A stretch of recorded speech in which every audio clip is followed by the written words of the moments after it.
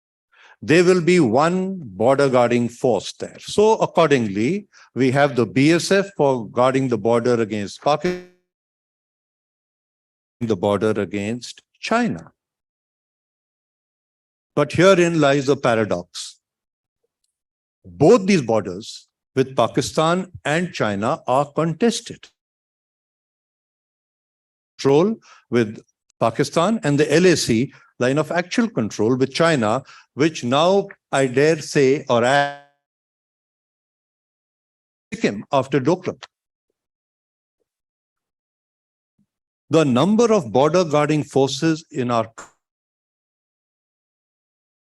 we have the BSF, the ITBP, we have the SSP. I don't know how many of you have heard of SSP, which looks after our border.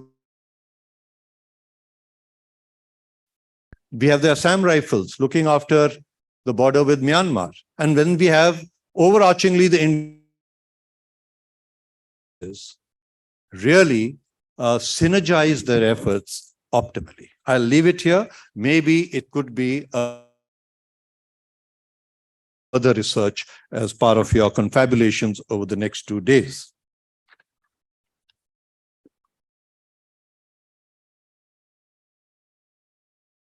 Let me now move on to very briefly India's security architecture or organization at the apex level. Whilst all of you would be aware of it, you're a learned audience, but I would like to bring out certain issues which may have escaped attention. One is a strategic question to ask ourselves. Who is really responsible in India for the defense of our country? Is it the president, who's the supreme commander of the armed forces? Obviously, no. He's a ceremonial head, as per our constitution. Is it the prime minister? But he's not directly hands-on with defense of our country. Is it the Raksha Mantri?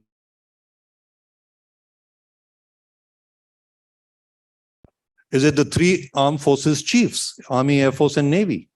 And now the CDS. Is it a collaborative effort? I will leave it to you to really decipher this all-important concept. And therein will lie some of the answers. And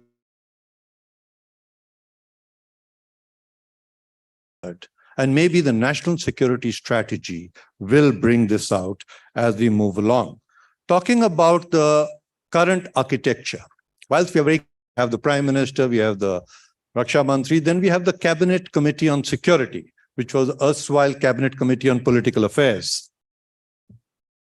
This is that one mandated committee answerable to the Parliament, comprising of the 4 important ministries of external. Also included the Vice Chairman of Niti Aayog, and of course, the National Security Council gives secretarial support, guidance to this committee. 2 aspects need to be mentioned out here.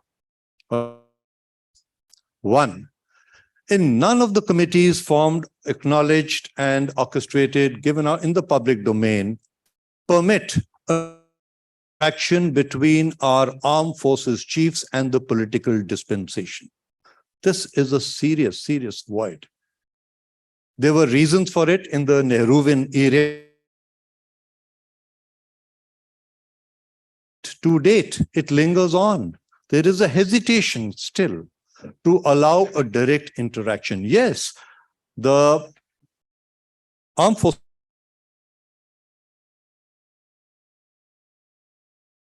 do regularly brief the Raksha Mantri. However, in these committees, there is no direct interaction. The bureaucratic orchestration of these committees is such that the armed forces chiefs can only be called by invitation to the CCS and other such committees. The second aspect I want to highlight is our National Security Advisor is not a constitutional appointment. And yet it has on its shoulders heavy responsibility of security. both internal and external.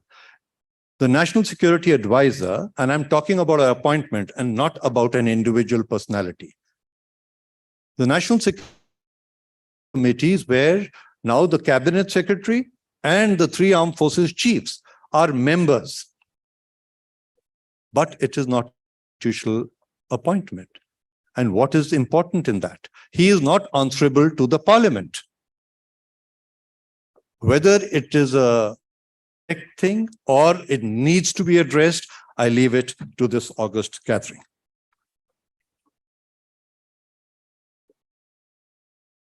Very briefly, let me go over the manner in which a national security strategy is derived and where does it start from. First and foremost, we need to have then a national interest need to be articulated, a grand strategy evolved, threats and challenges to the nation. Then comes the national security aim and capabilities and resources. And finally, the national security strategy is supposed to be. This process has been gone through. And just for the knowledge of there is something called as the Raksha Mantri's operational directive, which is kept away from the public domain, which gives guidance to the three armed forces chiefs. So it's not that as if we are rudderless in the sea of challenges facing our security. There is of authenticity there, but the national security strategy, of course, would be what is desirable. If I was to articulate the national security aim, which is not out in the public domain, I would say, this is my personal opinion, the aim would be to secure our nation state borders, ensuring internal security within the country and assisting in preserving the core values of the Indian nation as a necessary condition. Territorial integrity, economic growth, human development goals, and technological progress, as well as regional in the current and future milieu. From this, we could derive the national security objectives, and I will just enumerate them, and you can dilate on them on its applicability as we move along. The first national security objective would be protecting India's national sovereignty and territorial integrity. A peaceful and secure internal environment. Third, ensuring India's rightful place in the regional and lastly, creating a climate for our citizens that is just, equitable, prosperous, and shields them from the risks of life and livelihood. These are the four which come to my mind. I could talk about each one of them, but I will leave it to you all and how they should be further articulated to address our security challenges. India's national security landscape is stressed and susceptible to conflict with its neighboring, on the verge of transformation as a future regional and global power. To realize its legitimate aspirations, the only mantra is comprehensive national development under secure environments, which not only reflects in military power, but also power to the people, the living standards, needs, health needs, addressing all aspects. This would require a whole-of-nation approach, able with strong political will, shorn of political afflictions, and could or guided by a well-crafted and all-inclusive national security strategy by the apex decision-making authority, which in as a mother document for others to derive the objectives towards fulfillment of our larger national interests.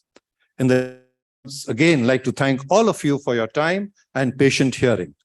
May we all benefit immensely through the seminar, assimilate the takeaways, and see how individually and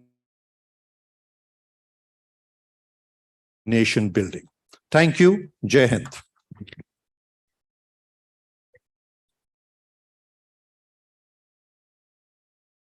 India with regard to security issues, specifically when new alignments are coming upon the world scene. A clear and crisp national security policy, threats and challenges is in need of the hour. Thank you, sir. Now it's time. Shri Vivek Kaju, former Indian ambassador to Afghanistan. As an IS officer, Mr. Kaju served at Indian missions in Washington, D.C., Suva, and Kuala Lumpur. He has been the ambassador of India to Myanmar and Thailand. In the 90s, he headed the Pakistan divisions as Joint Secretary in the Ministry of External Affairs. He was also one of India's chief negotiator during the Kandahar hijack. You're welcome, sir.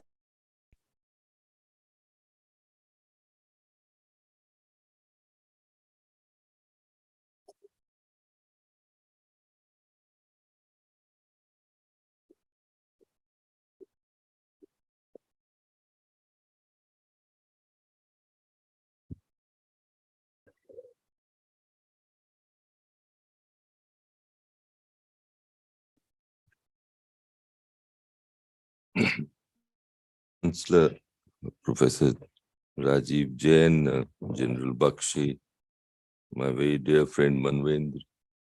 Pleasure seeing Professor Manju Singh and Gaurav. Ladies and gentlemen, thank you for me. After hearing General Saab's comprehensive presentation on national security and our current challenges, the policies that we are crafting, I've been wondering what should I say. There's very little to really add. But perhaps as the oldest person in this room, I can take some luxuries, some liberties. और जैसे जैसे उम्र बढ़ रही है, वैसे ये इच्छा होती है कि जो भी शब्द हैं, जिन शब्द हम प्रयोग करते हैं, उनके अर्थ की तह पर जाने। और ये मेरा सौभाग्य था कि जसवंत सिंह जी के साथ काम करने का। विदेश मंत्री थे, मैं विदेश मंत्रालय में छोटा सा अधिकारी था, लेकिन उनसे सीखने का मौका बहुत मिला।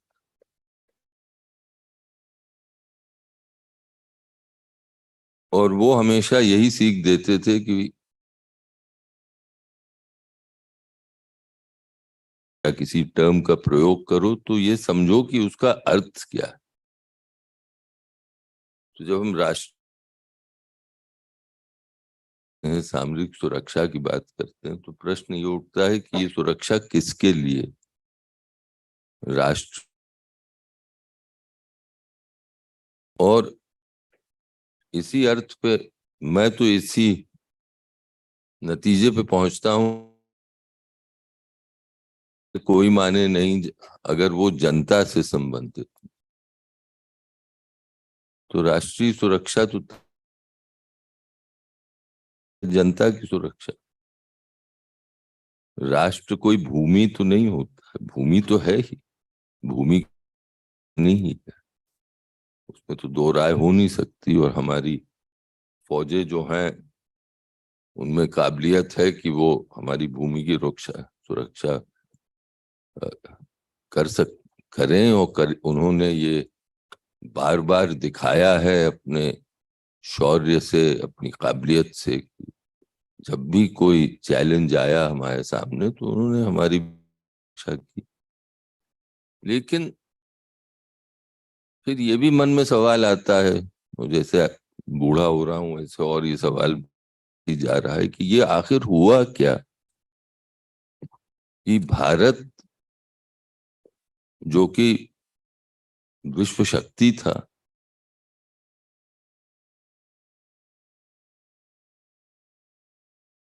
जिसके बारे में इकबाल ने कहा है, अभी इकबाल का बहुत चर्चा हुआ, बहुत खंडन हुआ, लेकिन इकबाल ने कहा है कि ईरान और रोम हस्ती मिटती नहीं हमारी। लेकिन ये तो भी वास्तविकता है,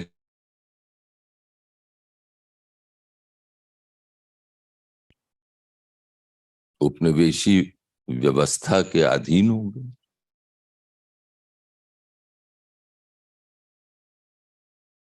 तो ये जब विचार करता हूं तो मैं एक नतीजे पे पहुंचता हूं, वो नतीजे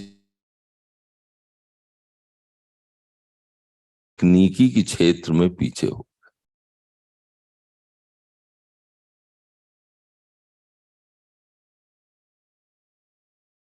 शिक्षा की बुनियाद कहीं रखनी हो तो वो बुनियाद उसकी बुनियाद आप रखें, उसकी बुनियाद जैसे इंस्टीट्यूशंस ही में रखी जा सकती।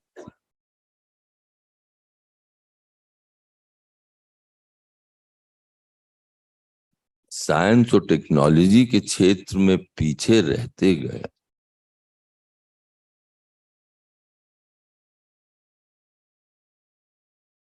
हम हमेशा औरों पर निर्भर रहे।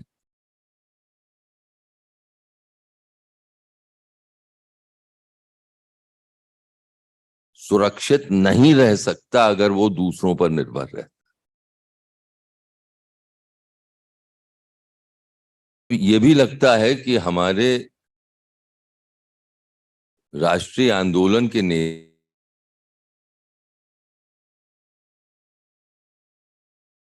स्वतंत्रता पाई तो जो पहली जनरेशन के नेता थे वो भी इसी नतीजे पे पहुंचे थे कि अगर भारत को अपनी राष्ट्रीय सुरक्षा को मजबूत करना है तो एक बार फिर हमें साइंस और टेक्नोलॉजी में विश्व के सबसे जो बड़े देश हैं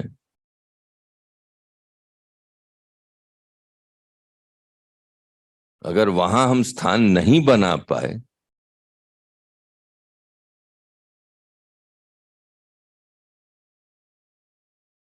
अब डेमोक्रेसी हैं और हैं हम, हमें इस पे फक्र होना चाहिए। उसे हम नहीं कर पाए। प्रधानमंत्री जी पर जोर देना है और युद्ध की सामग्री जो है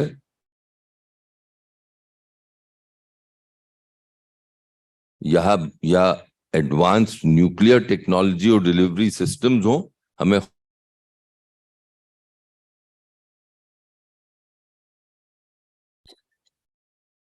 अभी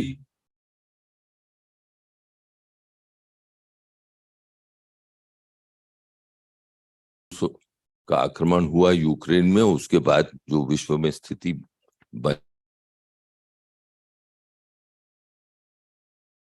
defense dependence on the Russians, and General Saab will agree with me. Dependence on them, and that acts as a constraint.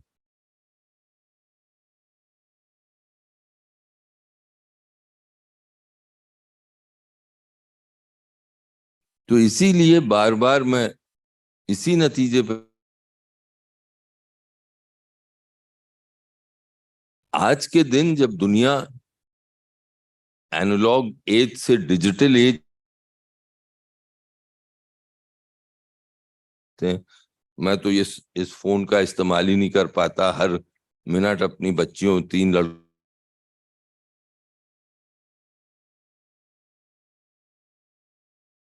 This is the most powerful thing that I can think of. And are we really masters of the technology which goes?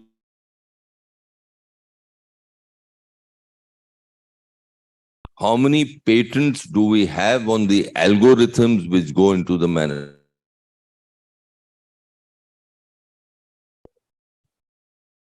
और अगर वो हमारे पास नहीं है,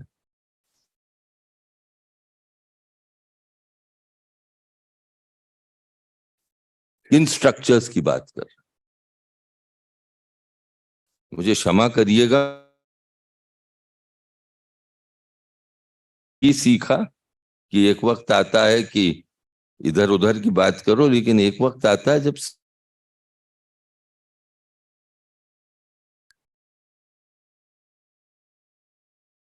चीन से आज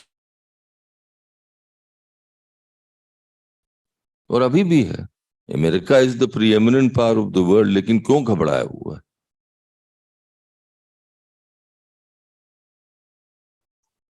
अमेरिकी कंपनियों का और इंटरनेशनल कंपनियों का विचार था कि China will be, but in 40 years China has become what I think one of our greatest authorities on China and former ambassador in China wrote recently in an article that China is today a science. And today I think the West is deeply concerned about China. We don't have to make China a bugbear, क्योंकि हम में भी क्षमताएं बहुत that China has made in science and technology, उन्होंने किसी तरह भी किया. लोग कहते हैं कि लेकिन किया. And today the West is worried about technology, and my feeling is that it is when the 5G communication systems started coming about that the West realized how far they had fallen.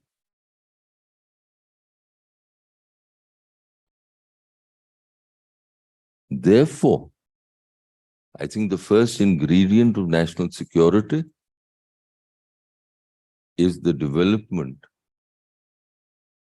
in science and technology. And if we go at the rate we are going today, the great emphasis being placed by the present government, and correctly, as it was placed by Jawaharlal ji,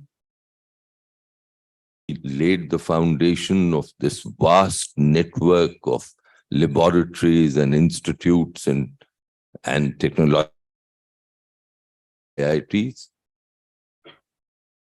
So that is the first ingredient. This comes to my mind is social harmony.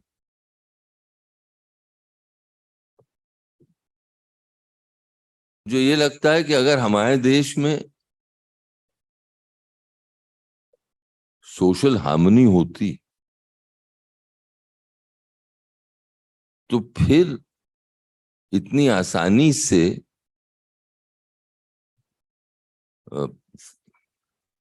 बाहर से अफगानिस्तान के उन दर्रों से खैबर पास, बोलन पास के जरिए के द्वारा या तेज और यूरोपियन पास जो समुद्र के द्वारा आके में पराजित करके हम पर शासन कर, ये नहीं होता. अब on military history, but I recollect reading somewhere that Panipat की तीसरी लड़ाई के मराठा योद्धा जो थे सदाशिवराव भाऊ और उनके साथ की सेनाओं में कोई कमी नहीं थी. लेकिन मैंने शायद कहीं पढ़ा कि अब्दाली ने, अहमद शाह अब्दाली ने एक टीले से देखा कि मराठा कैंप्स जो थे उन आग जल रही, तो उसने अपने लोगों से पूछा कि भाई ये क्या है, इतनी आग क्यों क्यों जल रही। उन्होंने कहा कि साहब यहाँ पे सैनिक जो हैं ये अपनी अपनी रोटी बनाते हैं।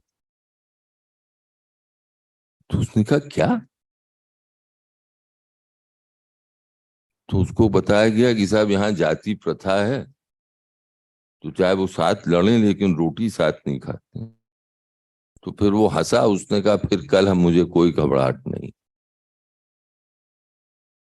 चाहे कितनी भी इनकी फोर्स हो, वो रोटी नहीं खा सकते, वो हमसे लड़ेंगे।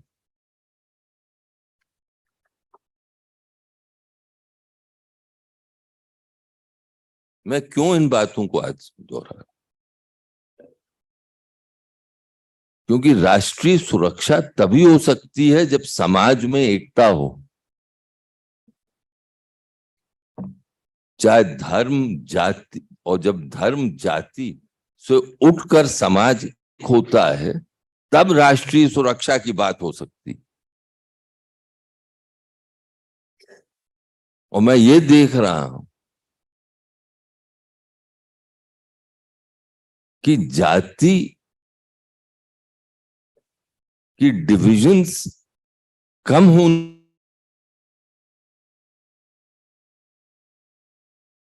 चाहे उसके राजनीतिक कारण हो चाहे कुछ हो,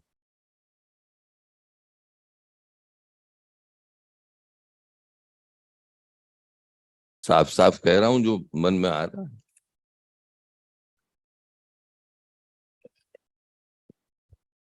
तो ये दूसरी चीज, और आप लोग स्टूडेंट्स हैं ज्यादा यहां, ये याद रखिए, अब आपका जमाना आ रहा है, हम लोगों का तो बीत गया।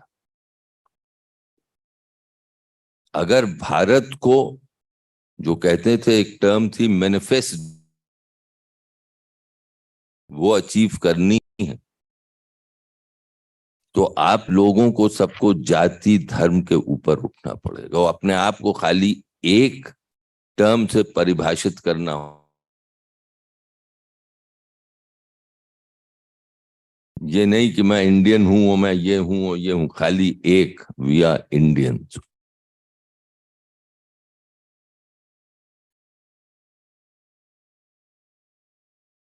तब राष्ट्रीय सुरक्षा की बात हो।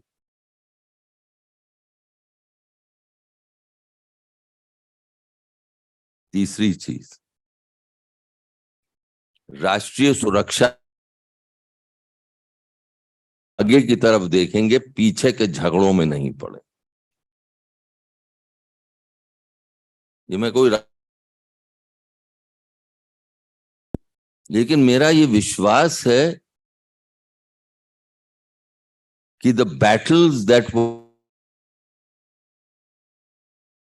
in history cannot be fought again today. जो बीत गए, and let us look at what the Americans did in Afghanistan.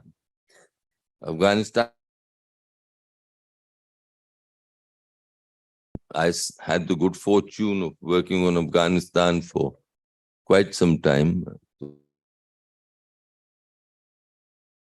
The Americans, the world's preeminent power, they got trapped in their longest war ever. They lost 2,500 men between Taliban. They suffered a strategic defeat. It's the world's greatest power. After 20 years, they realized, हाँ फंस गए, दलदल में फंस गए, अब निकलना है, लॉस हो गई. And what did they do?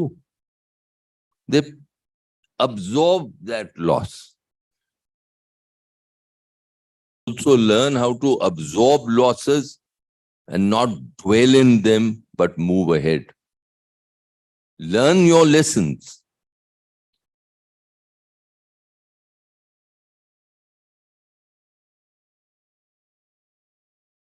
इतिहास में अपनी सामाजिक डिविजन्स के कारण हमारी हार हुई थी, तो फिर अब नहीं हो. I think that is how national security has to be looked at in its broadest terms. आ सकते हैं. I think we have the capacity, the capability. The present government, it is paying sufficient attention to creating the institutional structures. Yes, there are deficiencies. These deficiencies will. But if we don't look to fundamentals, then I think all the institutions that we make are on sand. फिर बुनियाद बालू पर होती है और किसी चीज पे.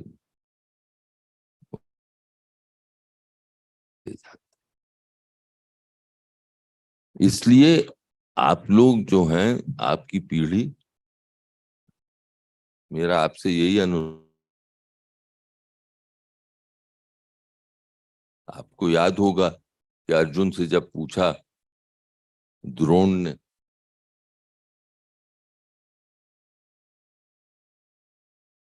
या चिड़िया की आंख दिखती है, याददाश्त कम हो रही है.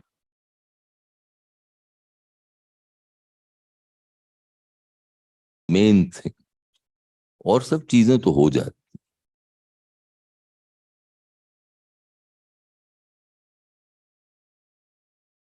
I've drifted away from my main thing. I'd prepared a text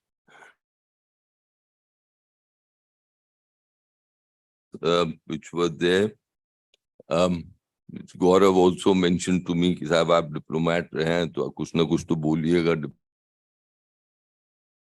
I think we've done well on the diplomatic front.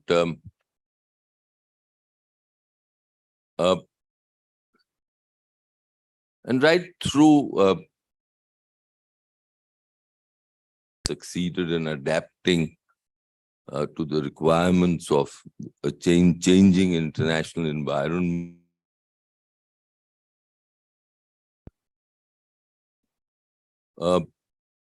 But we had a certain style of functioning. And I think it's important to maintain that style. And that style was that you put across so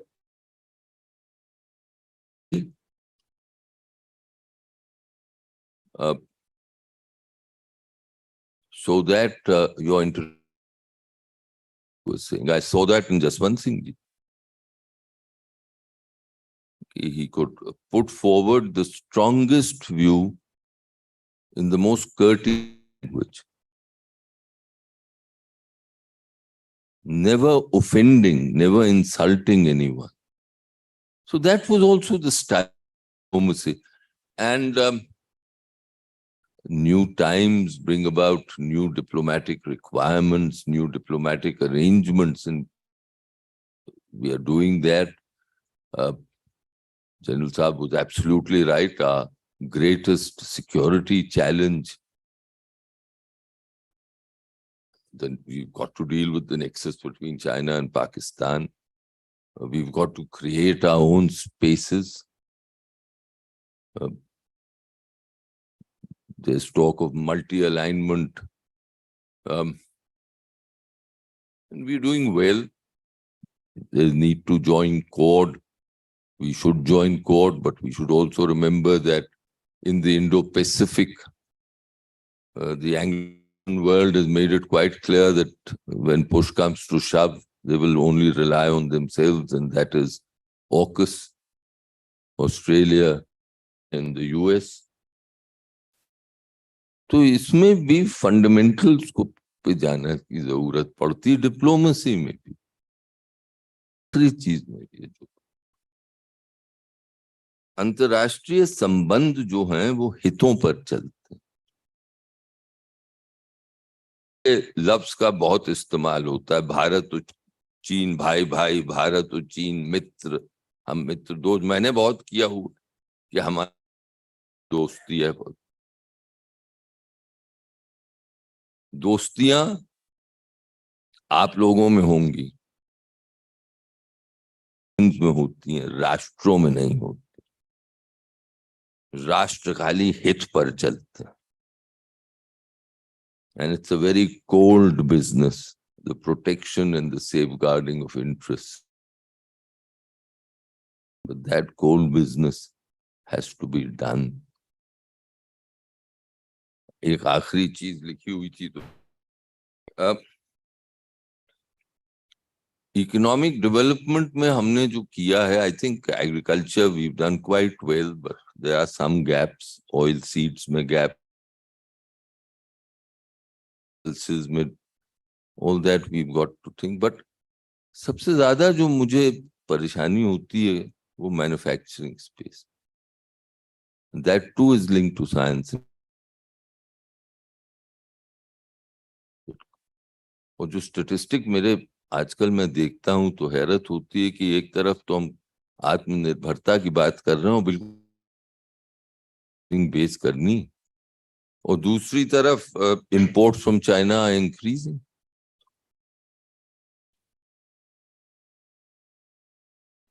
I'll conclude by saying that जैसे जसवंत सिंह जी ने मुझसे कहा था, वो मैं आज कि जब भी ये चीजें आप देखते हैं, फॉर्मुलेशंस देखते हैं, शब्द देखते हैं, तो उसकी गहराई तक, उसकी तह पर जाए. Thank you. Thank you so much, sir, for the words of wisdom you shared with the delegates. It's apt to say that security policy holds no relevance if it does not cater to the needs of the citizens, and the country depends on others for scientific and tech development. We need to gear up on this front to secure our defense needs and protect the territorial borders. Thank you once again, sir.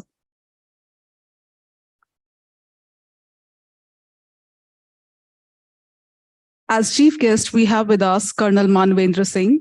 Colonel Singh, an alumnus of Mayo College, did his post-graduation from Hampshire College, Oriental and African Studies, London.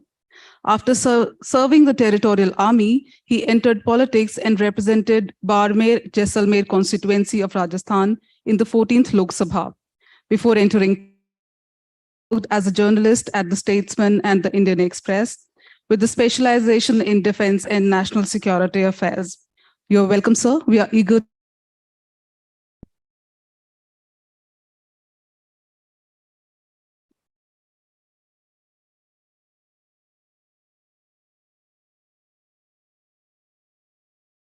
Thank you very much. एक स्पष्टीकरण की आवश्यकता है. यदि जो और general Bakshi के उपस्थिति में यदि फादर को पता चलता कि मैं यहाँ मुख्य अतिथि हूँ, वो मुझे घर से बाहर निकाल देते, क्योंकि इन दोनों शख्सों के सामने कि मैं किसी कार्यक्रम में किसी मंच पर मुख्य अतिथि बनूं. श्री विवेक आर्जू का तो परिवार के साथ बहुत पुराना संबंध है.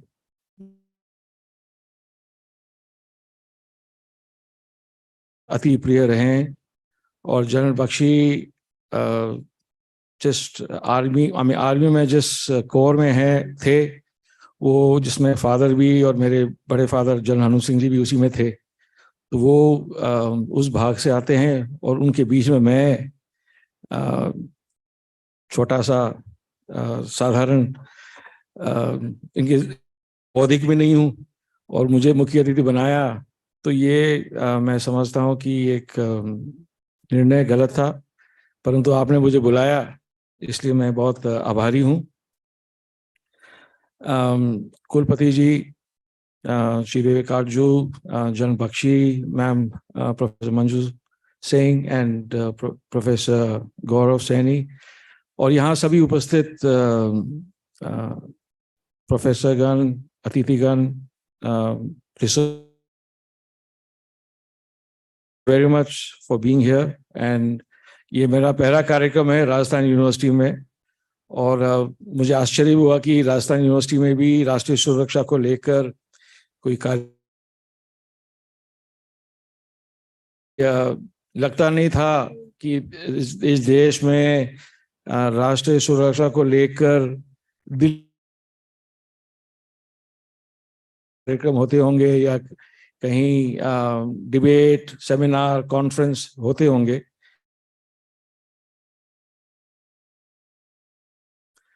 राष्ट्रीय सुरक्षा केवल एक सैनिक या सरकारी जिम्मेदारी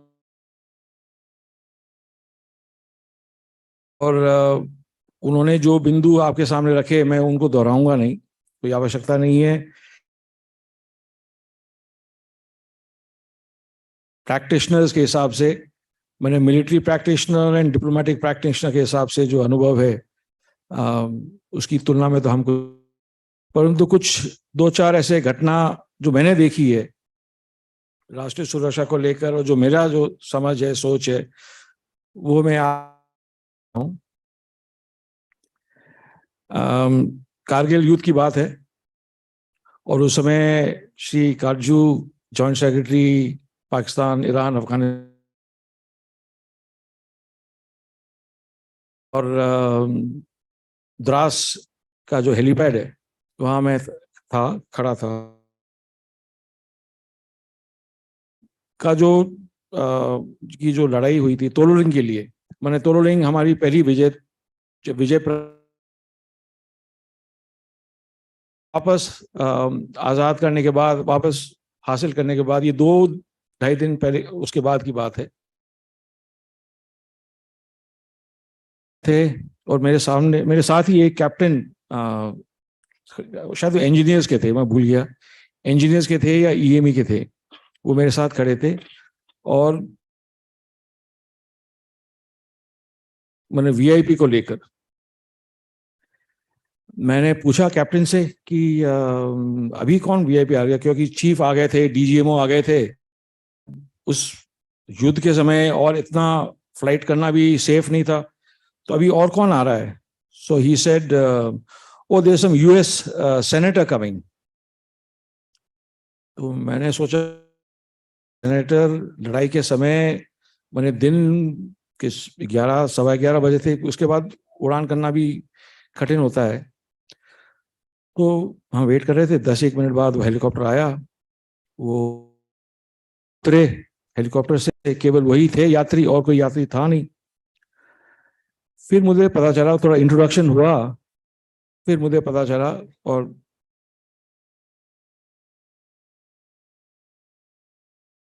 वो कोई सेनेटर नहीं थे, वो अमेरिकन जरूर थे, वो कोई सेनेटर नहीं थे, वो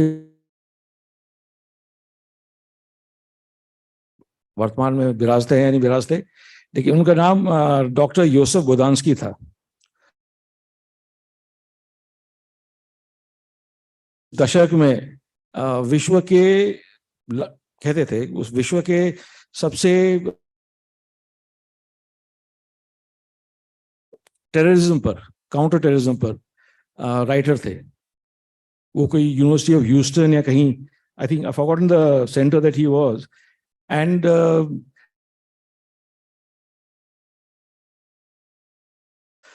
this was part of psychological operations. Information warfare is then national security को सबसे बड़े चैलेंजेस तो होते रहते हैं दुश्मनों से। इंफॉर्मेशन चैलेंज, मास्टरिंग इंफॉर्मेशन, उस समय मैंने 99 कारगिल युद्ध के समय भारत के लिए अनुमति दी थी, हेलीकॉप्टर दिया था कि वहां जाकर वो प्रोफेसर, इंटरनेट तो शुरू हो गया था, कुछ 4-5 साल ही हुए बन रही थी, और उस समय उस प्रोफेसर का जो योगदान होगा इंफॉर्मेशन वॉरफेयर के लिए, भारत के लिए इंफॉर्मेशन वॉरफेयर के स्फीयर में, क्षेत्र में, उससे हमें तो लाभ होना ही। Small investment in one professor from another country who would transmit information globally with his, from his platform, Houston Research Center जो भी था। और ये मैं दोहराना चाह रहा हूं क्योंकि 2020 में उसी क्षेत्र में ईस्टर्न लद्दाख में जैसे ही चीन ने प्रवेश करा और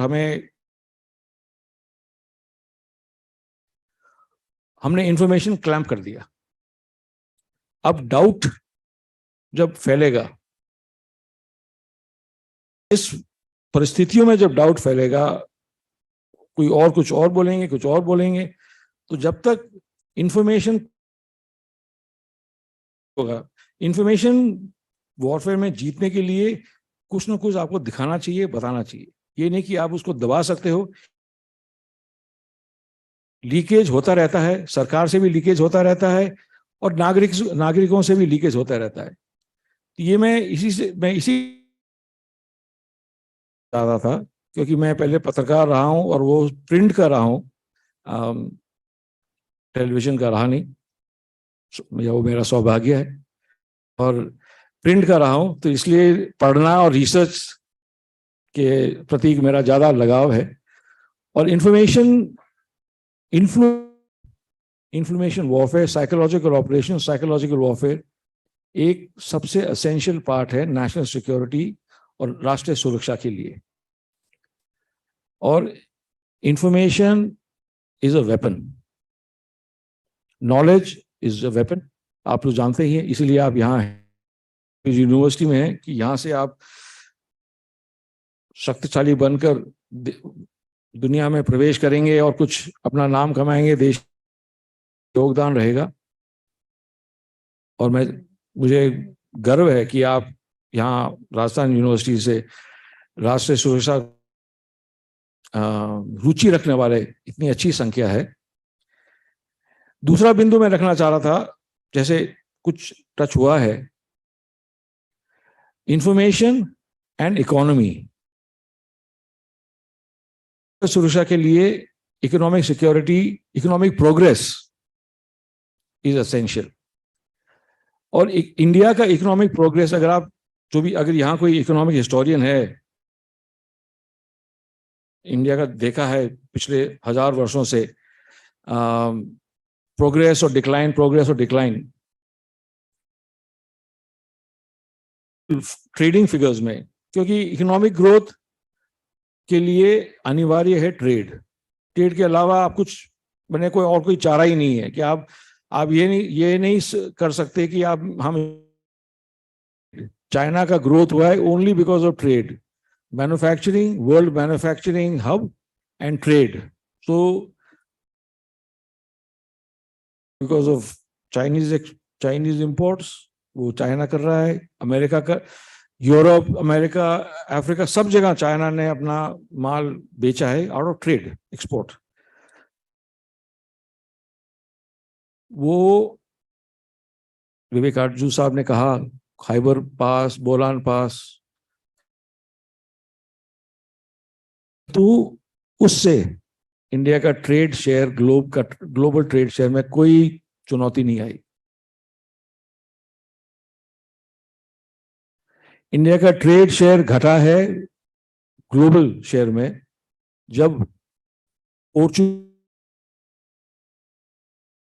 इतना डैमेज नहीं करा जितना Portuguese naval capability, Portuguese warships India का कोस्ट, पहले वेस्टर्न कोस्ट फिर ईस्टर्न कोस्ट में भी गए थे पोर्चुगीज, अपना इंडिया का ship building capability damage. India का ट्रेड, जो हम यहाँ से ट्रेड करते थे, चाहे साउथ ईस्ट एशिया, चाहे through the Arabs to Rome, ancient Rome and onwards, वो पोर्चुगीज ने डोमिनेट करा। उसके बाद परमानेंट हो गया 1947 तक। ये decline because of loss of shipping, loss of trade. और ये हमेशा मैं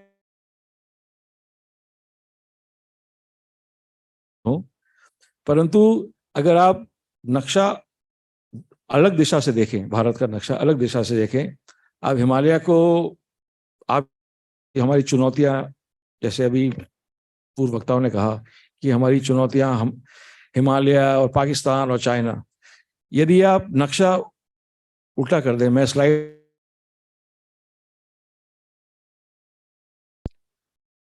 हिंद महासागर, वो चुनौती है या अपॉर्चुनिटी है? और अगर अपॉर्चुनिटी मानते हैं आप, तो उस अपॉर्चुनिटी से आप चाइना को कितना डैमेज कर सकते हैं? That is your fundamental national security strategy.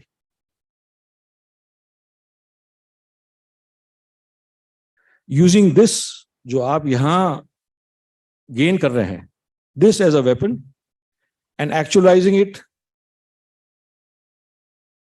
Which is very, अभी तक आप में क्षमता है, समय ज्यादा नहीं है।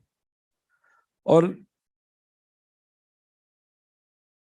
डेमोक्रेसी के कारण या जैसे भी आप, या अपने डीएनए के कारण जैसे भी आप मानते हैं, हमारे यहाँ ये जेएलएन एयरपोर्ट जाता है, तो यहाँ हमेशा हर दूसरे तीसरे वर्ष कोई ना कोई अच्छी ठेकेदारी होगी, तो यहाँ कोई लगेगा, रोड अच्छी बनेगी या कुछ काम यहाँ होता रहेगा, क्योंकि ये एक मुख्य मार्ग है जयपुर का। परंतु जो अगर आंतरे नहीं सुधरेंगे, अगर वहां विकास नहीं होगा, तो ये तो सब दिखावटी है।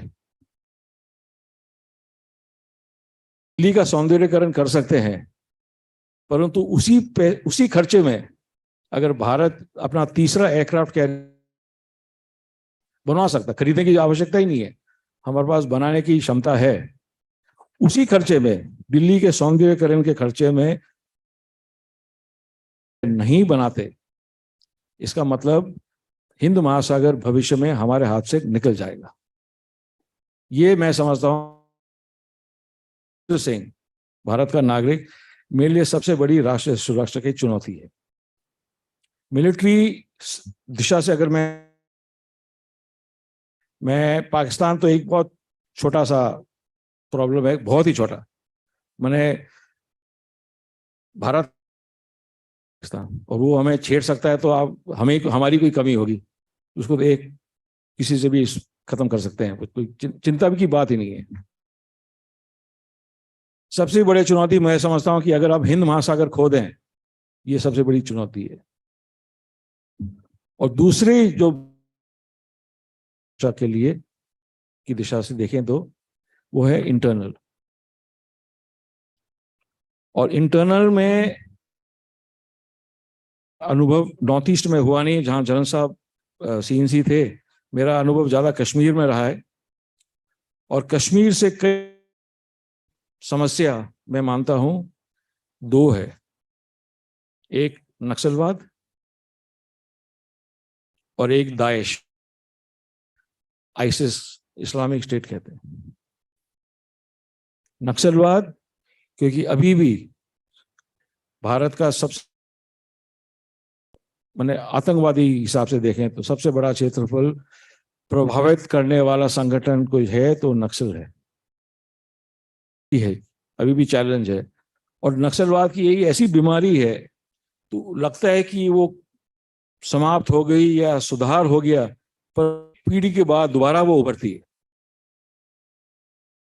जब पूर्व वक्ता जब कॉलेज में थे, उस समय लगता था कि नक्सलवाद तो चला देगा, फिर अचानक समाप्त हो गया, धीरे धीरे समाप्त हो गया। और आर्मी का एक कमांड है शिमला में, और किसी कर्नल ने, मुझे उनका नाम मुझे याद नहीं, मैं उस समय इंडियन एक्सप्रेस में था, किसी कर्नल ने 1997 में नक्सलवाद पर एक पेपर लिखा था। 96 या 97 की बात है। मुझे वो पेपर मेरे हाथ आया नहीं, लेकिन उसके लिए मैं लिख नहीं सका उसके बारे में, लेकिन किसी ने मुझे बताया था कि किसी अफसर ने पेपर लिखा है और उसको बोला कि इस पेपर को दबा दो, आगे चर्चा ही मत करो। और उन कर्नल साहब ने वो पेपर में लिखा था कि भविष्य में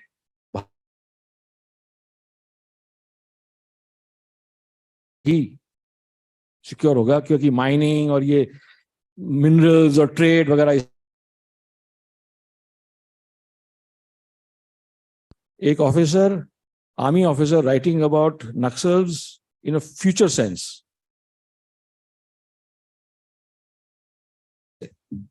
रिसर्च करा था।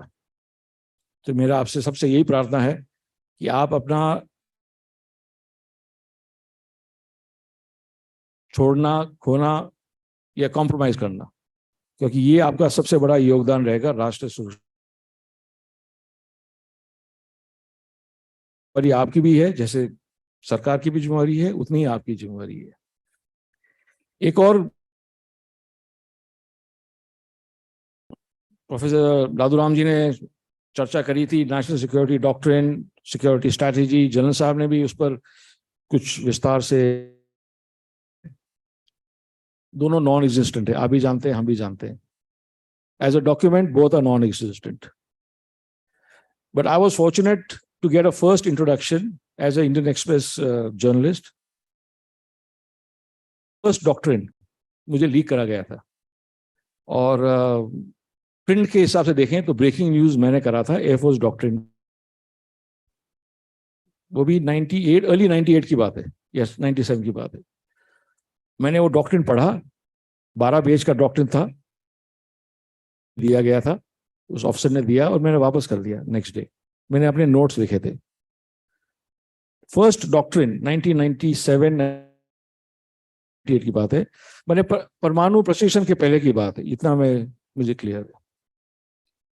आश्चर्य होगा कि 1990s का और एयरफोर्स का डॉक्ट्रिन, पहला डॉक्ट्रिन किसी तीनों सेनाओं में से किसी ने शायद लिखा होगा। पहला डॉक्ट्रिन एयरफोर्स ने स्वयं को एक टैक्टिकल फोर्स माना है।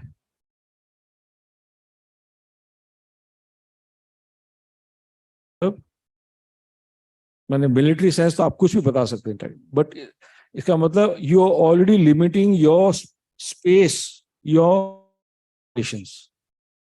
And you already limiting future horizon, future vision of service, कहां जाएगा, चुनौतियां क्या हैं। कश्मीर वैली में था या आतंकवादियों के साथ, उसमें स्पष्ट था कि सीआई ऑपरेशन माने काउंटर इंसर्जेंसी ऑपरेशन, एयरफोर्स का कोई रोल नहीं है। उस पहले डॉक्ट्रिन में ये था। अब तो सुधार हुआ है भगवान की दया से, और अभी अब स्वयं को 2003 या 4 में second doctrine came, and now it sees strategic future vision operations, but it is still service specific. It is not a national security doctrine. It is not, it is, let's say, it is not a national product जिसमें अनेक विभागों का योगदान हो। मैं समझता हूं, जैसे उदाहरण के तौर से भारत का बिना विदेश नीति की जानकारी रखते हुए कैसे बन सकता है पेट्रोलियम मंत्री। सौभाग्य है कि हरदीप पुरी पेट्रोलियम मंत्री हैं, जो अनुभवी हैं। Security is a foreign policy issue, and that affects national security. So, अगर आप हंसी की बात माने तो एक दुख की बात भी है। नेशनल सिक्योरिटी डॉक्ट्रिन नहीं है, वो हम जानते हैं। नेशनल सिक्योरिटी स्ट्रैटेजी का भी डॉक्यूमेंट नहीं है। एक एनुअल रिपोर्ट होता है हर वर्ष, मिनिस्ट्री ऑफ डिफेंस एक एनुअल रिपोर्ट की घटनाक्रम, तीनों सेनाओं का योगदान रहा, चाहे राहत कार्य में हो, चाहे काउंटर इंसर्जेंसी। एक ऐसा वर्ष था जिसमें एनुअल रिपोर्ट का जो कवर है, विमान बहुत घने जंगलों के ऊपर से निकल रहा है। वो विमान उस समय भारत, उस पर सिर्फ फोटोशॉप करके अपना तिरंगा लगाया गया था। वो विमान अभी भी भारत के पास नहीं है, वो जंगल भी भारत के नहीं थे। वो एनुअल रिपोर्ट का कवर पेज है वो। और जब मैंने देखा, मैंने पूछा जिम्मेवार अधिकारी से, मैंने बोला ये कैसे हो सकता है जब हमारे पास ये विमान ही नहीं है और ऑर्डर पर भी नहीं है। तो इसे इसका साइकोलॉजिकल ऑपरेशन है, नहीं बना रहा, कसम से, मैं नहीं, झूठ नहीं बोल रहा हूं। 1990 अगस्त, आप अगस्त सितंबर देखें ना, तो 1995 अगस्त of victory over Japan. 50th anniversary of victory in Europe, मई में हो गया था ईस्ट 50th anniversary, और सितंबर में 30th anniversary of 1965 वॉर। चाहे यूरोप हो, मई 1945 1995 का 50th anniversary, और विशेषकर ईस्ट अगस्त 45 से 95, और 65 30th anniversary, तीनों में भारतीय सेना का बहुत। सो मैंने जॉइंट सेक्रेटरी शायद प्रोटोकॉल या थे मिनिस्ट्री ऑफ डिफेंस में, मैंने उनको फोन करा कि 50th anniversary 30th anniversary battle military campaigns coming up, and what is the program of commemoration by the Ministry of Defense? तो उनका उत्तर था कि we don't believe in militarizing society, so no commemoration. अब कमेमोरेशंस हैं, selective हैं, जैसे काटू साहब ने बताया, सिलेक्टिव नहीं होना चाहिए। नॉलेज हर दिशा से होना चाहिए, हर दृष्टि से होना चाहिए, और वही सबसे बड़ा आपका योगदान रहेगा, जैसे मैंने पहले भी कहा था। भविष्य के लिए मैं 2 पॉइंट्स रखना चाहता हूं। एक, वर्तमान में पॉपुलेशन इंडिया का versus the challenges, China declining population, Europe declining population, India still rising but not for too long, population profile, and जो अभी जो रिपोर्ट है ASER the education report, capability क्या बनेगी भविष्य में, और वर्तमान में जो फोन मिस्टर कार्जू ने दिखाया और उसका जो दुरुपयोग होता है, और टेक्नोलॉजी की बात करी, सो population based on current educational capabilities profiles, available technology of mobile, and emerging technological intelligence and machine intelligence is going to be the future national security challenge. अगर आप समझते हैं कि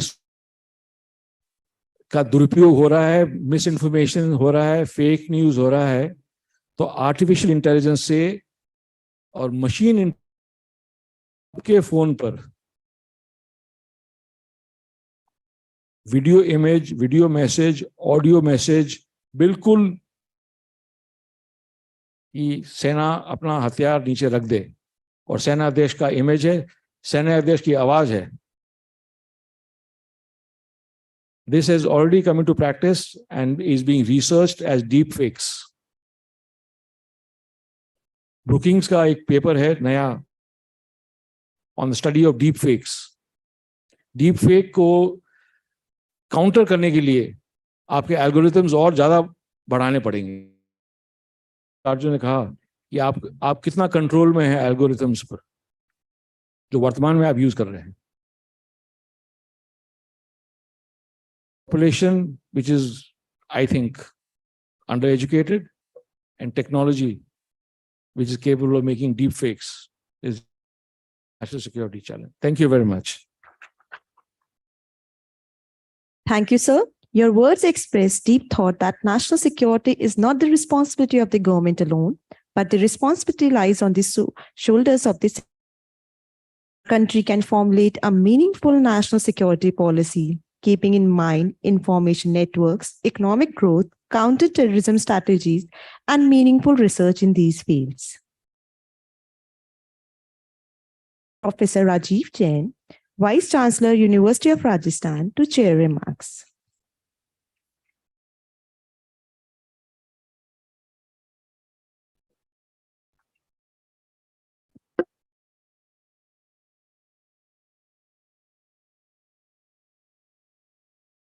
ULP International Seminar in collaboration with Council for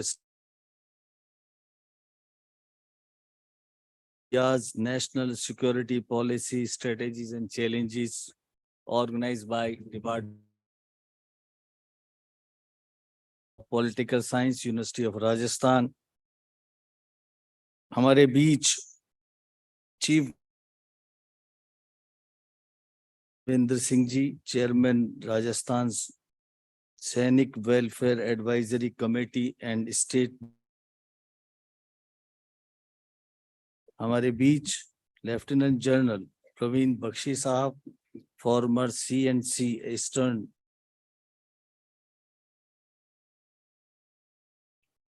हमारे बीच guest of honour ambassador Vivek Katju ji, for doctor Gaurav Saini, fellow and lead operation and strategy CSDR।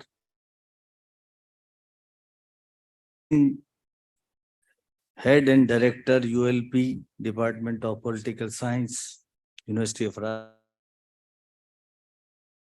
Chaudhary. Seminar convener doctor Rahul Chaudhary, organising secretary.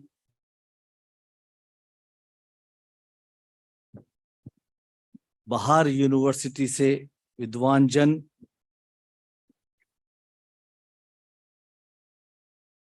और university के विद्यार्थीगण। मुझे बताया गया 200 से अधिक रिसर्च पेपर्स प्राप्त हुए हैं।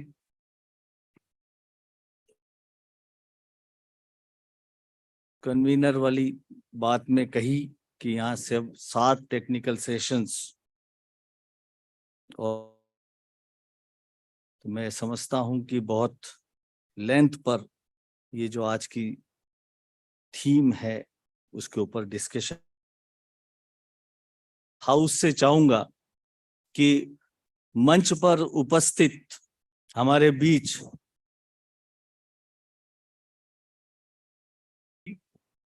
एम्बेसडर काटजू जी और हमारे बीच के अंतर्गत चीफ गेस्ट, तालियां बजनी चाहिए,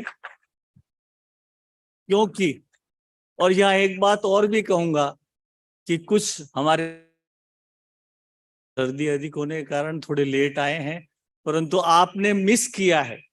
आप तीनों जो व्यक्ति मंच पर विराज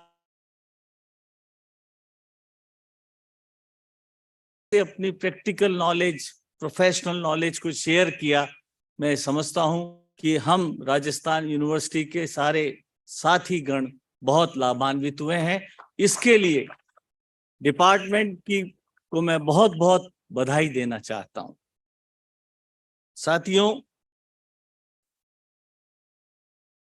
आप तीनों के बोलने के बाद मेरे पास कोई, चूंकि मैं इस सब्जेक्ट का एक्सपर्ट भी नहीं हूं, और मैंने तो अभी मानवेंद्र सिंह जी के साथ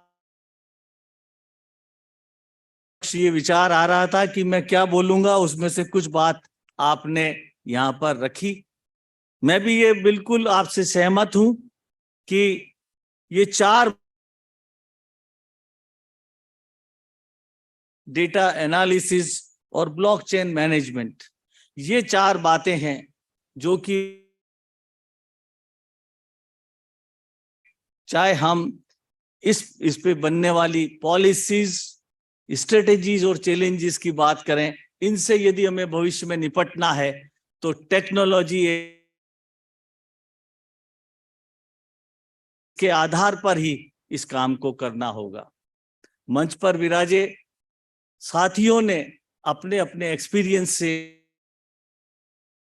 लिए जो सिक्योरिटी की बात है, कर्नल साहब ने अपने तरीके से रखा, तो मैं समझता हूं अन्वित अवसर प्राप्त हुआ, और मैं शुभकामनाएं देना चाहता हूं तहे दिल से डिपार्टमेंट को। अपने बहुत अच्छे विषय के ऊपर ये सेमिनार का आयोजन किया, और इसके लिए मैं इस सेमिनार की सफलता की प्रेषित करता हूं। जय हिंद, जय Bharat. Thank you, sir. guest on the dais, seminar director, convener, co-convener, and organizing secretary to launch political and international studies and roll down the poster of the same. Delegates join us to celebrate the launch of PSAR.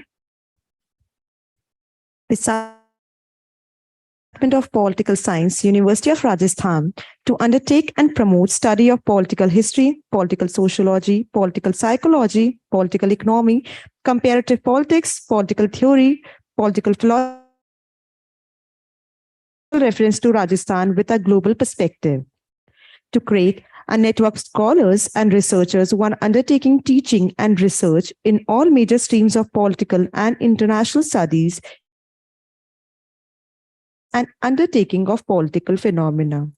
Also, to facilitate organization of conferences, seminars, workshops, and conceptual themes relating to politics and international studies.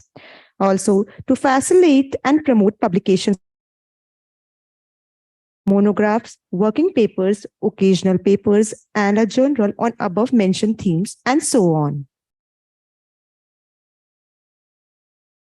Awards for scholarly contributions to the discipline of political and international studies in Rajasthan. It focused on the including the development of e-education and blended learning in global context. Also, it acts as a platform for and engagement. Delegates, please give a huge round of applause to the creation of this.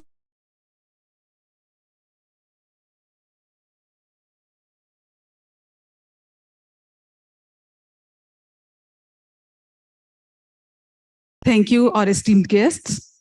Now I invite Dr. Rahul to come forward for a formal vote of thanks.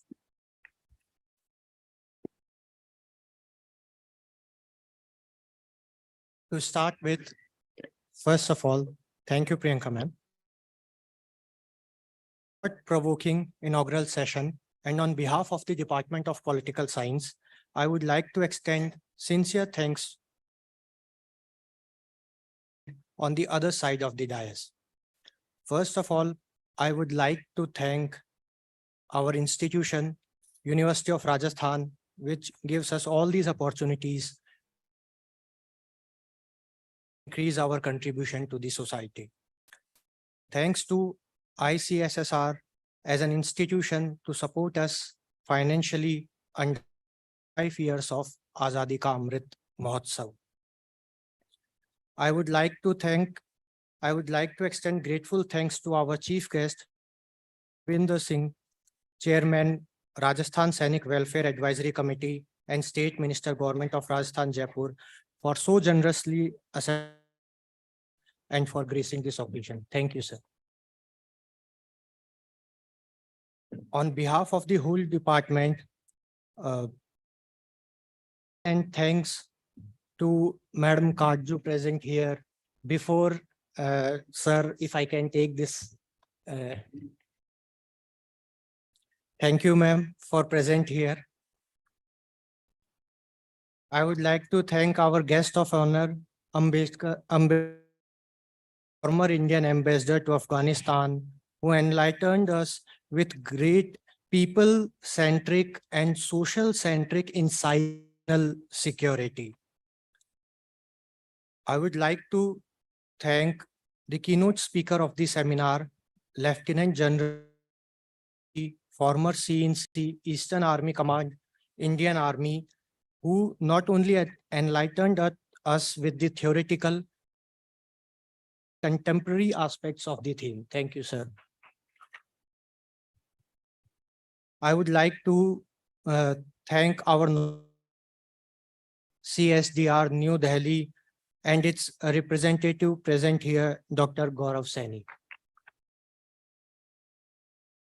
I would like to thank our own head of the institution, Professor Rajiv Jain, Vice Chancellor, University of Rajasthan, generously worked for the interest of the institution as well as teachers. Thank you, sir. And congratulations in advance to congratulations for the additional charge of ILD Skill University Jaipur.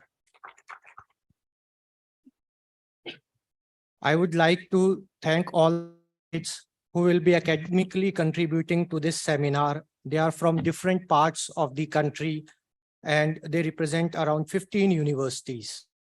I would like to thank the guests present here, Professor Ghasiram ji, Professor Kirudi Singh ji, Manju Sharma madam, Om Mehla ji, Professor S.L. Meena ji,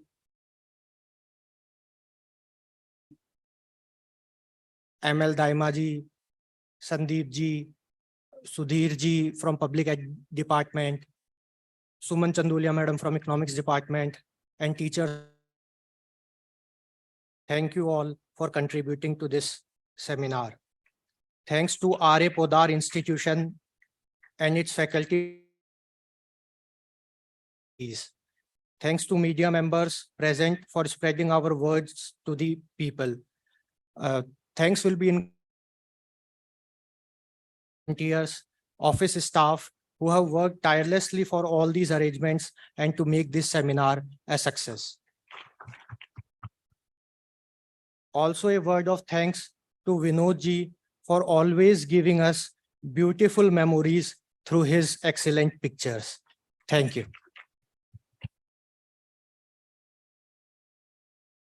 Coming to the conclusion of the inaugural ceremony, I request everyone on the board to stand up.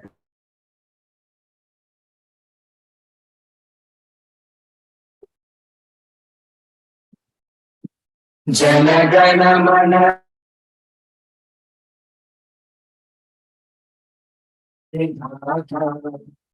Punjab Singh Gujarat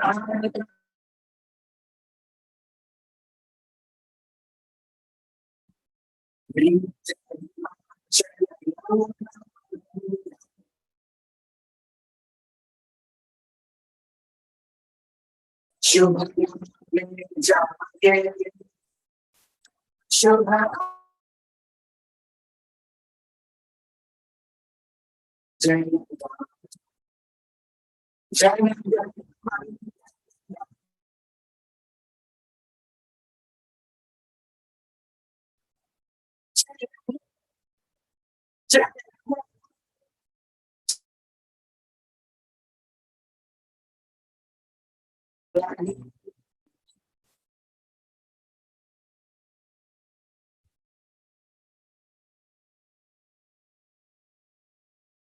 That is organized outside the venue. Thank you.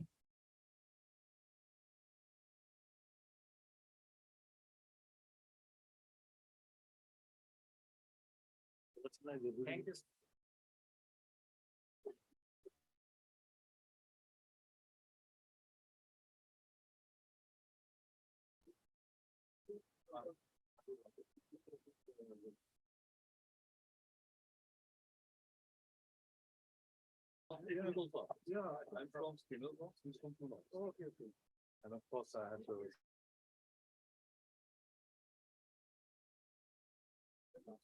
You leave tonight, I think.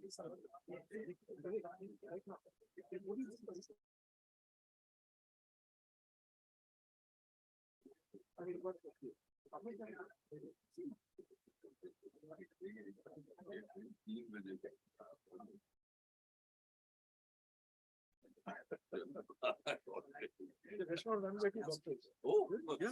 What's the name? Maybe I can go this one. Pharmacy. It's called pharmacy. Pharmacy. Farm.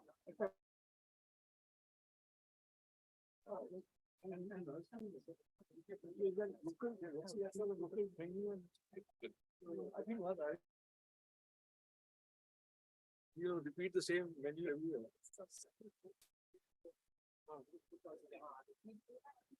The group.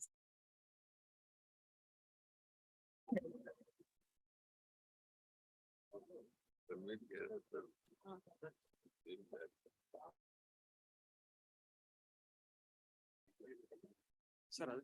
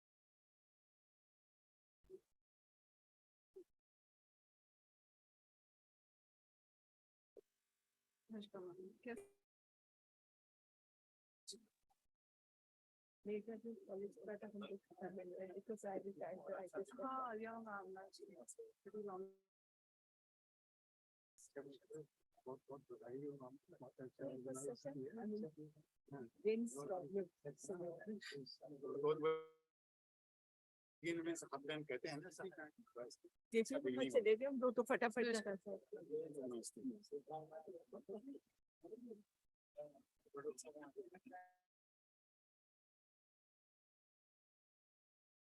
बधाई हो very really interesting knowledge good organization Thank you. Thank you. Thank you.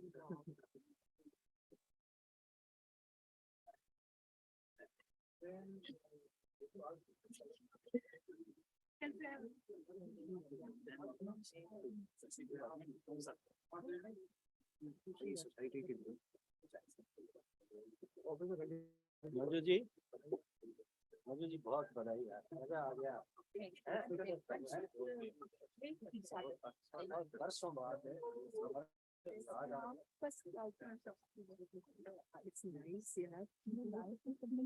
नहीं आया बड़ा जल्दी और आप वैसे भी अभी यार तुम बुलाओ आएंगे इट्स माय डिपार्टमेंट और तुम्हारे लिए तुम बुलाओगे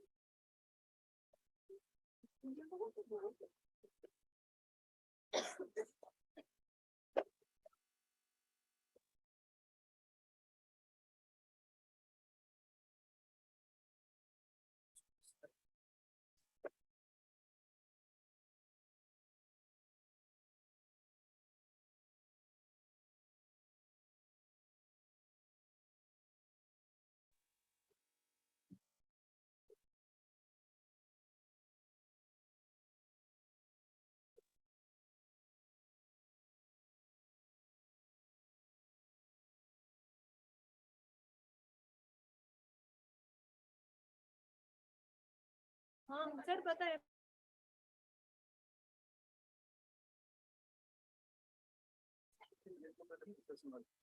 ये है आपके पास में इसमें देख लो किनके लगाने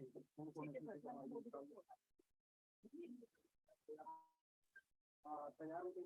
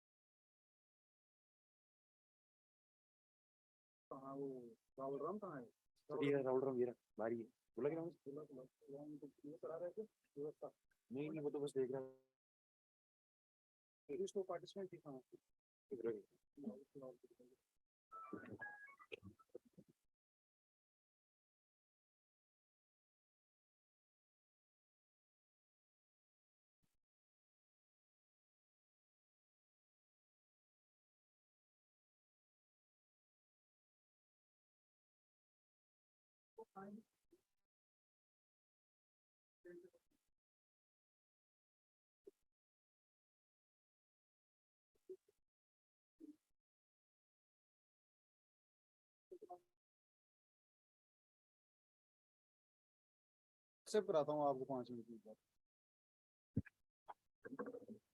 ये सब पेपर प्रेजेंट है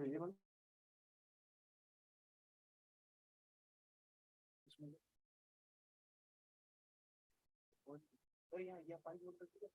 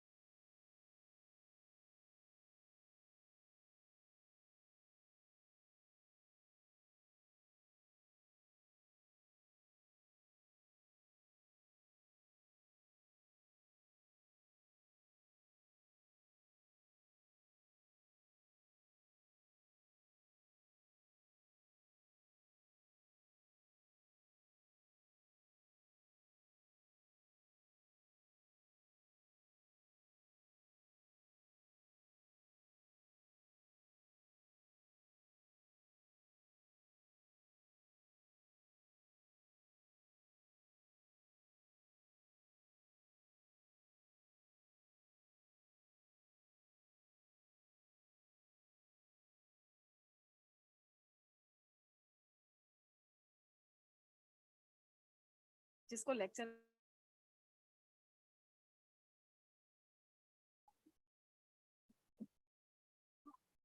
आगे हो भैया आगे।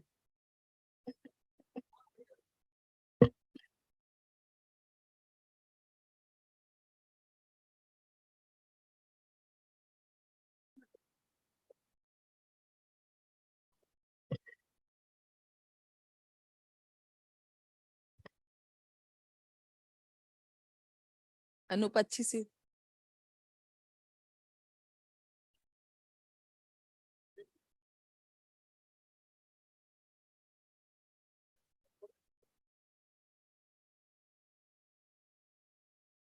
एक सर मेरा भी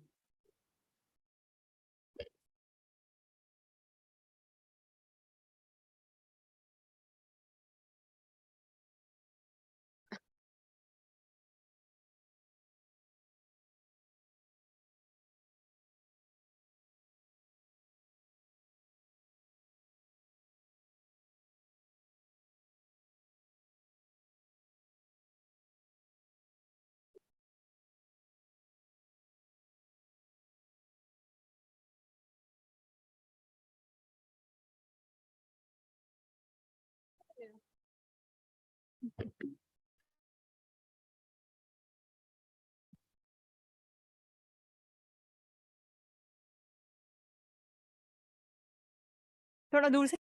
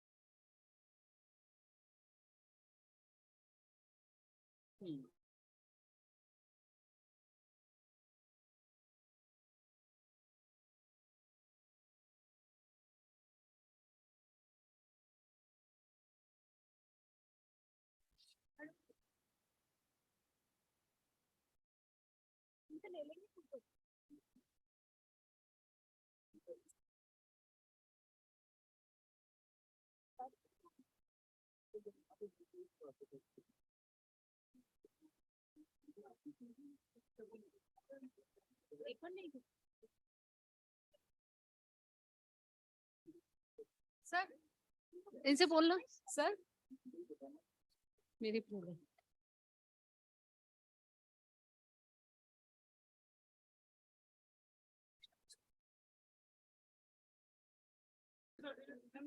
पीछे से हटका हाँ कितनी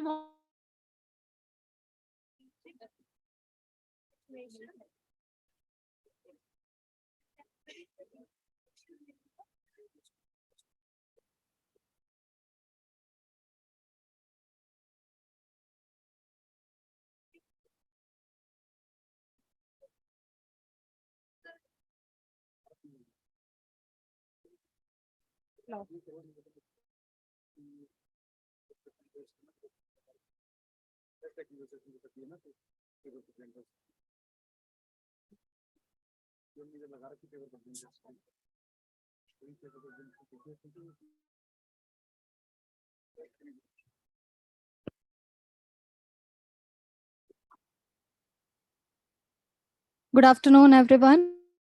The paper presenters for first technical session, please be seated in the first 3 rows. This side.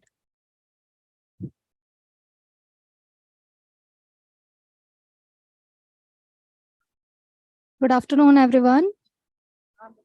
Please pay attention here. The paper presenters of technical session first, please be seated in the first 3 rows.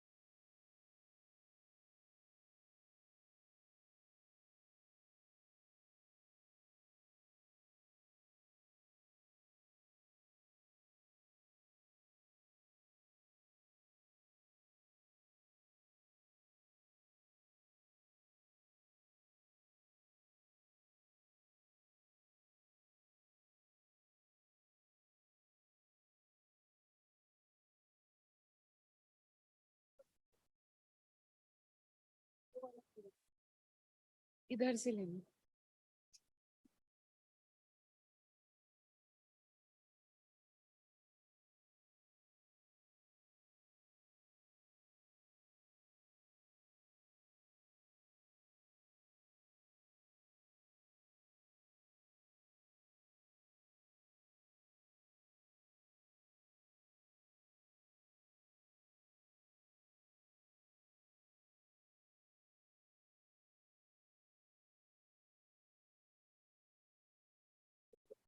जिन प्रतिभागियों का paper first technical session में है वो कृपया इस side आ जाए जहां हमने नोटिस लगा रखा है paper presenters.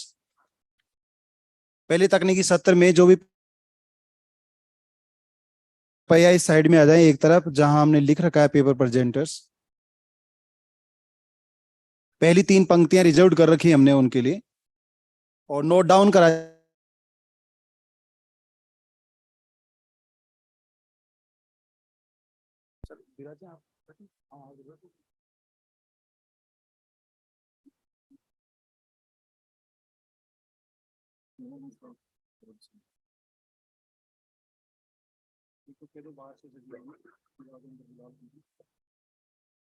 The members of discipline committee are requested to gather all the paper presenters of technical session first in the main auditorium. आइए सर आप जोर से बोलो।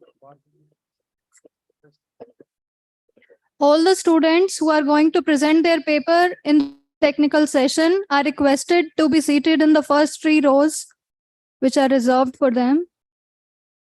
And I also request the members of discipline committee to make this announcement outside as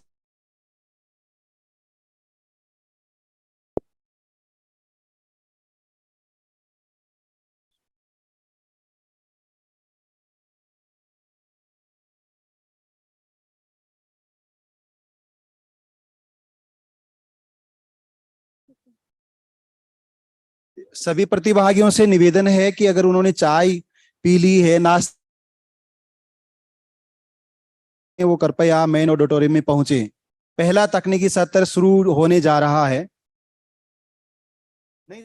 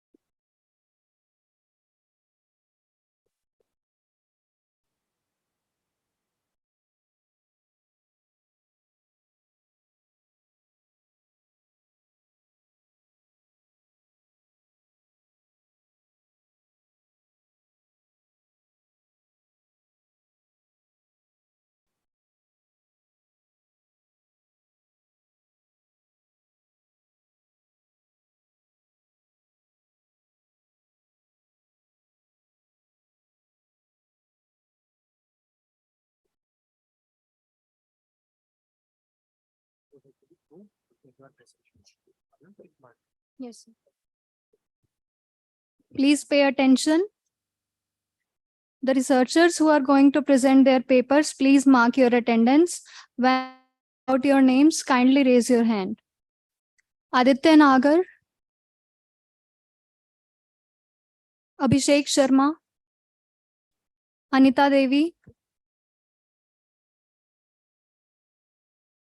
Ankit Kumar, Asma Khan,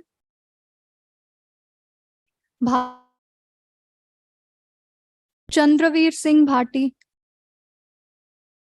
Chunaram Suthar, Dr. Gunjan Shekhawat,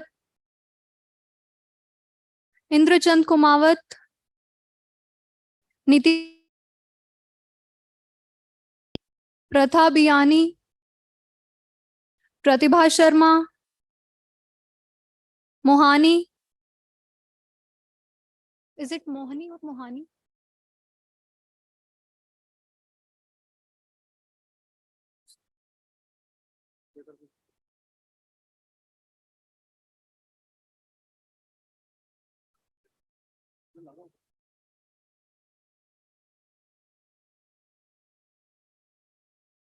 Harshvardhan Parikh. Please be seated in the first 3 rows.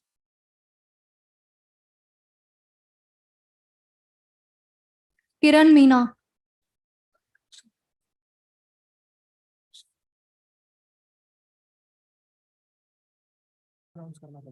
Yes, इनको शुरू करवा दे तो वो बोल देते हैं तब तक ना बाहर बाहर से बीच में कैसे बोल देते हैं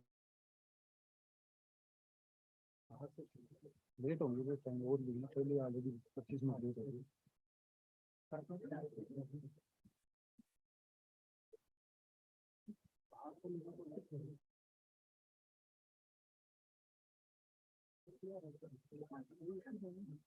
मैं करवा देता हूँ इनकी इंट्रोडक्शन बुला देता हूँ हेलो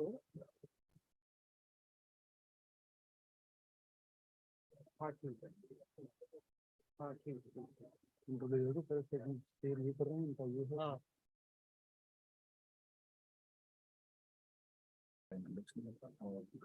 रिसोर्स पर्सन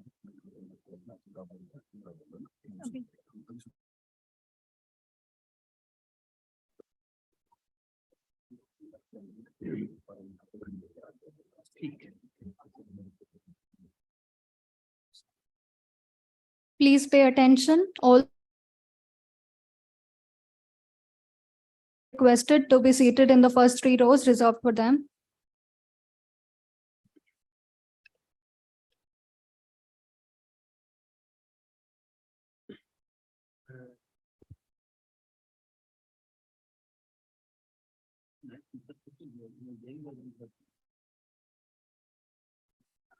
न्यू का एक्सपीरियंस है डीलिंग वो एटोमाइज्ड है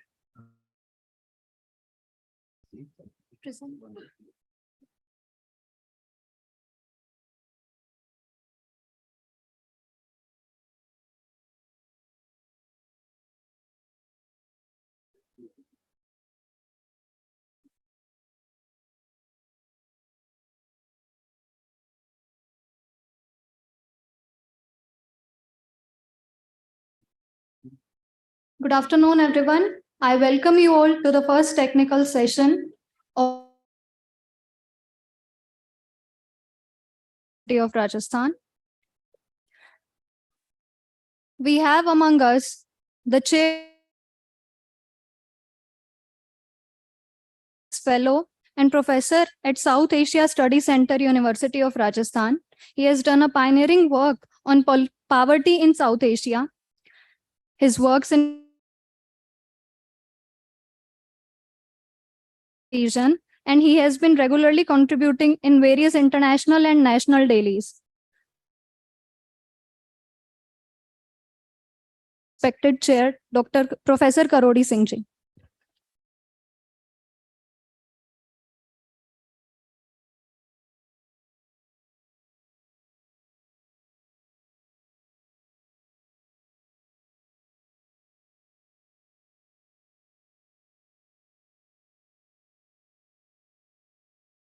In the technical session, we have among us key resource persons,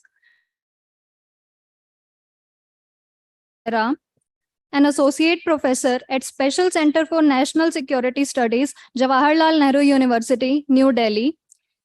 He is an awarded researcher in the defense and Dr. Behra has worked for 14 years at Ministry of Defense, primary think tank IDS, been a part of 3 study teams at IDSA and has presented multiple reports which have been beneficial in framing the India's national defense security policies. And his latest book,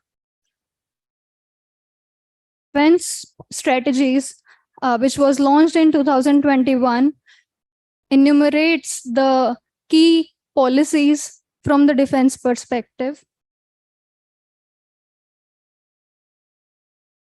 To present a bouquet.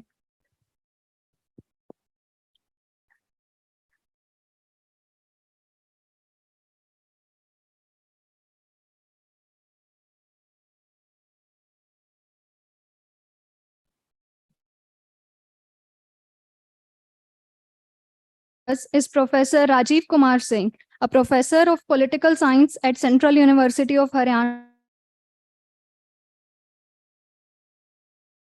Social exclusion, minority problems, poverty, religious politics, and problems of untouchability. Mr. Singh's research covers the request Dr. Rahul Chaudhary to please present a bouquet.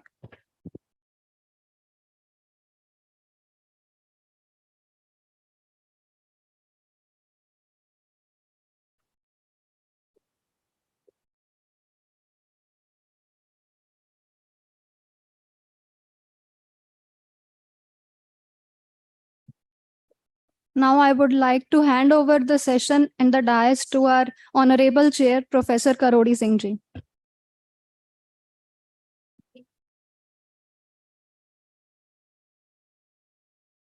Good afternoon, friends and colleagues. To conceptual and theoretical aspects of national security evolved through the long historical experience. Two main speakers, Dr. Lakshman Kumar Behra and Professor Rajiv Kumar Singh. And so when we talk of national security, in the inaugural session,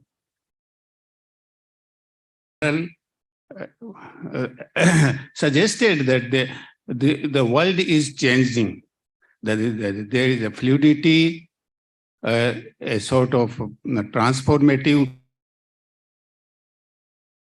in which India must ensure its security. So how to ensure security in such an emerging world? Then Dr. Karchu has talked about that there must be some substance in whatever we speak, whatever the words we use. We should not focus on semantics. So he talked of substance. And thereafter, Minister has talked about research and deeper understanding. He appealed to our concepts and theories on security. So if you take all these advices perspective, then the national security concept and theory must be revisited in the changing circumstances. How to we revisit?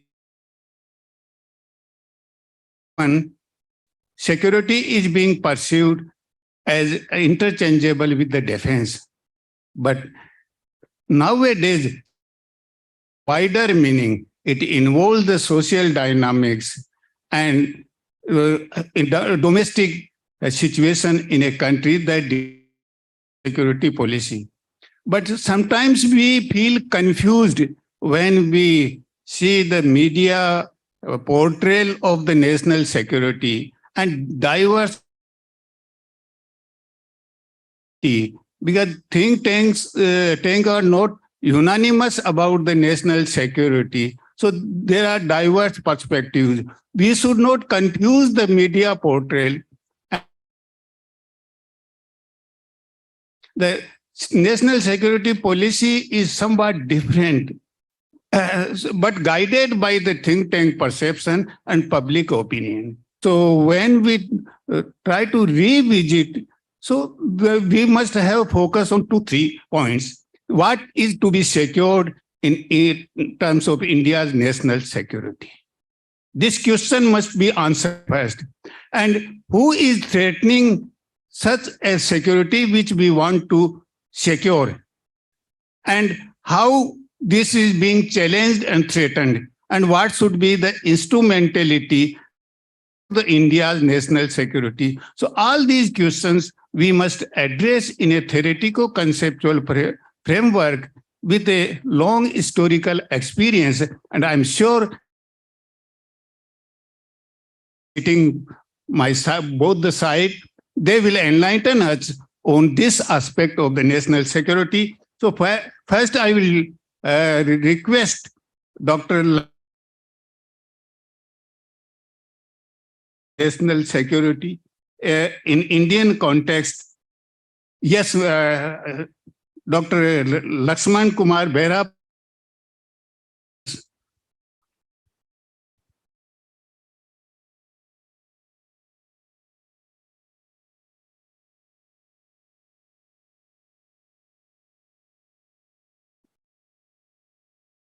Good afternoon, everyone. Thank you, Chair, for. Well, it's a pleasure and privilege to be here amongst all of you. Rajasthan, and particularly the head of the Political Science Department, Professor Manju Singh, Dr. Ladhu Chaudhary, Seminar Convener, and Dr. Rahul Chaudhary, Organizing Secretary for.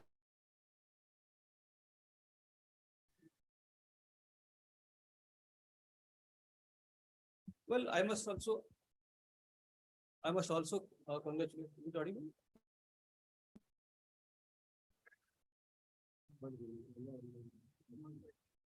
Not working?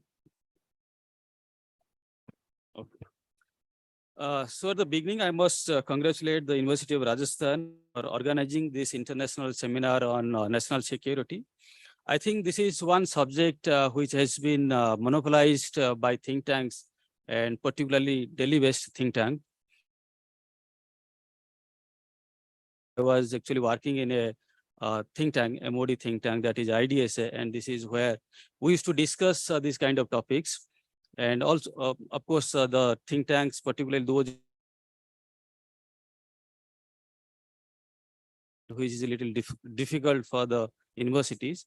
But I'm happy that the discourse on and I firmly believe this is a topic that should be thoroughly discussed in the universities, where we can actually shape the young minds and who in the future will actually provide more discourse on the subject. And I hope that after this may provide some policy inputs to the government for its consideration. Well, I will be speaking on the subject defense policy and planning. And as you can sense, it has two parts. So one is defense policy, and the second part is defense planning, and how actually the policy is implemented and how we plan and what are the constraints. To start with, I must say that we don't have a national security strategy or a defense policy document, at least not in the public domain. And I think this for a long time. I'm sure this is something that will come up again and again during this two-day international seminar on national security. And this is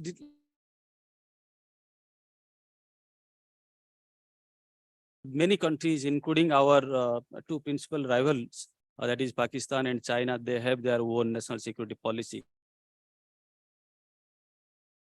Latest one to have articulated one on national security strategy. I think there are several advantages to have a national security document in the public domain. Strategic objectives. Because if you have a policy in front of us, then we know what are. And this also provides a kind of direction for our strategy, the defense strategy, to meet all those challenges. A direction to our force structure. And you know, we have huge army, navy, and air force, whether they are balanced or imbalanced, people say. So, and we don't know. Some people think that we should have a big navy. Some say we should have a big. Really pinpoint what should be the balance. And I think a strategy paper or a defense white paper would also judgment on resource allocation. As you know, we spend massive amount of money on defense. In fact, you will be surprised to know that we spend all government's budget on defense. And whether the money is spent adequately, we don't know. And it will also help if to make a better judgment on various other aspects, including self-reliance, which is being pursued by the government, present government of reliance. Now, since we don't have a policy in the public domain, many people actually mistake it. Sometimes their misunderstanding leads to a kind of caricature. And I can give you 3 examples. In 1990, who actually belonged to Rand Corporation, one of the topmost think tanks in the world, he came out with a monograph which was in the Washington Quarterly, and there he argued that India lacks a strategic culture or strategic thinking.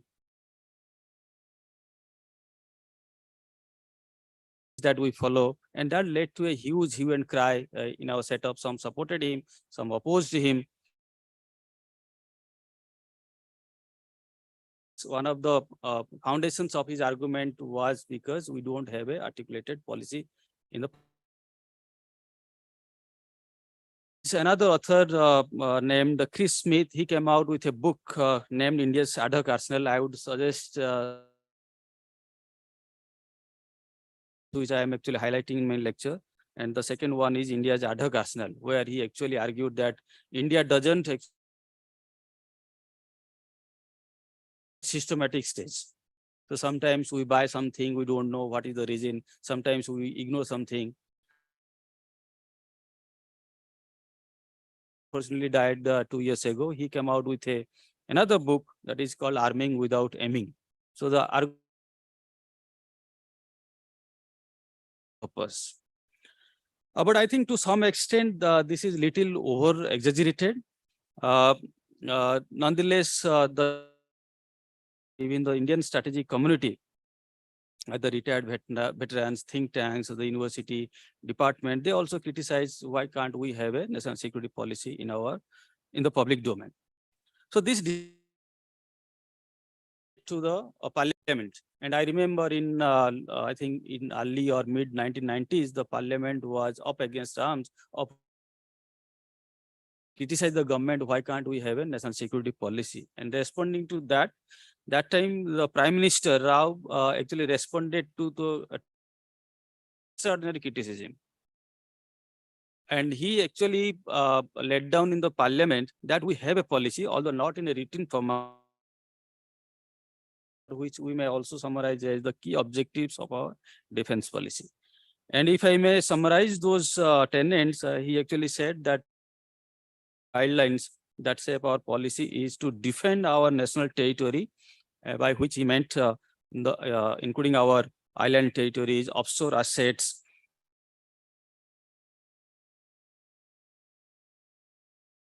And second is to defend against the internal armed rebellion, basically to strengthen, to have a credible internal security apparatus. And third is to exercise a degree of influence in our immediate neighborhood in South Asia or in Indian Ocean region. And at the same time, contribute towards regional and global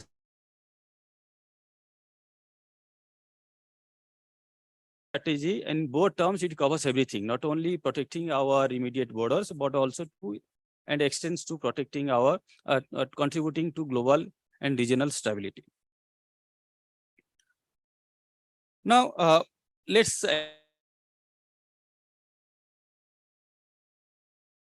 because if this is the broad guidelines, and since there is a positive time, I will limit. We formulated our strategy to counter 2 of our biggest threats. And as you know, our biggest threats come from Pakistan and China. And how Pakistan, as you know, it has been a perennial problem. Ever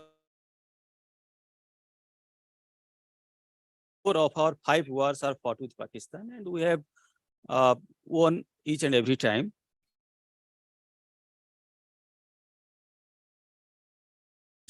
It's not because Pakistan wants to take away Kashmir and we can really idea behind Pakistan, ideology behind Pakistan. And I would urge you to read Stephen Cohen's book, The why Pakistan cannot be at peace with India as long as it believes in its ideology. Now, against Pakistan, and I believe our defense strategy has been one that is based on deterrence by punishment. So there are certain components: deterrence by punishment, deterrence by to you. So this deterrence by punishment is basically translates into creating an overwhelming military superiority over Pakistan. So this is of less than $10 billion. We have a military budget of more than $70 billion.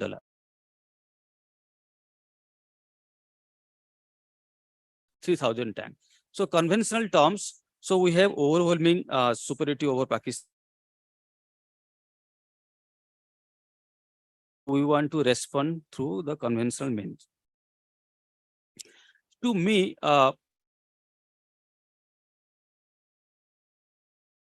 existential crisis for us. Okay. And because of our overwhelming superiority, not only in military terms, but also in economic terms. Now, Pakistan's GDP with our GDP, Pakistan is nowhere. Pakistan GDP is around $300 billion. We are some $3,000 billion. So on economic terms, so we are already 10 times ahead. In military terms, we are already 7 times ahead. And Pakistan doesn't actually threaten us, although it creates some panic sometimes, but we can give a response to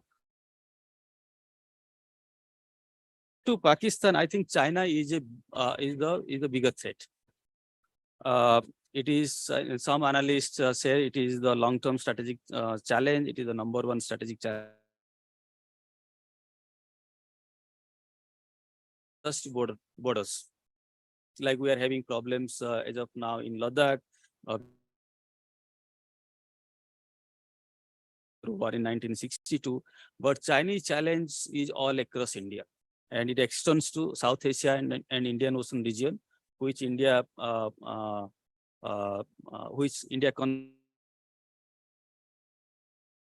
China is also denying us our rightful place in the regional and the global stage. China is the only P5 country which is India's permanent membership in the United Security Council. Then it is also denied us the membership players group. So if China has been a big challenge, threat, military threat, so for a long time, we followed two-pronged strategy. One is deterrence by denial.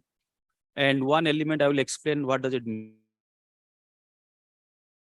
Although we strengthened our defense forces, particularly the Indian Army, but at the same time, we didn't develop our border. If we develop our border infrastructure, then it will facilitate Chinese army to come inside India. So we denied by not developing our infrastructure, border infrastructure. So we also pursued a strategy where we promoted diplomatic, political, and economic engagement, thinking that this engagement and we can live peacefully together. Now, this actually translated to truth for a long time, I think until Xi Jinping came to power in 2012. And we know that what happened in 2012, there are repeated border incursions from Chinese side. And at the same time, Chinese encirclement of India has increased manifold.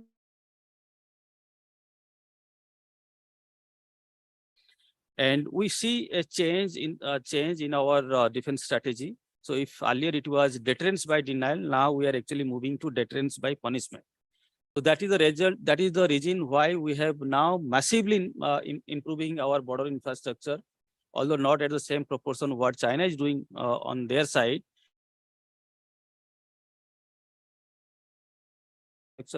We have created additional divisions exclusively to fight China. Aircrafts along the LAC, so that we can effectively counter Chinese threat. that is to leverage India's increasing partnership with the key countries which are opposed to Chinese hegemony in the region. And I can name 4 or 5 of them. The biggest, of course, is the US, but nonetheless, we have emerging and burgeoning strategic partnership with Japan, Australia, and we have formulated the Quad. Then we are also increasing our partnership, including defense partnership with UK, France, Singapore, and Vietnam.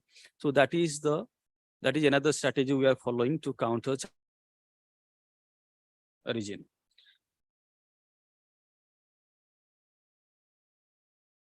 Now, but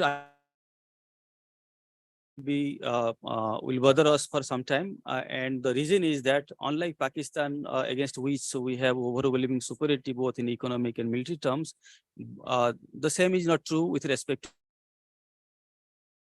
China's GDP and military expenditure with that of India. So we are nowhere. So China is now a $18 trillion economy, whereas we are a $3 trillion. So we advantage of 1:6. And their military expenditure is 5 times or 6 times bigger than us. So China can easily translate into a major military power, which China is already has become. But it can actually become a major military power going forward, and we have to actually keep our strategy accordingly to effectively challenge the Chinese threat. Now, having said that, our policy, so how do we plan? How does Ministry of Defense or the Government of India plan to translate that policy into action? Now, I'm afraid that I don't have to give you very comes to defense planning, we are rather quite weak, and sometimes we are not serious. And in fact, till 1962, we didn't have a defense plan. We had a 5-year economic plan, which Pandit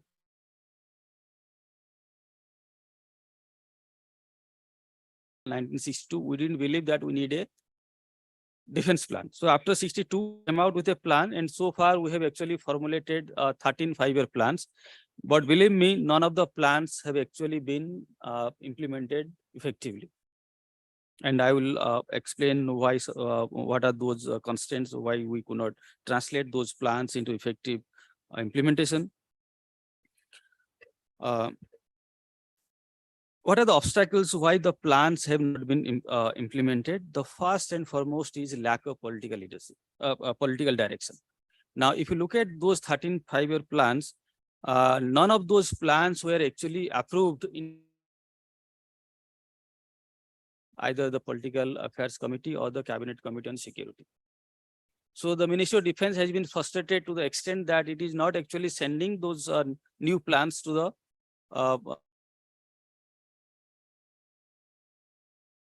signature or for the authority.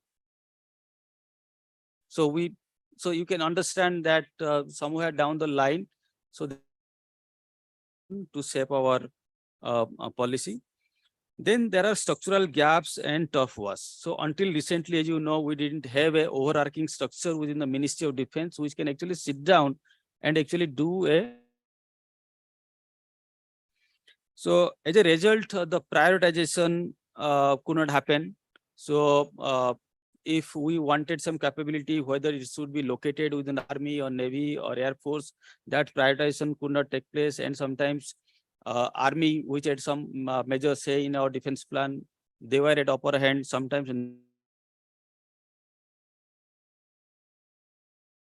develop our capability in a holistic manner. Then there are resource constraints.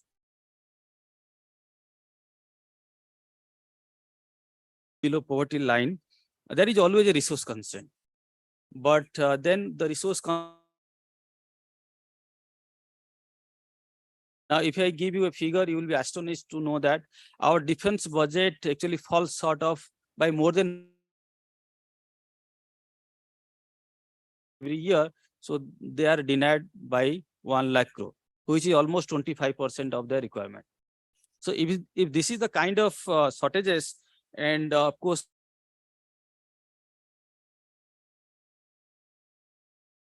and top of that, and there is an imbalance in our force structure. So this was I was referring to a little earlier.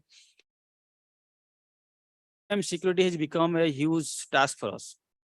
But what is the share of Navy in our defense budget? So for a long time, it was around 10 to 12%. Of late, it has actually jumped up to 14 to 15 to 19%. But 19% share in the defense budget won't give you the capability which you can actually use to effectively counter China in Indian Ocean or in South China Sea. So you need a much stronger Navy, and you must have heard news that Navy wants third aircraft carrier, but we don't have money to go for ability. Then top of that, whatever little money is coming to, so whatever little money we are actually getting in the defense budget, the money is not optimally used.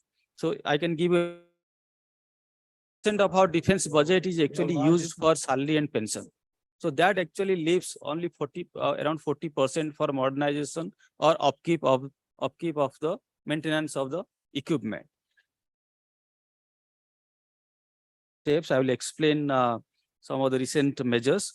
The government has come out with structural reforms, creating CDS, Chief of Defense Staff, and DMA in 2020, then came out with another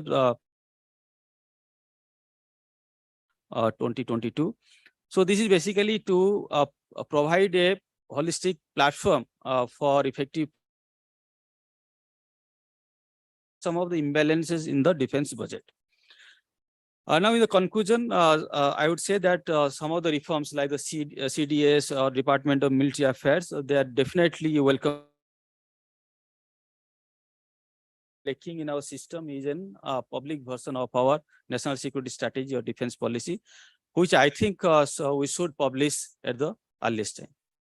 I think with that, I will stop. Thank you for your attention. Maybe we can take up some Q and comments during the Q&A time. Thank you.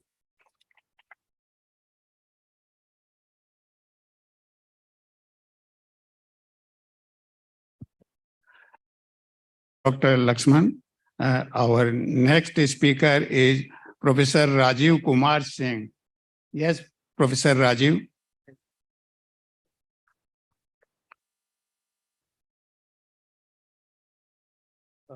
Thank you, Chair, and thank you, University of Rajasthan, especially Department of Political Science, Ladu Bhai, inviting me here and making me part of this deliberation. Although I am most unfit person for this deliberation, I'm not a man of international relation, working on the caste and the other structural impediment. I work on human security, and anyhow, he to include me in this discourse. So I just start with some things.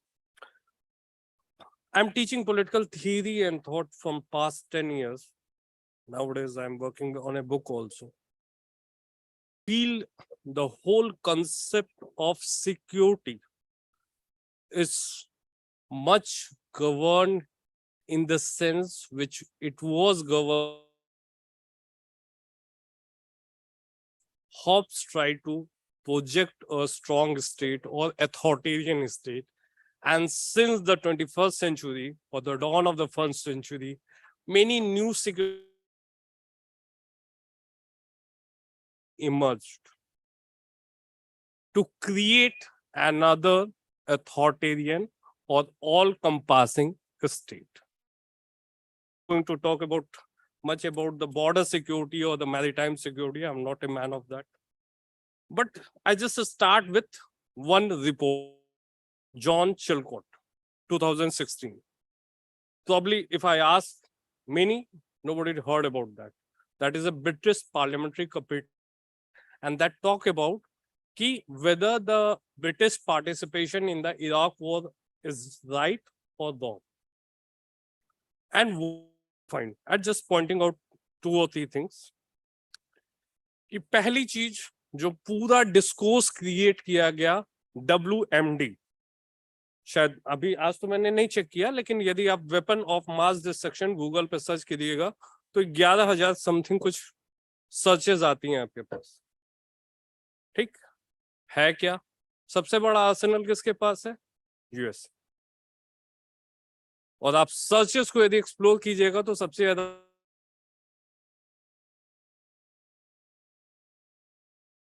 and that was well funded by the American government or the armed lobby or the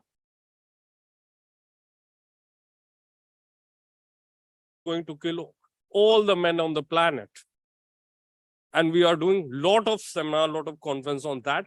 And what we found, even catchy word, TNW, tactical nuclear weapon. No country has ever developed such kind of weapon.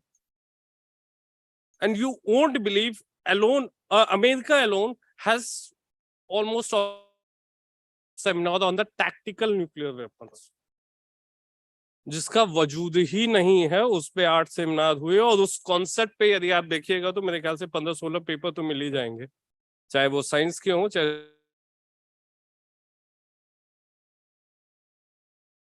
आखिर हम इस insecurity dilemma को create क्यों कर रहे हैं?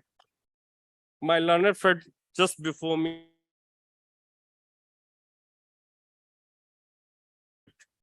that's very true. I'm not saying that. But we are falling short of the requisite budget for the education also.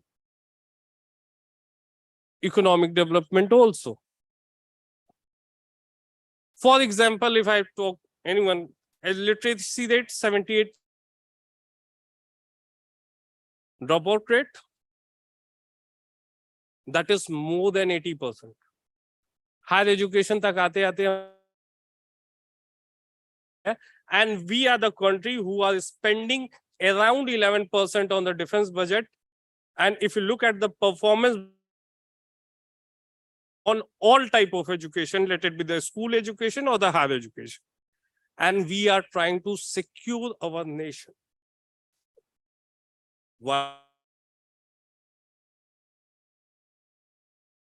Centric security notion that was controlled, maybe fews, and interest of fews. I'm not challenging the discourse of a state. I'm not challenging the wisdom of the security. But my key argument is we should democratize these more in such kind of determination. The second concept, if you look, is an early 21st century. We have a cry along with the security issues. One more point that I want to argue about the security concern, especially in Indian context. We talk about, most of us know, start the literature. I'm going through a paper. I hope. And it says in Indian literature, if you look at the mainstream literature, China become the biggest threat getting normalized.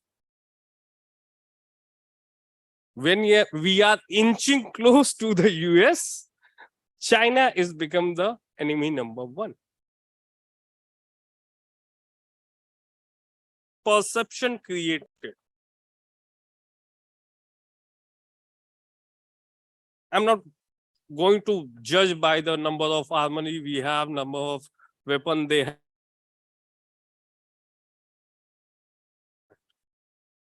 But if you look at the shift, that all is, and actually there is a change in the US stand rather than Indian stand, that India and US become a natural ally and China become the enemy number one. Little bit that.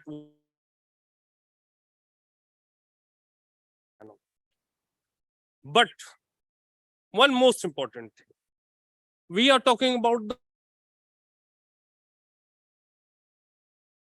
for our existence. इस साल प्रधानमंत्री अंत्योदय योजना में 80 करोड़ लोगों को मुफ्त ration बांटा जाएगा.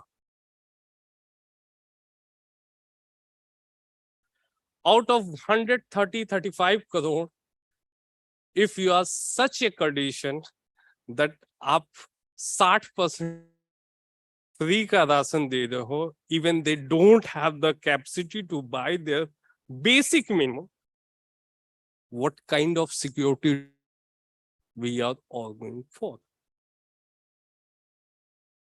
Second, even the विपक्ष का भी पूरा ह्यू एंड क्राई रहा, और अभी आज 20 तारीख है तो शायद रोजगार होगा, ठीक है. I am little bit work with the university administration to I know. We are talking about free food gain. It means ज्यादा है, it means source of income कम है. यदि इनइक्वलिटी के रेशियो को देखेंगे तो पिछले भारत में 20 सालों में भारत में इनइक्वलिटी ज्यादा बढ़ी. 80% या अलग अलग रिपोर्टों में है, उस पर मैं, लेकिन बॉटम 80% है, 2% और 3% of Indian resources. What about their economic insecurity? That was also. एक एग्जाम्पल दे रहा हूं, that is not my statement, that is statement of Jean Dreze. Poverty line को सिर्फ 20 रुपए ऊपर कर दीजिए.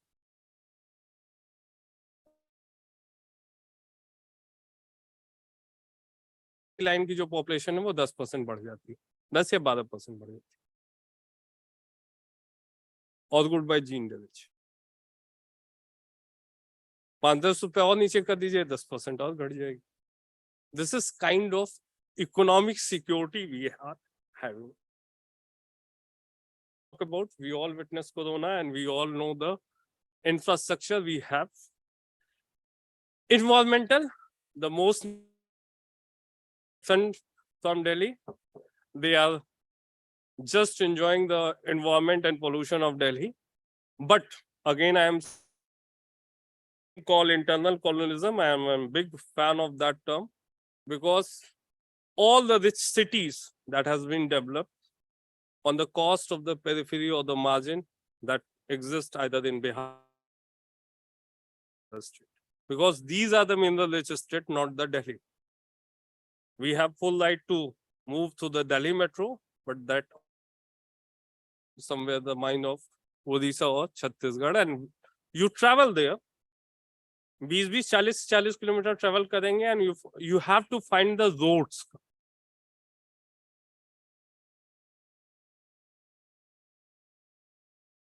favorable to chosen few, discourse of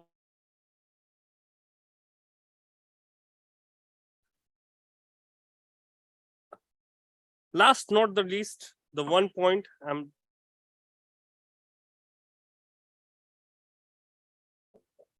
NCRB के डेटा पे नहीं जाता हूं, लेकिन पर्सनल और पॉलिटिकल सिक्योरिटीज को यदि देखेगा तो still we have incidents of the identity crisis, like थोड़ा रिलीजन कम्युनल वायलेंस की बात कर रहे हैं, और वो सब एक दूसरे से इम्बाइब्ड हैं, एक दूसरे से. माय बेसिक आर्गुमेंट और my basic question is what that we want that was led by the state, or that should be, there should be some people centric. An obvious question emerged that, are doctor, people centric security is good, but log itna kahan padhe likhe hain, उनको क्या मालूम security क्या होती है. So what we need a security discourse on Hayat. Some suited person came there and we will discuss the security. Sorry, I'm using these terms, but security of whom you are doing?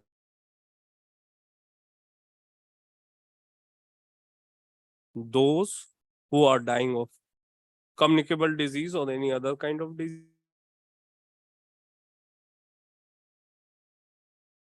due to disease or some kind of violence, and where the state fails in provide the basic minimum protection of life, even if we accept the Hobbesian term of the contract, even if we accept that.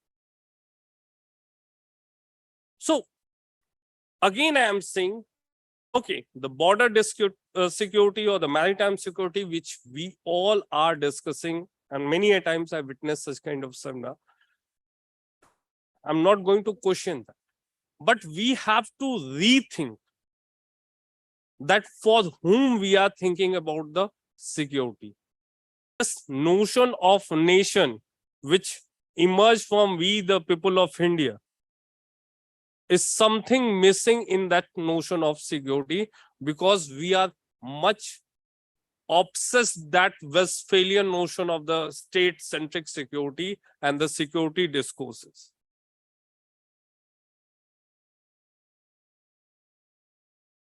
Whether that the first report I am referring, the John Chilcott report, that was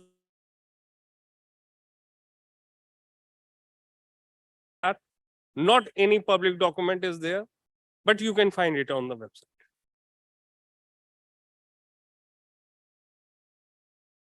Whole idea that was created that Iraq is a rogue state,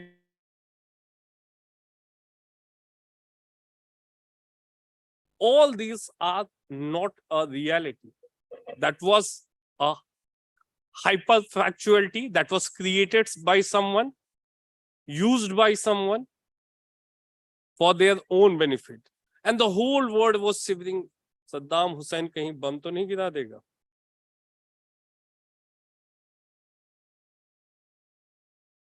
Foremost, seen in that discourse ki hamari insecurity dilemma emerge.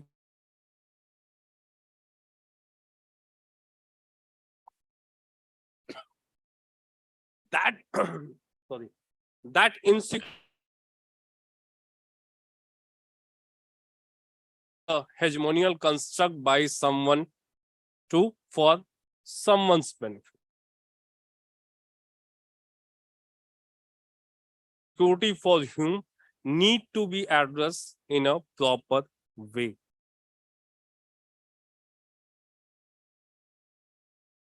विश्व गुरु के साथ विश्व की सबसे बड़ी शक्ति बन रहा है, और उसी भारत की 60% जनसंख्या को आप मुफ्त अनाज दे रहे हैं ताकि food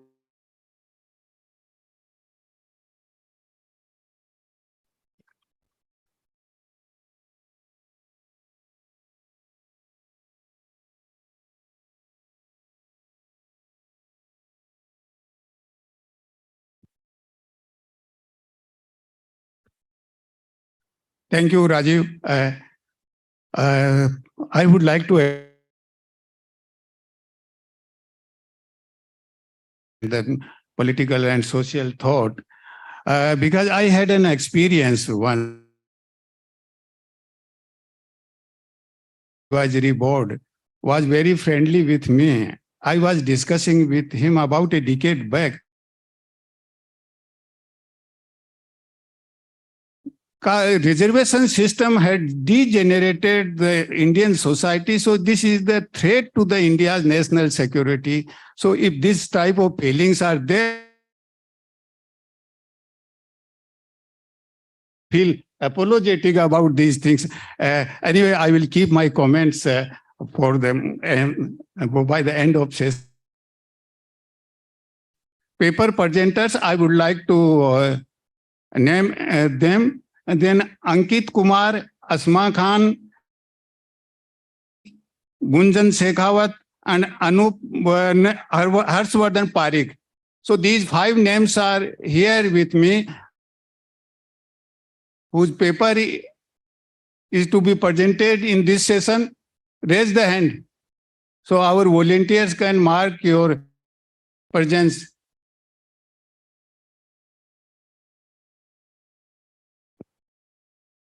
One person is there. Anybody else whose paper is to be presented? I think not. There are only 6 paper presenters. Before I invite our paper presenters, I would like to request them to present Of course, their presentation is very relevant, and I love to listen their presentation. I can spend so much time to listen. Limitation because of the time constraint. So I would like to give 3 minutes to each, just to of the paper, what they are concluding. Don't project the methodology of the study, what methods you have used, what the background. Everyone knows the background of the national security and strategy. Ankit Kumar. Ankit. Yes, Ankit. Ankit will be presenting his paper on enhancing the role of technology in national security. So China and India lead the world in fifth industrial revolution. Please enlighten us how technology is helping in the national security, and when China and India will be leading the fifth industrial revolution, that is more important. Please enlighten us.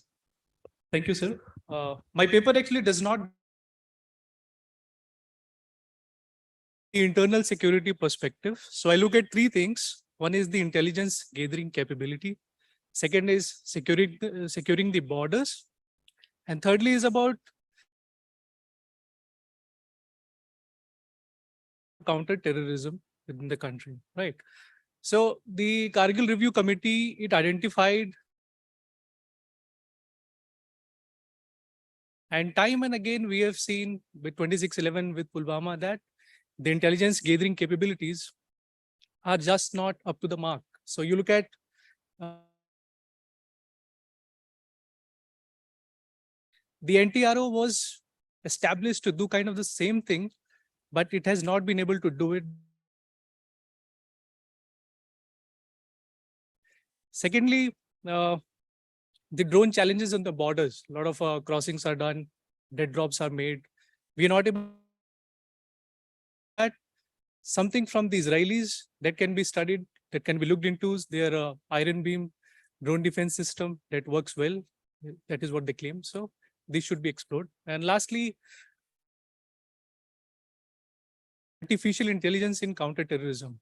So terrorism, if you want to avoid it, you have to be predictive in the sense where the next attack is going to take.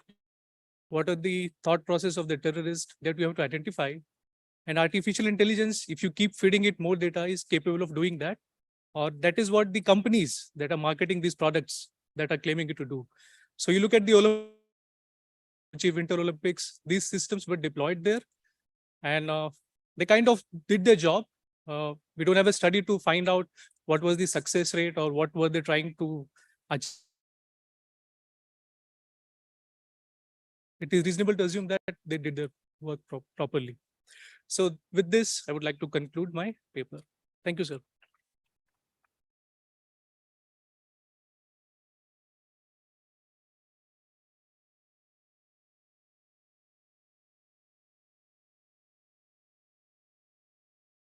Hello, everyone. I'm here to present the paper on the soft power of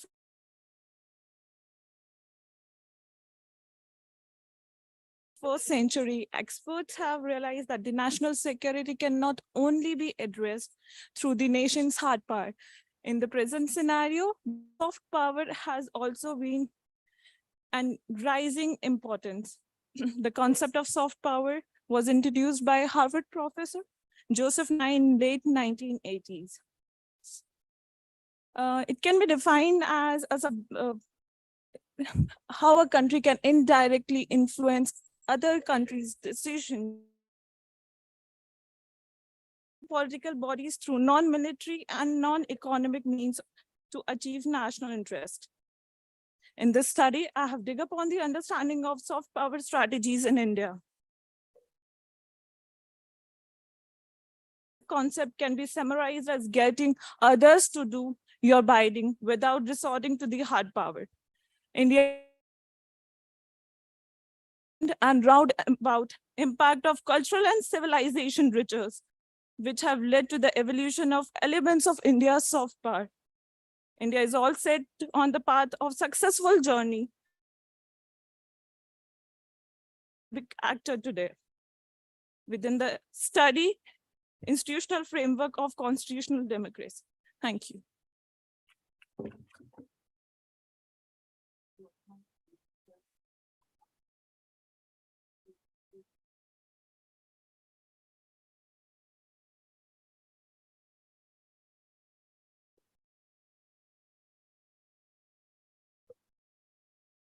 Bharat की राष्ट्रीय सुरक्षा में cyber सुरक्षा का अवलोकन, digital India तथा e governance. Bharat की राष्ट्रीय सुरक्षा के अंतर्गत एक अहम मुद्दा साइबर सुरक्षा है। डिजिटल युग में साइबर क्राइम अत्यधिक संख्याओं में बढ़ रहे हैं। भारत की राष्ट्रीय सुरक्षा में साइबर सुरक्षा भी उतना ही महत्वपूर्ण। आतंकवाद तथा अन्य मुद्दे चर्चित है, उसी प्रकार साइबर क्राइम भी एक चर्चित मुद्दा है। कंप्यूटर अपराध भी कई प्रकार से किए जाते हैं, जैसे जानकारी चोरी करना, जानकारी मिटाना, जानकारी में फेरबदल करना, किसी की जानकारी को चोरी करना या नष्ट करना। साइबर अपराध भी कई प्रकार के हैं, जैसे spam email, hacking, fishing, virus को डालना, किसी भी जानकारी को ऑनलाइन प्राप्त। आज कंप्यूटर हमारी एक ऐसी जरूरत बन गया है जिसके बिना सुखी जीवन की कल्पना भी किया जाना संभव नहीं है। साइबर क्राइम का बढ़ता कंप्यूटर के ऊपर हमारी बढ़ती हुई इसी निर्भरता पर आधारित है तथा इसी कारण साइबर क्राइम को जड़ से समाप्त नहीं किया जा सकता। लेकिन आज साइबर क्राइम ने एक ऐसी गंभीर चुनौती पुलिस व प्रशासन के समक्ष प्रस्तुत की है, तैयार रखने की आवश्यकता है, जिसके लिए जहां कंप्यूटर इस्तेमाल करने वालों को अत्यधिक सतर्क रहना होगा, वह संबंधित नवीनतम जानकारियों से रूबरू रहना होगा।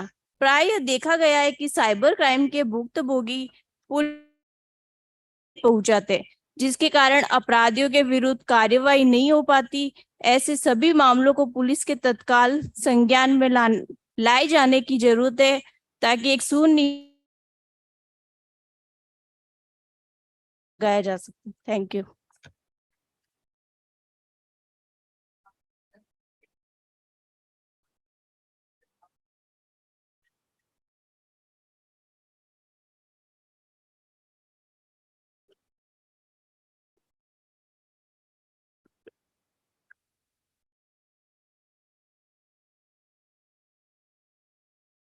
Research scholar at Center for Political Studies, JNU, New Delhi.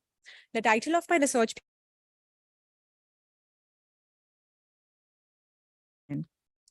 Before starting my presentation, I would like to pose certain questions before eventually then going to the statistics of it. Can we say that women as seriously as they deserve as we strive for progress on issues of gender equity in the year 2023? What will be the security studies research created by women or is targeted toward gender responsive defense policy? These inquiries pose a dilemma regarding how women and national security is a vast and complicated topic that has an impact on all aspects of security. Many in the foreign policy establishment are still unfamiliar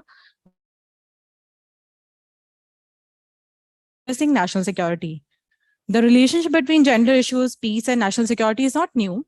Since the 1917 Convention of Elimination of All Forms of Discrimination, the UN Council Resolution in 2014. But all these earlier conventions and programs place a strong emphasis on averting violence, upholding peace, or rebuilding society. The chance to fully exercise their human right and participate in the political, economic, and social life of their community. But the notion that equality does not, rather that peace results from equality, is novel and crucial in this theory's evolution. I would quickly talk about India. Recently, there was this inclusion of an iconic picture of India's first all-female peacekeeping operation in Liberia in the brochure that defines our nation's aim as a non-permanent member of the UNSC for the year 2021 and for me. Despite these achievements, however, women continue to be underrepresented in the security sector and still face obstacles to achieving gender equality with their male counterparts. For instance, of the country's 1.4 forces, less than 4% women serve in the army, 6% in the navy, and 13% in the air force. The central in our country has about 3 lakh police officers on staff, but only 2.65% of them are women. The government has been unsuccessful in its efforts to in the security sector, but much more needs to be done. Women have just lately been permitted to hold a position of officer in the armed forces for a maximum of 14 years. And now there is a permanent has removed certain obstacles to gender equality. Government statements made during the hearings have shown how rigid gender stereotypes still exist in our country. The government has said in the discussion that women were the weaker sex and were unfit for positions of authority or command.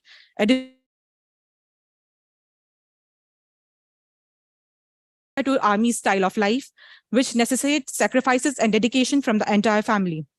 Now moving on to the top leadership positions in our country related to the national framework, women have been largely missing. One such post is that of National Security Advisor. The NSC is a prominent and highly powerful office in the government of India, as we all know. The post of National Security. What raises brows is the fact that till date, in 24 years since its inception, no women have been raised to this post of national security. Or 4 in number, depending on the government of the day. There have been only 2 deputy national security advisors. Another 2 very prominent posts is that, and there has been no such women officer to head these bodies. So I would like to conclude from the facts that I just stated. It is clear that there are many more voices and perspectives that could be celebrated in the field. This diversity could bring profound benefits to our understanding of security itself. While much can still be done, the recent steps taken by the Indian government indicates that gender are slowly beginning to be taken seriously by sections of some national governments and academia also. New policy planning must start with a discussion with women about how in both uniformed as well as non-uniformed national security activities. While the leadership roles played by women have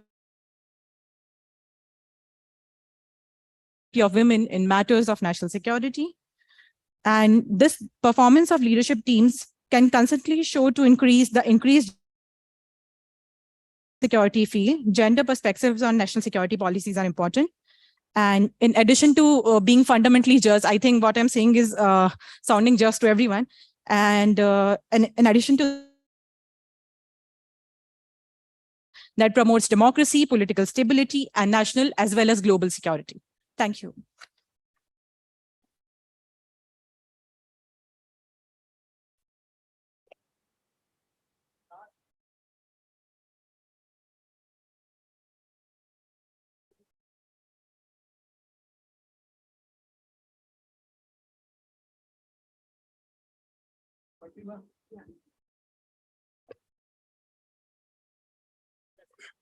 Good afternoon, all the esteemed guests.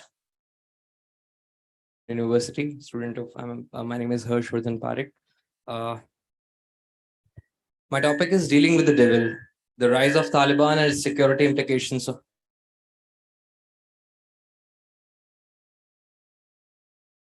This paper analyzes the Taliban's rise, the complexity of the engagement with the new rulers, and the security challenges for India in relation to Afghanistan.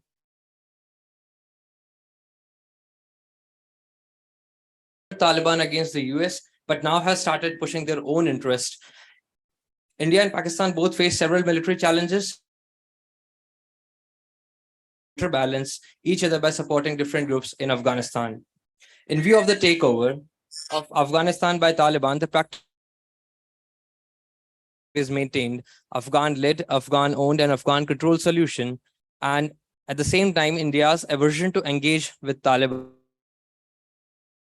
that it does not distinguish between good and bad terrorism, will undergo a litmus test. This paper also analyzes the dynamics of India. India should pursue its policies to deal with Taliban challenge. Now, due to the paucity of time, I will just move, as we all know, about the security implications which might arise for India. Fall Kashmir, as we all know, that posed the removal of Article 370, Taliban, and the coming of Taliban in Afghanistan. It has been quite a concern for Indian securities to maintain the peace and peace in Kashmir.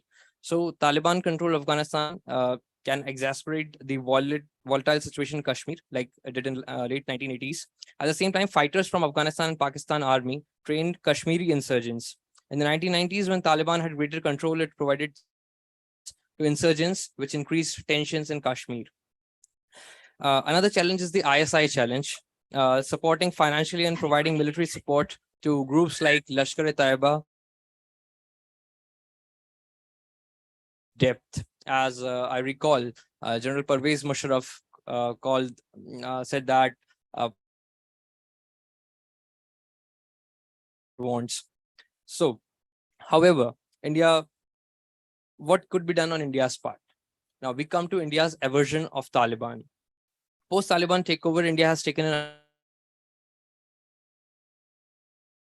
However, Taliban is now a reality, and security experts question India's limited outreach in the form of soft power diplomacy. One peculiar thing about Taliban is that we cannot see Taliban as a homogeneous entity. There are many groups from Al-Qaeda to IS Khorasan, which are operating and try to increase their bargaining power. So what should India do? As Vivek Karju, former Indian diplomat of Afghanistan, recently was here, argue that those who argue that principle and pragmatism should guide India's approach, they overlook the fact that India has maintained diplomatic presence in Pakistan, despite it following the policy of bleeding and sponsored terrorism. Diplomatic presence in Afghanistan will at least give India an opportunity to engage and convey its concern. So India should try to engage with Taliban and at the same time isolate it with proactive.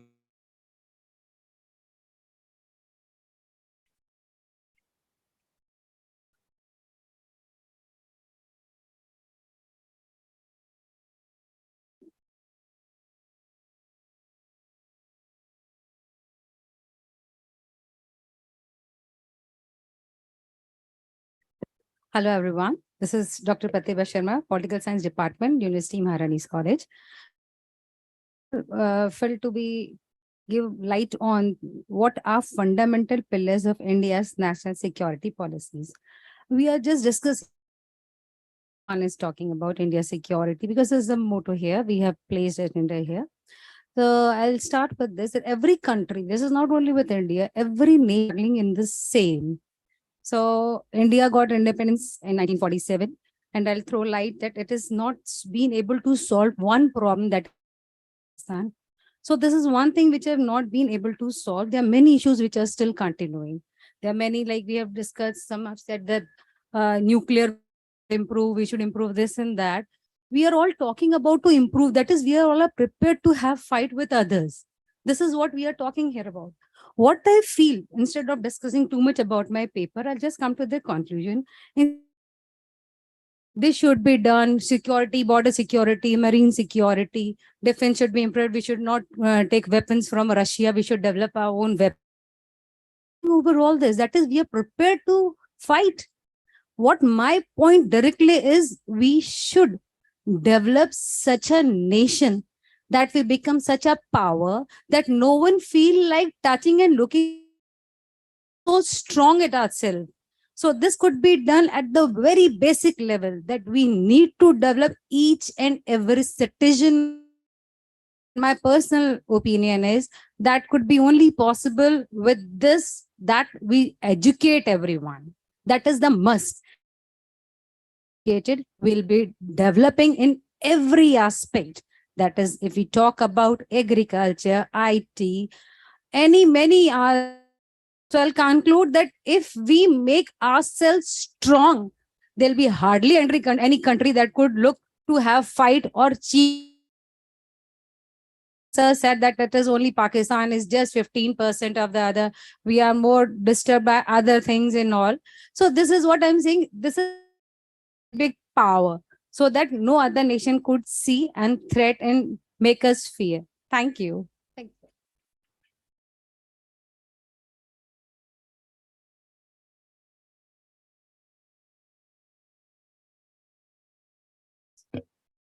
Good afternoon. Federal structure and laws in national security of India. According to Bryce, federal government means weak government because it involves a division of power, but in the case of Indian Constitution, divisions of power on different levels of government in a political system.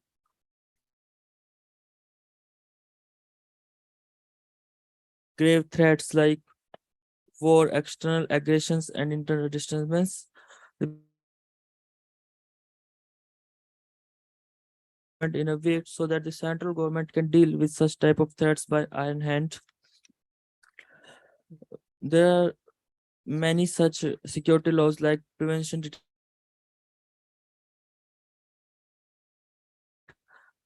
MISA and UAPA.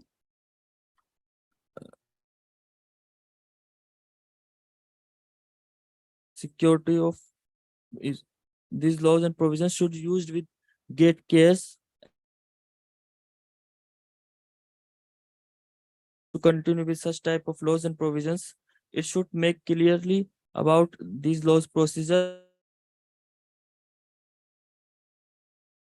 should disclose the criminal record data of persons which has been arrested. Hence, it has been very important.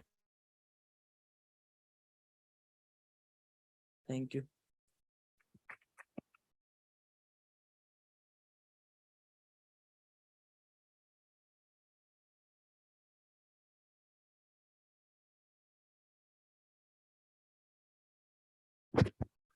I wish we could have invited questions.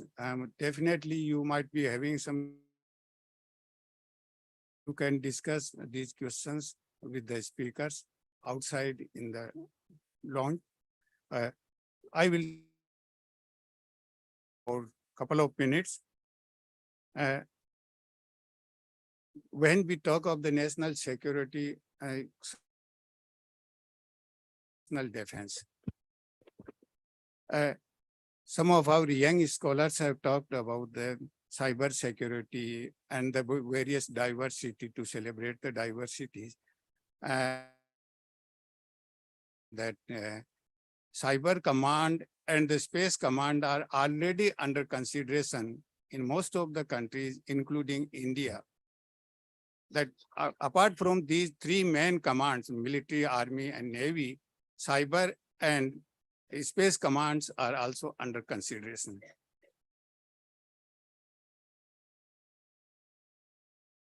And conceptual aspect in the historical experience, Dr. Lakshman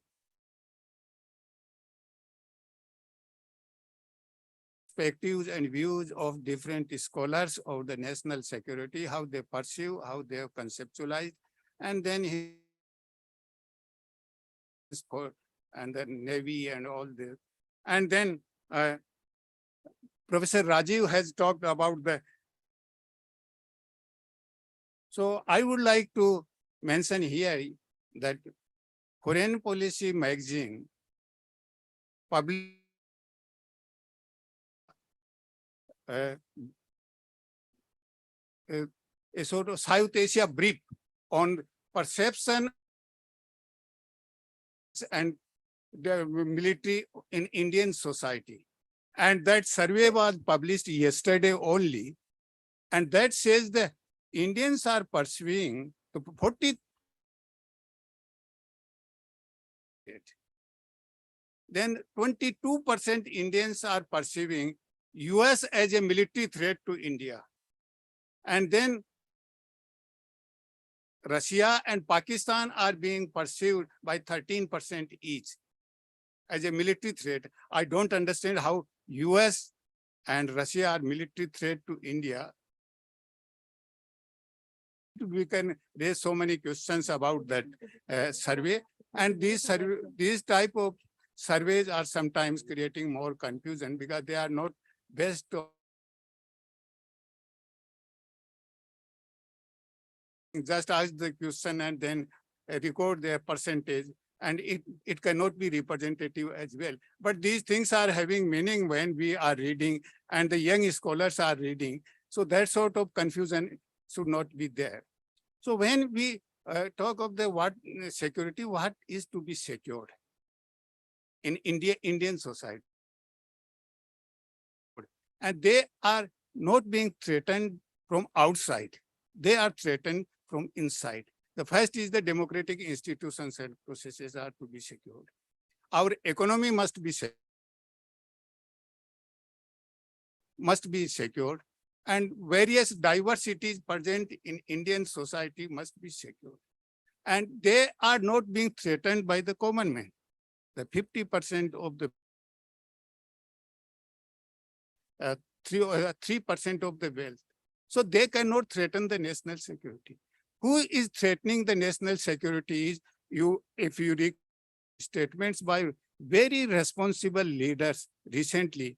The one person who matters in the policy planning says that civil society is the threat to national security.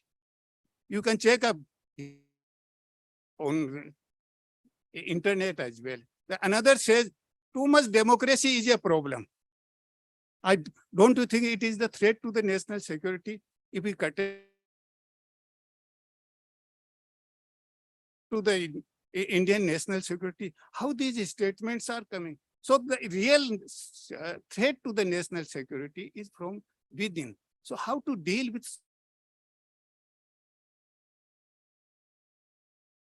And about the China factor, yesterday the China, India media and think tank forum in a discussion on new starting points and new China relations in 2023. And where I advocated it was yesterday in Beijing. And I told them that India and China cannot be enemies and hostile country. There are differences. And the benefits of cooperation and collaboration outweigh the cost of conflict and cost of confrontation. Deep policy in India and China, in both the countries, in favor of collaboration and cooperation, to serve the interest of both the countries, interest of the India, interest of the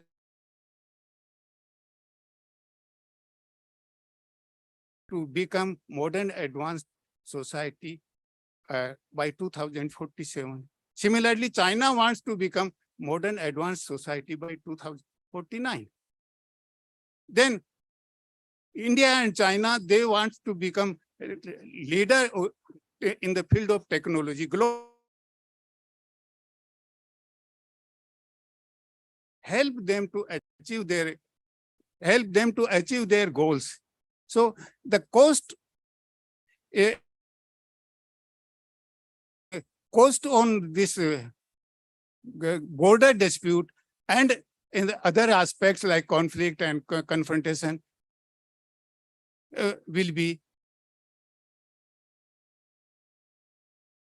not cooperating, collaborating. So my contention is that China and India are towards the cooperation and collaboration in 2023 and beyond. And that has reflected in this week itself when China supported India's proposal of terrorism, UN Security. Not have that perception that China and India are enemies. And the theory, the neo-realist theory of international relations suggests when these from its position, India is not going to replace China in near future.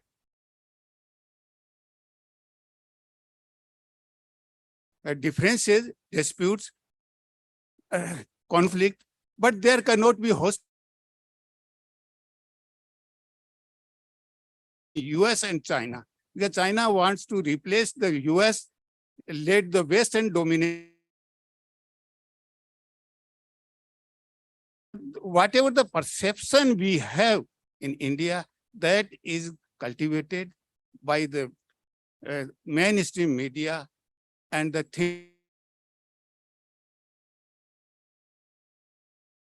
perception is there, and what the media is portraying, the policy is different. The deep policy in both the Affairs Minister repeatedly said that China and India don't need anyone's help and cooperation. They are fences. He did not use any kind of hostile words. So the India and China, maybe a Western disinformation campaign, China can be hostile. Because the Western think tank publishing some books like End of the Asian Century, The Death of Asian Century, just do not want to see the Asian century to survive on this planet. It's their interest. Of course, they have their own interest. India has its own interest. China has its own interest. And they in Indian interest. So India and China are closer. But at the Beijing conference yesterday, I just mentioned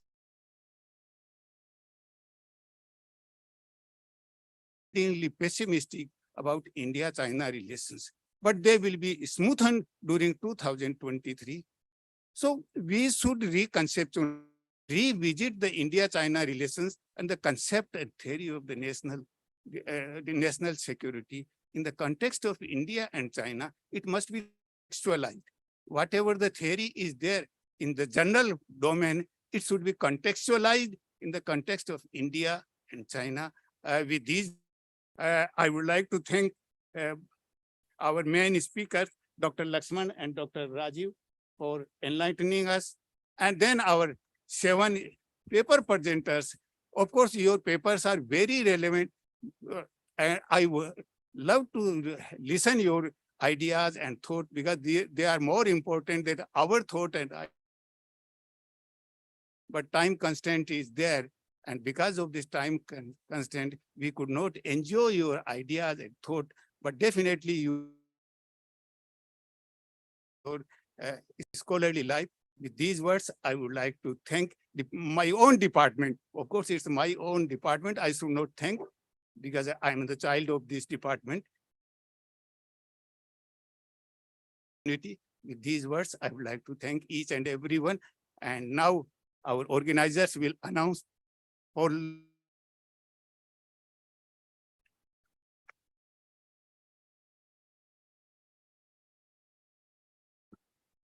Thank you, sir, for your valuable insights. I would like to thank and the key resource person, Dr. Lakshman Kumar Behra, Professor Rajiv Kumar Singh ji, for joining us for the technical session and making it a. Also like to thank the paper presenters for sharing their fresh ideas about our theme, and heartfelt gratitude to the professors, researchers, and the audience to join for. And now there's a lunch break for half an hour, and I request you to come back and join us for the technical session second at 2:30 p.m.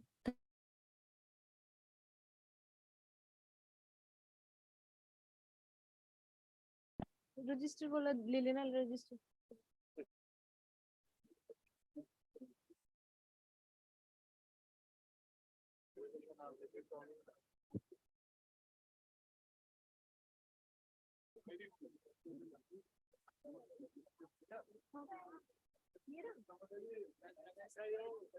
अरे वो मेरे को location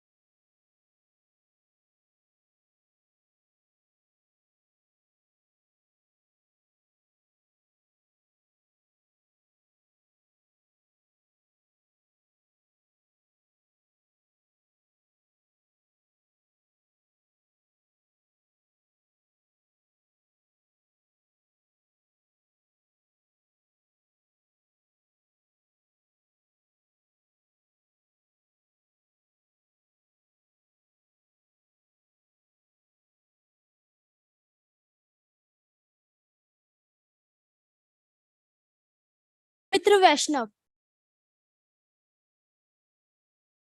please आप इन ये जो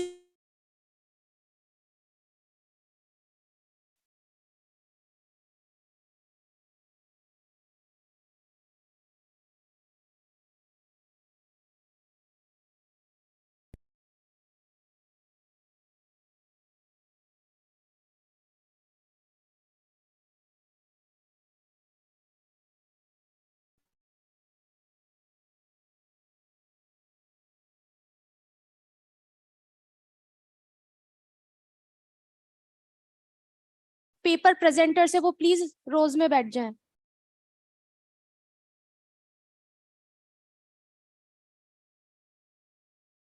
मैं वापस नाम रिपीट कर रही हूँ प्रेजेंटर्स का। अमनदीप कुमार, अमित मीणा, डॉक्टर रुचिका एस राठी, गजेंद्र सिंह, ज्ञान रंजन पांडा, जीवराज सिंह चारण, महेंद्र सिंह, अंजू आर्य, संजीता, सृजन माहेश्वरी, विश्वामित्र वैष्णव।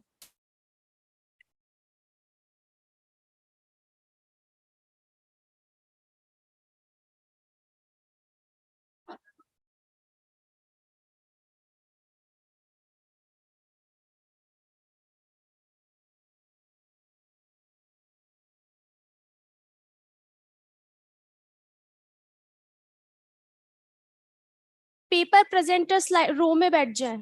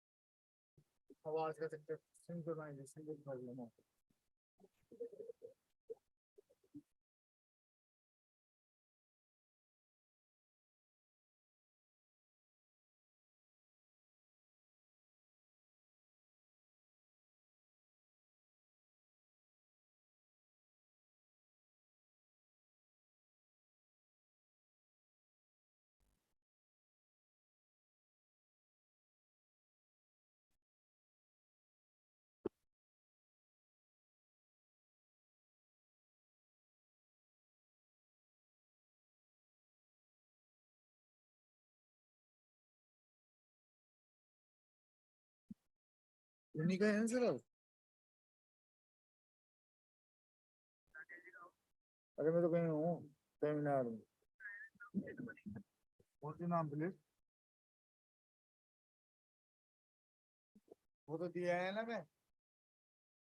हाँ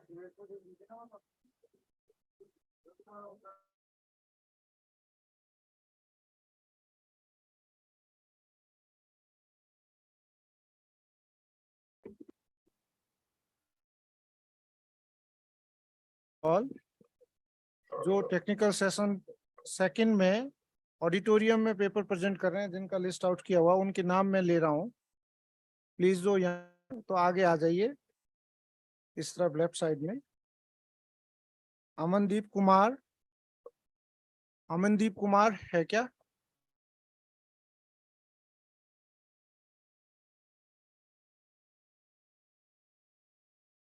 अर्चना गुप्ता,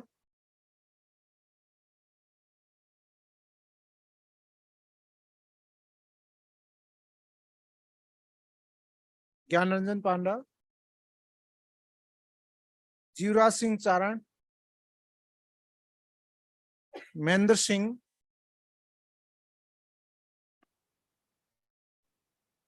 अंजू आर्य,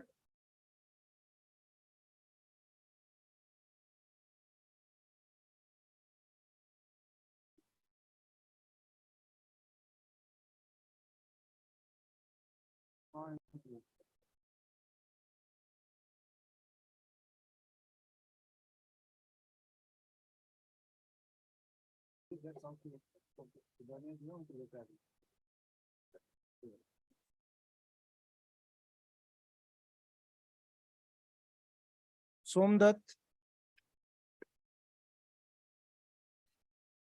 सुरेंद्र,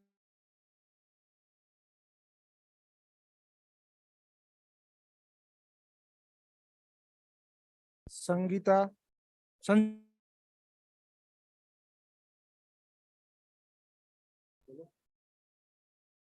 सृजन माहेश्वरी,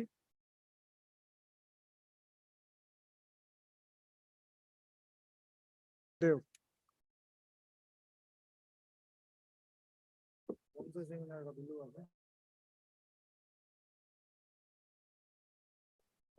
हम लोग टेक्निकल सेशन सेकंड शुरू कर रहे हैं।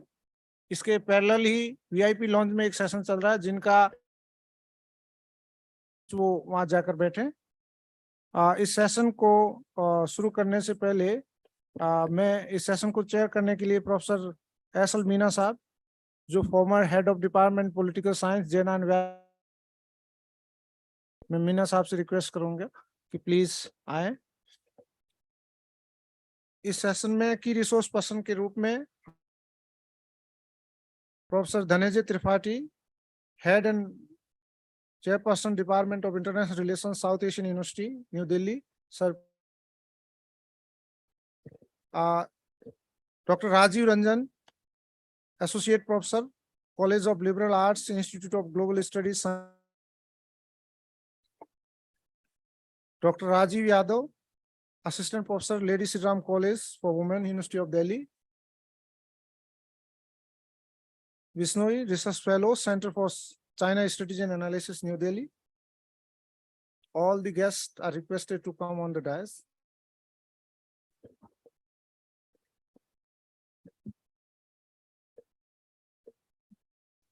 अब मैं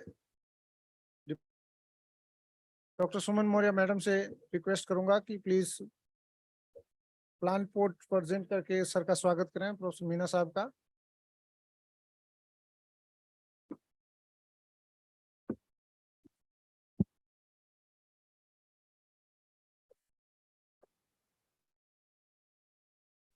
हमारे पीएचडी स्टूडेंट निशांत से रिक्वेस्ट है कि प्लीज डॉक्टर त्रिपाठी साहब का पोर्ट देकर स्वागत करें।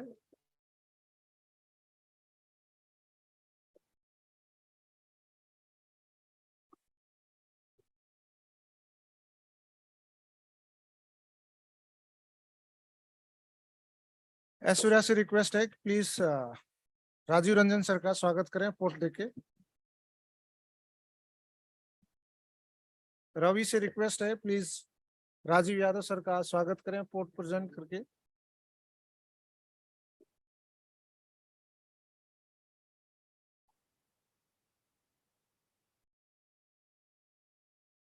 प्रिया से रिक्वेस्ट है कि प्लीज डॉक्टर देवेंद्र कुमार बिश्नोई को पोर्ट प्रेजेंट करके स्वागत करें।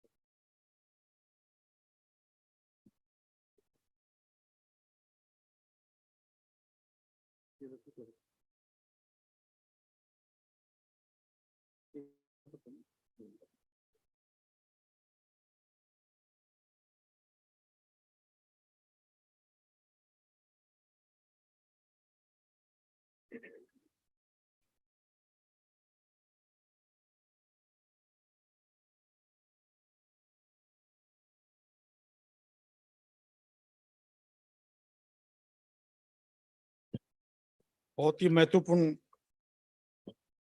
सेमिनार के दूसरे तकनीकी सत्र में आपका सभी का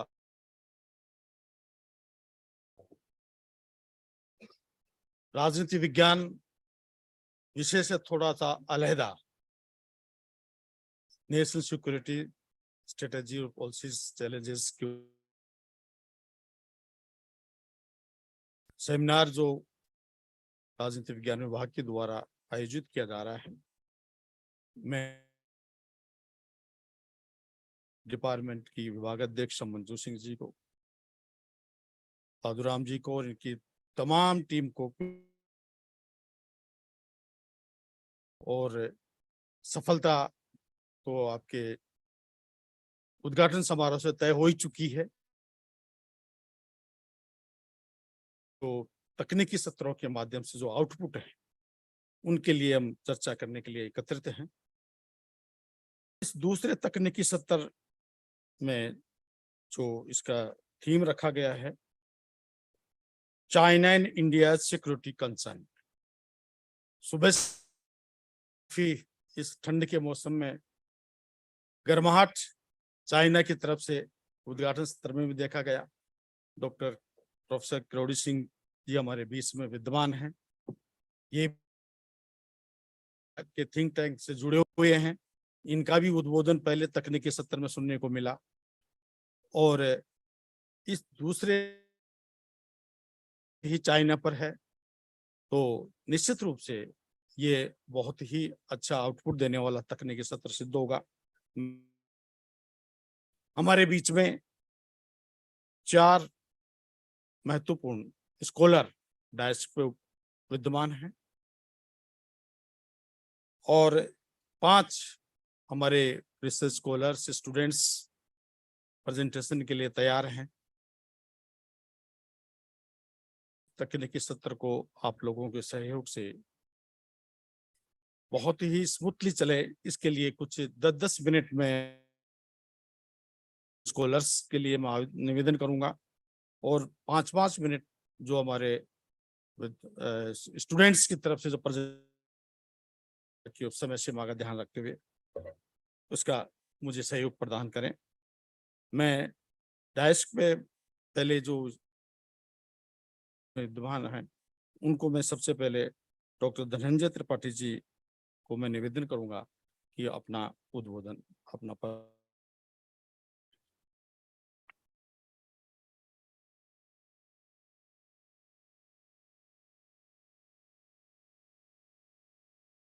धन्यवाद।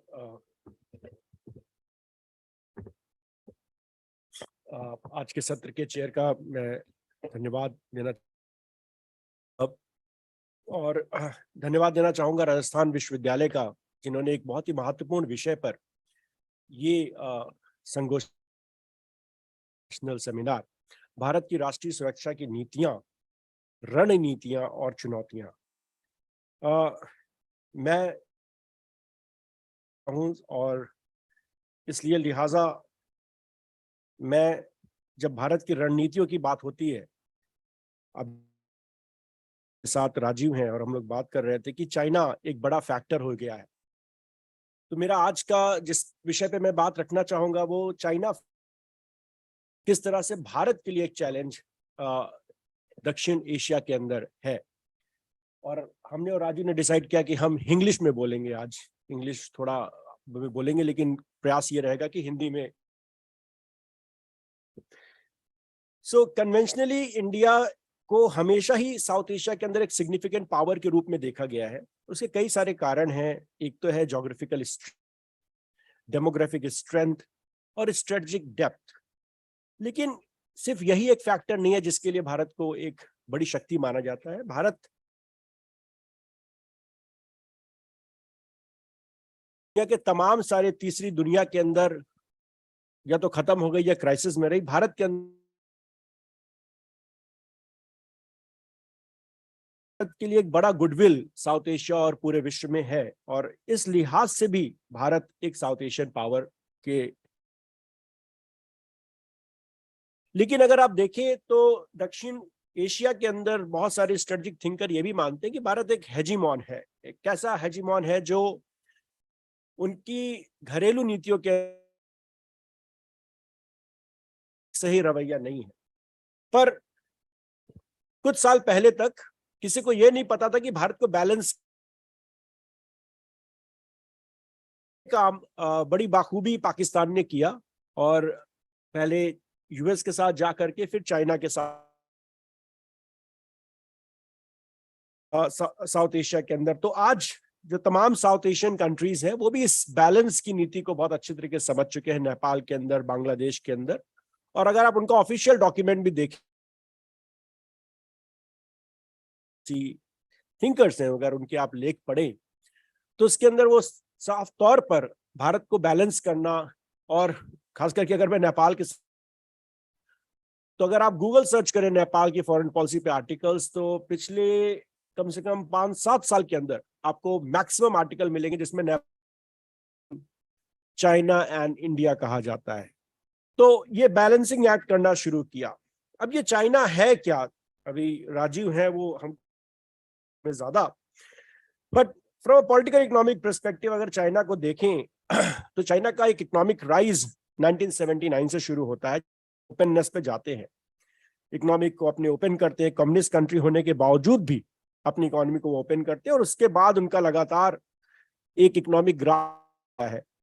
2003 से लेके 2007 एक ऐसे 5 साल है जिनमें चाइनीज जो जीडीपी ग्रोथ रेट है वो डबल है, और 2007 में वो अपने एक पीक पर 14% तक का जीडीपी पर गई।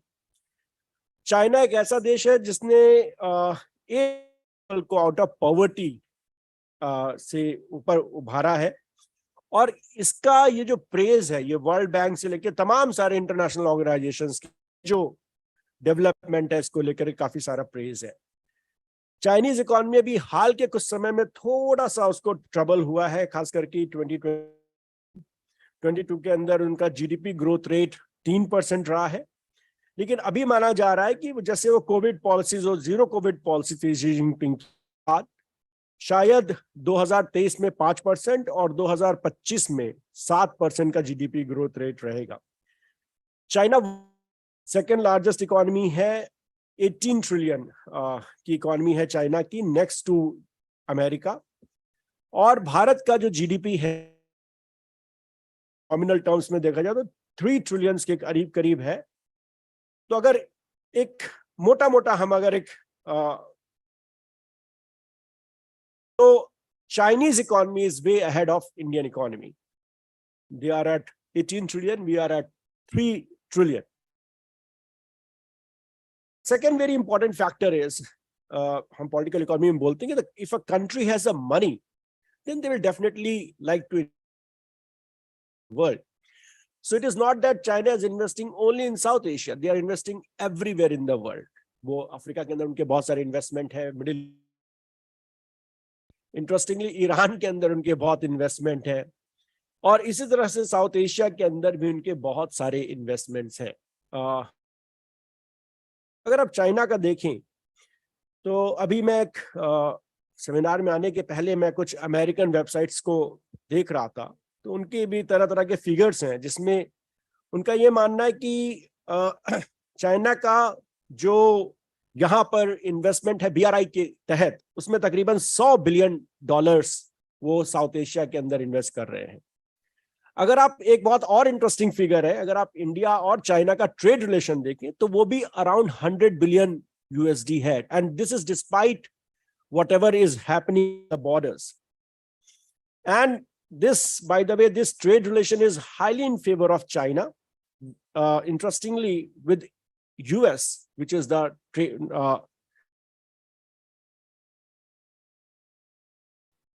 surplus, but with China, we have a deficit of 73 billion USD. तो इससे क्या मतलब है? अभी कुछ इस बात को रखा है कि हमें चाइना से थोड़ा सा इस गैप को कम करना पड़ेगा, अपने इकोनॉमिक गैप को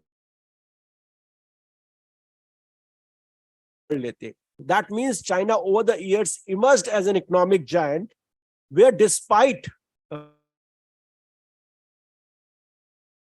is China from the world economy. अब मैं चाइना का और साउथ एशिया के अंदर तमाम देशों में थोड़ा का 1 बिलियन यूएसडी का इन्वेस्टमेंट है, जो मालदीव्स के 40% जीडीपी के बराबर है. श्रीलंका के अंदर उन्होंने 11 बिलियन 60 बिलियन का बीआरआई के थ्रू उनका इन्वेस्टमेंट है. और अगर चाइना और बांग्लादेश का ट्रेड रिलेशन देखें तो वो 25 बिलियन यूएसडी के करीब है. अब अगर इन सारी फिगर्स को आप कि किस तरीके से चाइना का एक स्ट्रॉन्ग फुटप्रिंट पूरे साउथ एशिया में है, except for India and Bhutan, China का किसी पॉलिटिकल कॉन्फ्लिक्ट नहीं है. और भूटान के साथ भी चाइना अभी अपना बाउंड्री नेगोशिएशन कर रहे हैं. 2021 से उन्होंने एक 3 step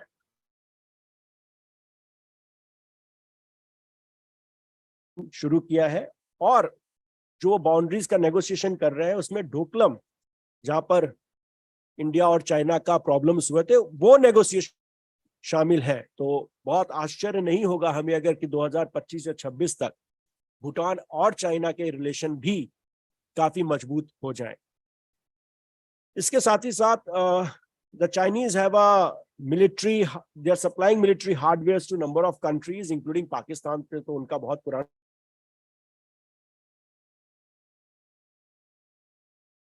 arms and ammunitions to Bangladesh, to Nepal.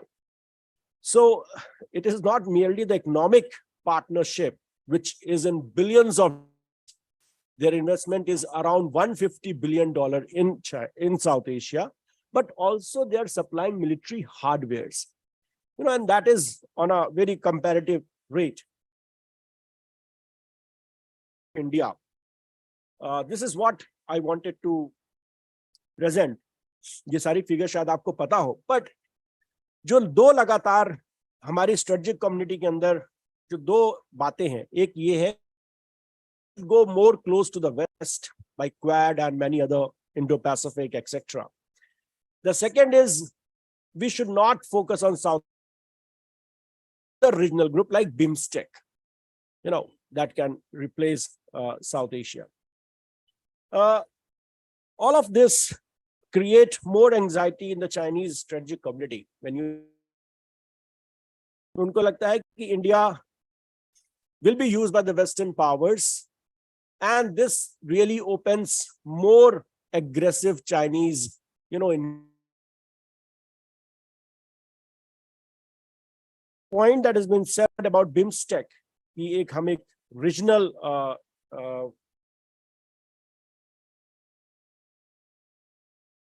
वो भी एक बहुत अटपटा सा एक आर्ग्यूमेंट है, क्योंकि अगर आप उसको देखें बहुत ही गौर से तो बिम्स्टेक के अंदर भी जो कंट्रीज हैं उनमें से अगर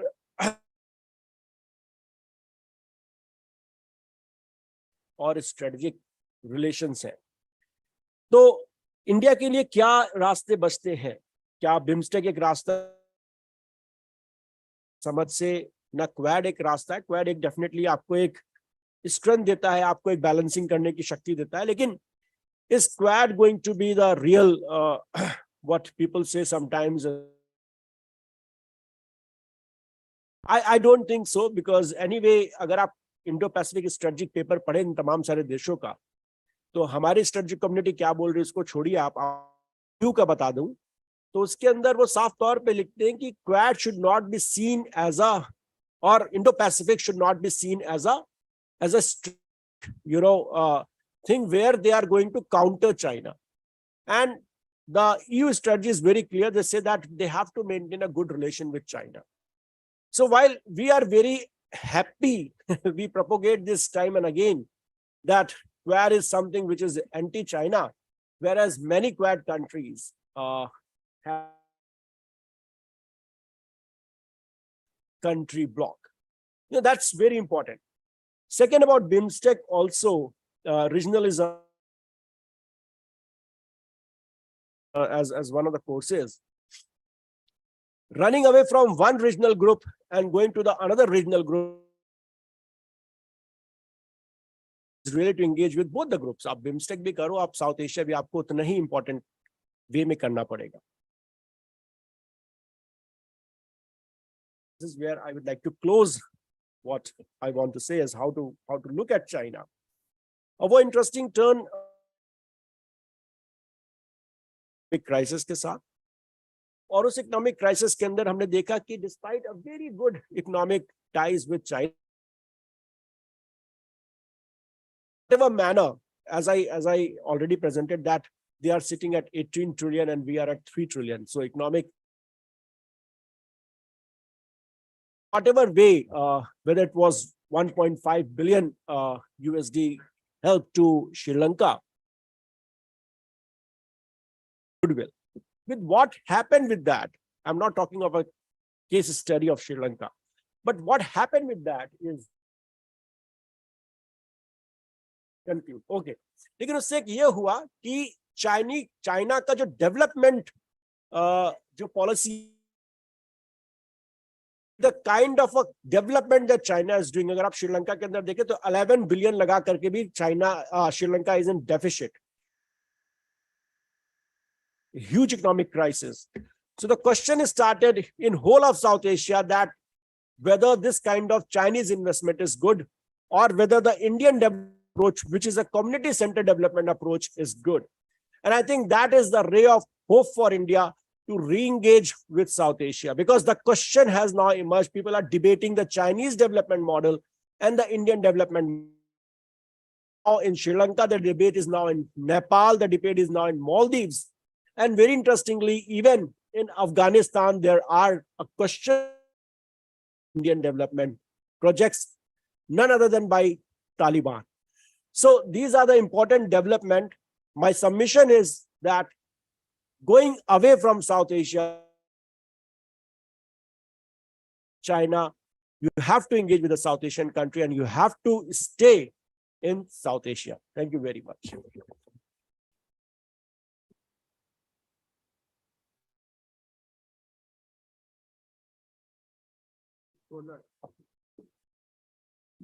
Dr. Rajiv Ranjan from Shanghai University.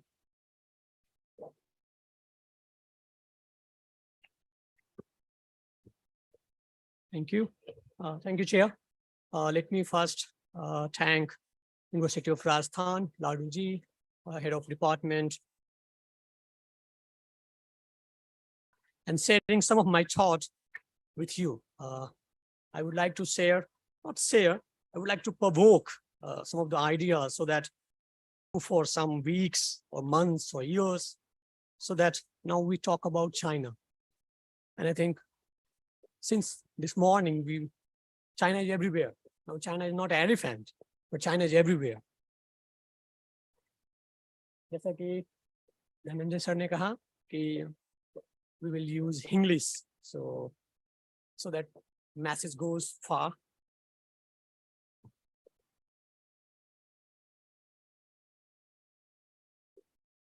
तो अभी भी हम अंधकार में हैं. बहुत कम ऐसे स्कॉलर्स हैं, बहुत कम ऐसे स्टडीज हैं जो चाइना की रियलिटी के बारे में हमें बताते हैं.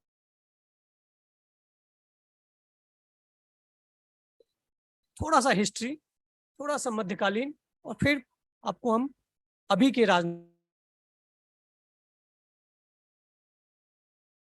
ज्यादा नहीं, लगभग 1700 साल पहले 520 ईस्वी में जब एक चाइनीज पिलग्रिम यात्री यहाँ आया था और वो किंगडम ऑफ उदायन जो स्वात वैली कंधार के पास था, वहां से गुजर रहा था, तो राजा ने उससे पूछा क्या उदय होता है?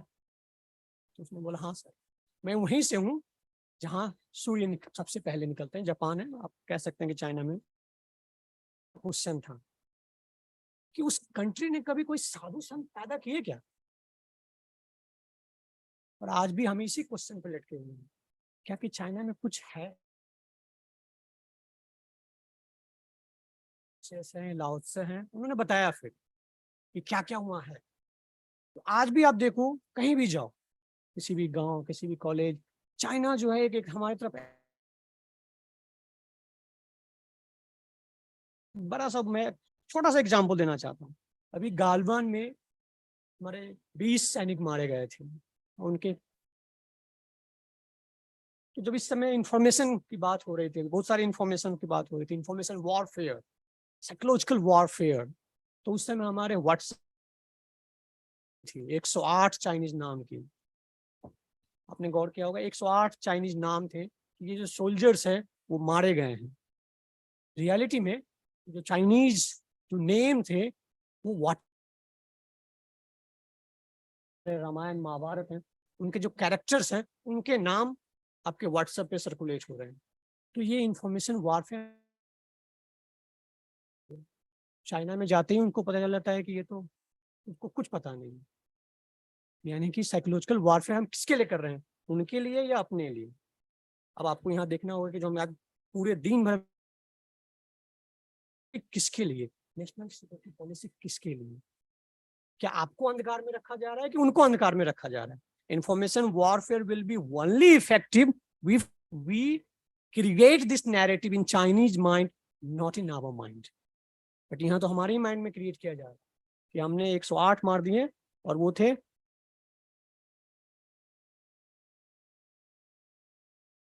दूसरा इंस्टेंस जो है, फिर मैं आपको ले जाता हूँ 645 में, जब when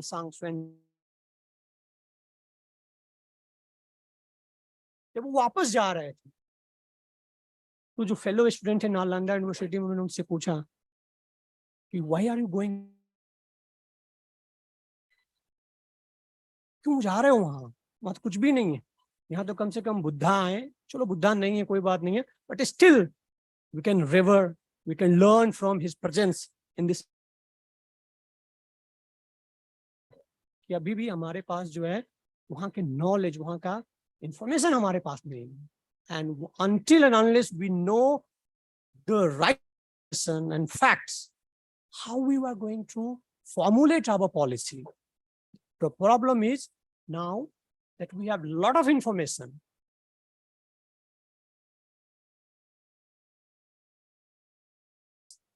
Earlier, we had a scarcity of information. I mean, information in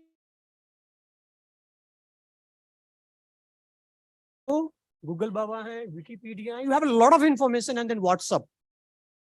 But the problem is how, and filtering out the fact is one of the problem that now we deal in the social sciences. So creating facts and also filtering out the fact is one of the problem that we have to filter it out, distinguish between the fact and the fake, then our policy is bound to fail. Now, अब मध्यकालीन भारत में, अब जाए ना साधु संत महात्मा कुछ पैदा नहीं हुए वहां। मध्यकालीन भारत में इसका उल्टा हुआ। एक बहुत अच्छी रिसर्च आर्टिकल आई है अभी, जिन्ना हकीम ने लिखी है कि हमारे यहाँ बुद्धिज्म पूरा खत्म हो गए थे, इंस्टीट्यूशंस वर डेड, राइट। तो जब चाइना का image land that was in the medieval country, that we saw China as a land of Manjusri. Manjushri Nepal थाईसान, वहां पे एक बहुत बड़ा धार्मिक स्थान है वहाँ थाईसान। तो वहाँ के जो मंजूश्री है वो उनका हमने देखा कि बस then we imagined China as a Buddha land, क्योंकि हमारा तो बुद्धा खत्म हो गए थे। फिर then we see that Rahul Sankirtan and other scholars who went there, studied Tibetan, Chinese, and then translated into the now in right. But we have to figure it out. We have to filter it out. Now I'm going to this my study. This has been divided into 4 parts. One is the China in popular imagination, that we have seen that how people of India portray China in their own mind. So we have seen in the ancient medieval aggressive country, the neighbors, and then the source of cheap products. यही popular imagination यही है हमारे पास कि ये China है. And then I will come to that. Then I will briefly touch upon how think tank portray China, and then diplomat and academics. Let me think has still time, right? I mean, okay. So now coming back to popular imaginations, if you look at, I think Professor Karori Singh has in the earlier session has talked about this survey by Morning Consult, whereby the Indian adults now prefer kind of see China as 43% of our population see China as a threat, and then US and 18% NATO. It altogether more than China. Now we perceive US and NATO as a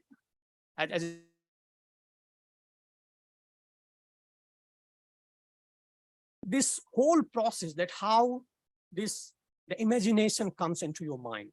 It's not only the popular imagination, but popular imagination is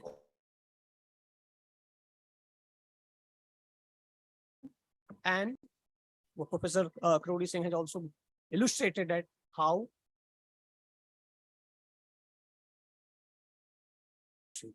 and who is your enemy. Now, then this ghost of 1962 have not left us, right? Still in our minds as it happened yesterday, and that has been again strengthened this whole image of China as a belligerent country in 2017. But apart from that, we have to also see what China is doing, what Professor Dhananjay was saying, how China has developed, how China has done miracles. Again, data or methodology you can question in academic debate, how Chinese have done it. But then we have to also look at how China-India border. Then there is a very good book by Professor, not Professor, a retired diplomat. Need to educate our population. And there is also a good book by a former diplomat. We need to educate and make population aware about the reality of India-China.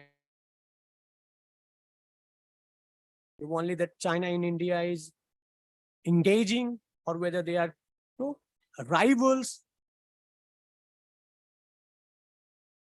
And then we have to look it, because we have to realize that China is to be dealt with, and China is not.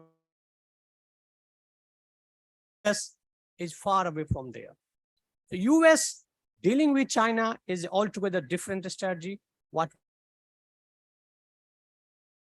to popular imagination we have to look at, and then we have to educate our population. And there comes the job of translators, the job of the people who speak Chinese. And same thing happens in China also. There are a lot of negative images. As the person, there are like sitting before me, that we have to tell the true story about India. So if you visit China, the first question they will ask you that there are a lot of rapes there in India, right? But contrary to the fact, the India which is ranking high in this rape things, it's the China. But the only thing is that our media is little free. You have to educate the Chinese, and then you have to kind of balance it out. So there comes the role of the students, the cultural diplomats, right? And then engagement, we are going to close the whole interaction. And this is a very interesting fact that avenues to interact, the United States is opening hundreds of opportunities, because they know that they have to deal with the Chinese.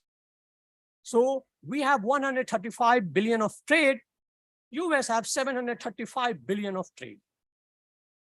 We have maybe in a year less than 10 interactions an official level.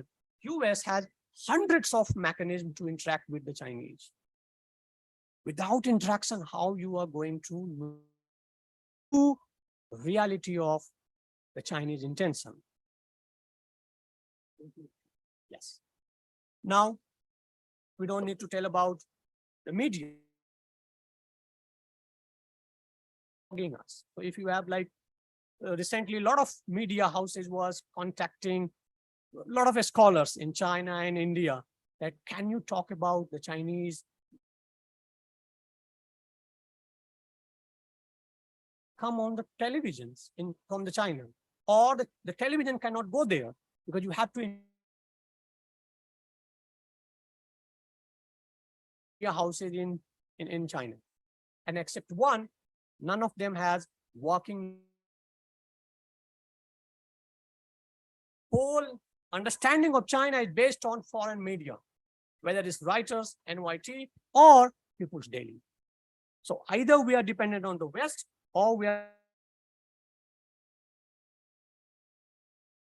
insights. So without our own insights, we are not going to understand China fully, and thereby research, investment in this field, but we are not. And then we have think tank. Unlike Chinese think tank, which is a tank which can switch on and switch off, right? In India, our tanks are think tanks are literally different. Like the professor has said, it's a diverse opinion. But again, there are like in international relation, we say that agenda setting, right? Whose agenda they are serving? Our interest. Where is our interest? Or whether we are working on someone else's interest. So in what we have done is we have outsourced our thinking. Like the US has, or the Western country has out their business. In our reality, in academia, in the debate, we have outsourced our thinking, our policy formulation, some of the main components, and thereby we need to read. And when in the morning session, we were talking about the ideas, the sciences. It's not about the Islamic slicing of the land, but it's also the Islamic slicing of or nibbling of the idea. All the Western ideas, and we are trying to co-opt those whole ideas. And then there are Chinese version of ideas. So it's not only necessary to have a sciences, artificial intelligence, or all sort of, but also we need to invest in the social sciences because it's idea that matters. And so we have in United States, we have a lot of scholars coming from the different world. And in China also, they are trying to attract the talent. Only in the artificial intelligence, but idea in the social sciences, because that idea that matters. How you are going to fight with the Chinese or United States on their own turf? So using all this sort of, we don't invent. So in a way, we are fighting on their turf, not on our turf. So we need to invest in the whole comprehensive manner. That is the academic angle. So what I call it, there are two types of academic angles. One is panorama. That is like what you click on camera, there's a panorama view, and then you have a portrait. So China scholars who are in India try to create a portrait. And on the other hand, you have the scholars coming from a different background, they create a portrait. They both are necessary to understand China.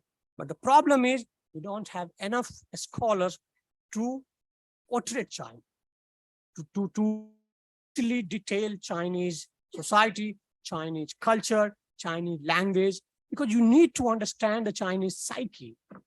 Without understanding Chinese psyche, we have to depend on the Oxford,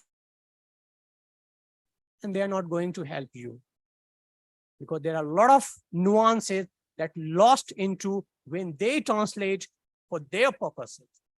They are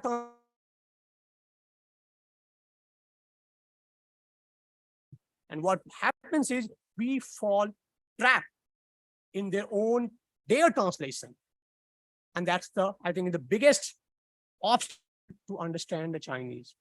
And thereby we need investment,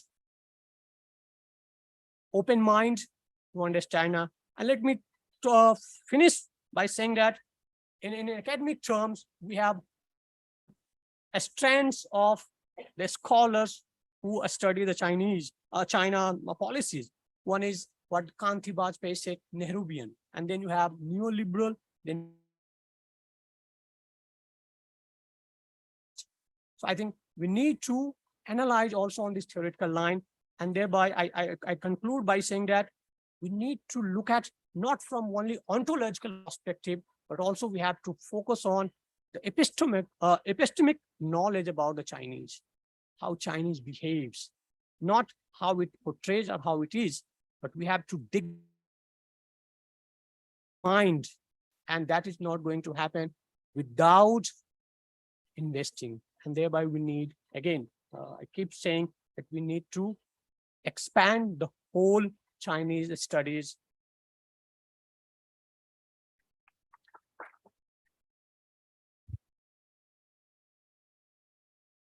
Rajiv Ranjan जी ने काफी सभ्यताओं के बहुत ही कम समय के अंदर काफी अच्छा प्रेजेंटेशन करने की कोशिश की। और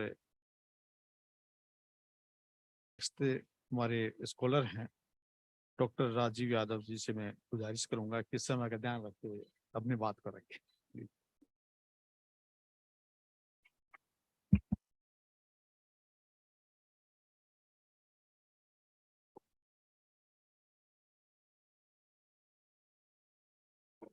Thank you so much, sir.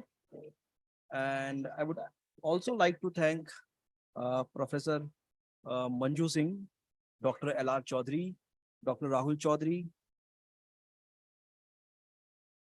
our session in charge. My topic is National Security Landscape, China's Unprovoked Aggression and Challenges to the Indian Strategic Culture. Debates and recent discussions, you people might have learned about that Chinese, they are doing a lot of Dokalam or any other border that we are seeing, like Tawang for that matter, and Depsang Plains, that the continuous and intermittent problems that Chinese, they are creating. I have two questions and I want to answer two questions, and these two questions, to my understanding, is very much important. And exogenous factors responsible for Chinese unprovoked aggression. यानी कि और कौन से बाह्य कारण responsible हैं Chinese unprovoked aggression के लिए। अनप्रोवोक्ड एग्रेशन वो एग्रेशन ये चाइनीज साइड ने अपने आप।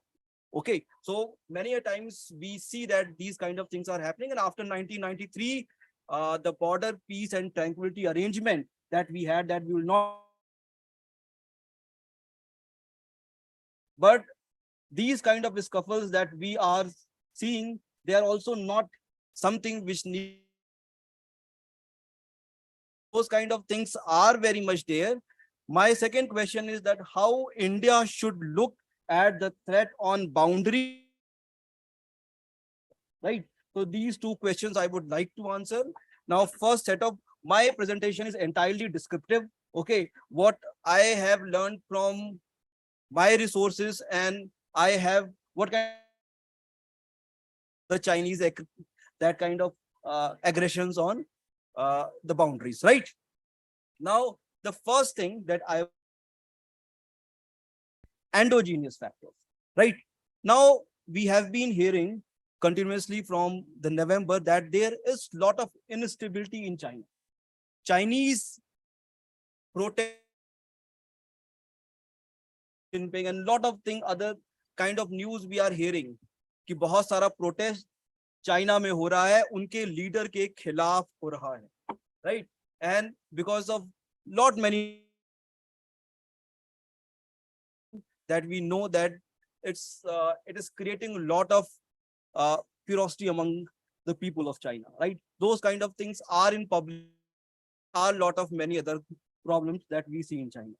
Also, we need to understand from ideological point of view also, right? Now, the kind of protest that we have witnessed, the kind of economic independence that China has got from 1980s, okay, the kind of change in their economic,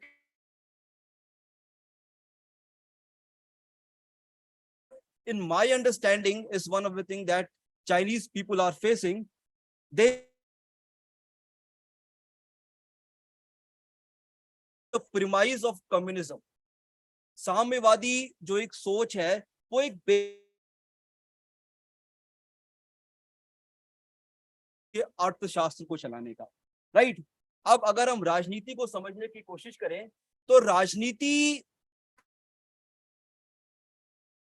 infinite resources को कैसे distribute करते हैं लोगों के बीच, right?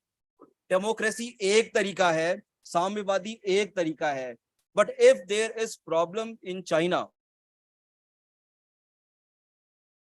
they have been saying a lot more about Chinese economic growth, and I also feel that China has poverty in many of the quarters. We know that there have been a lot of inequalities in China also, right? Those kind of things seen from a different point of view, right? मैं आपको एक I remember one joke, okay? एक कुत्ते से मिला, right? China से एक कुत्ता आया, भारत के एक कुत्ते से मिला, और वो उसने कहा कि तुमने किस तरह के पहन रखे हैं, तुम्हारे कपड़े बिल्कुल भी अच्छे नहीं है, किस तरह के गंदे हो तुम, ठीक है? तो भारत के कुत्ते ने कहा अगर तुम्हारे पास बहुत अच्छे कपड़े हैं, तुम्हारे पास बहुत अच्छा साधन है, तो तुम यहाँ भारत में क्यों आए हो? आवश्यकता क्या थी? तो चाइना के कुत्ते ने कहा कई बार हमें भी भौंकना होता है, कई बार हमें भी आवाजें निकालनी होती है, right? So the basic premise of communism, get food, you will get shelter, you will get everything, but what you have to do is keep your mouth shut, right? So वो basic premise उनका challenge, okay, and that we know because of the many of the growing lot of property crisis, right? We know that property market is one of the important indicators for growth. ये है कि जो वहां के millennials हैं वो अब घरों में इन्वेस्ट नहीं करना चाहते हैं, और इसका साफ का मतलब ये हुआ अगर वो पैसे खर्च करते हैं तो there can be problems in the future, right? लोग पैसे तभी सेव करते हैं जब उनको ये, otherwise people like to spend, ठीक है? हमारी जो जिस तरह की इकोनॉमी है, लोग स्पेंड करना चाहेंगे, राइट? तो those are the kind of problem that actually we are seeing that they not everything is very shining. There are problems that we know, okay? Boundaries and many other fronts. That problem largely had to be seen from minds of dictators work. Mussolini या Hitler, उनका दिमाग कैसे काम करता था? अगर उनको भी तरह का नुकसान होने वाला है तो आपने क्या किया? आपने बाहर से एक शत्रु को पकड़ लिया, ठीक है? You will do something on borders, you will create some enemy at distance, create कर लेंगे तो आप लोगों का ध्यान डाइवर्ट कर सकते हैं. You can change public opinion. That is what Chinese they are trying to do. They are that have been also, I mean, many of people can say that there are a lot of conspiracy theories also which revolve around China, as Dr. Rajiv Ranjan was saying that we do not know China. Okay, we do not have very clear image of China, but there are problems. We know. Okay, एकदम से कोई society इतनी develop नहीं हो सकती है कि there would not be any kind of, not everything is China, as what I wanted to say, right?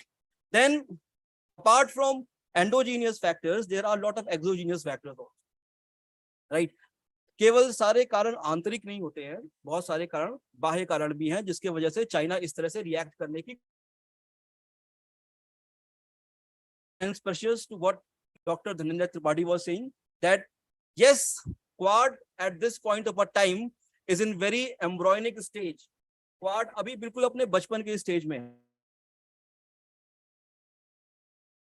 उसका ये मोटिव नहीं है क्वाड का कि वो एक मिलिट्री अलायंस है या स्ट्रेटेजिक अलायंस है, but we know that international politics do have many of ulterior motives also. Not everything is said. Okay, so that is one thing that we need to understand. Many of the times, many things, many narratives can in international organizations also, right? So, I mean, Quad would be what India, Australia, USA, and Japan would decide in future. So that need to be left for the future to decide that how Quad would look, right? So Quad is one of the important alliances. There are many other things like I2U2, like a lot of other kind of pressures that China is feeling at this point of time, right? And we also know that Chinese giants like Huawei, LTTE, they have not been allotted 5G spectrum spaces in European and the markets of USA, right? And that's of credit of Chinese multinationals in many of the spaces, right? We know that those companies are charged of spying. उन कंपनियों पे ये हमें गुप्तचरी करती हैं. तो इस तरह की बहुत सारी प्रॉब्लम्स हमें, और ये बहुत इंपॉर्टेंट फैक्टर है. अगर किसी भी देश की कंपनी को कहीं काम ना किया जा रहा है या कोई इंटरनेशनल क्रेडिट का मसला है, तो ये एक ऐसा मसला है जिसको हमें केवल और केवल इस लहजे से समझने की आवश्यकता नहीं है कि ये कोई एक कंपनी का है. हमें ये पता होना चाहिए कि हुआवे और these are actually extended arms of People's Liberation Army of China. These are maintained by them. Okay, so it's not only that these companies would be seen as, right? It's not like that. They are very different in their nature, right? And we know all those kind of things also. After 2010, we have seen that India is also coming out of its strategic autonomy. Okay, and there was one of the articles which Suhasini, that article came that we were in non-alignment at certain point of a time.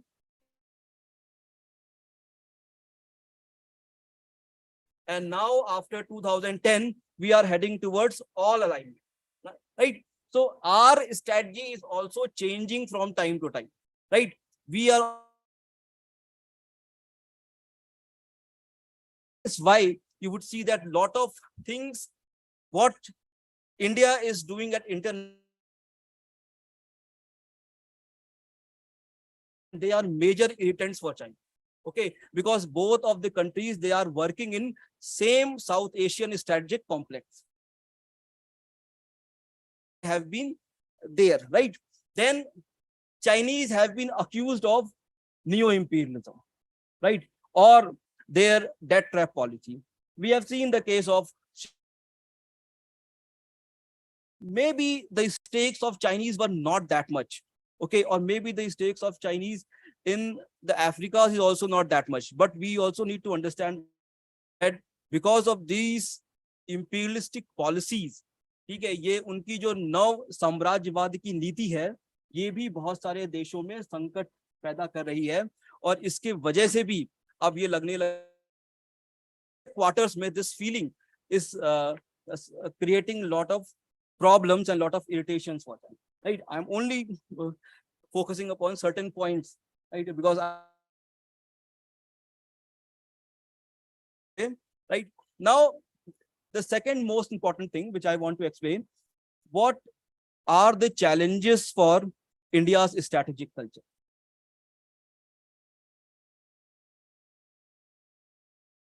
in the morning, he was very much right. And after that, Ambassador Vivek Katu, he was also very much right that now we have to expand.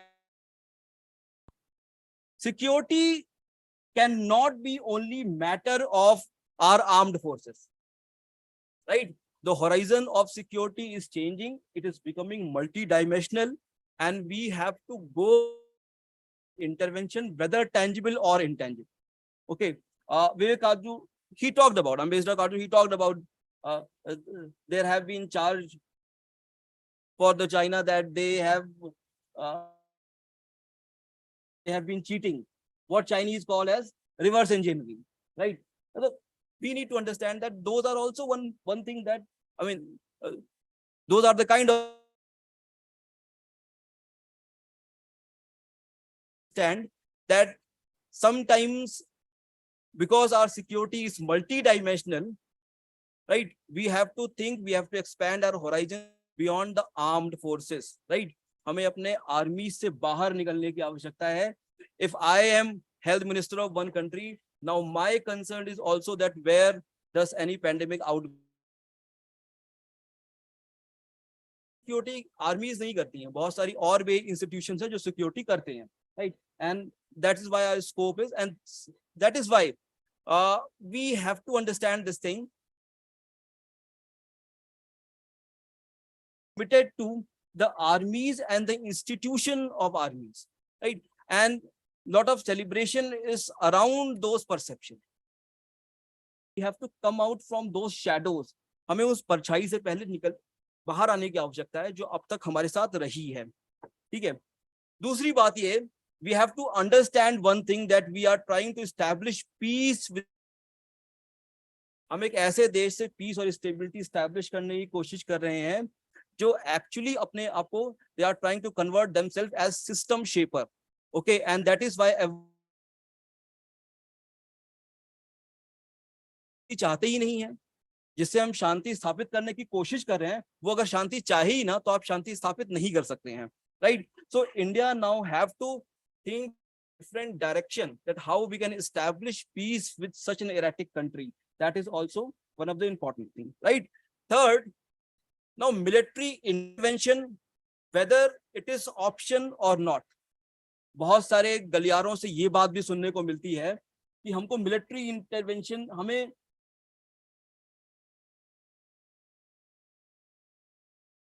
या military intervention से देना चाहिए. ये बहुत सारे गलियारों में बात उठती है, पर ये भी अपने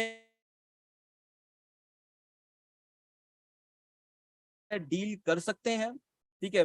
Whether military is an option against China or not, that actually is something that our security forces, our establishment, right? So these three were the important points that actually we have to look towards when we are building our strategic culture, right? So with this, I want to conclude. Once again, thank you all for tolerating me. Thank you so much. Thank you doctor Yadav. आपने दोनों देशों के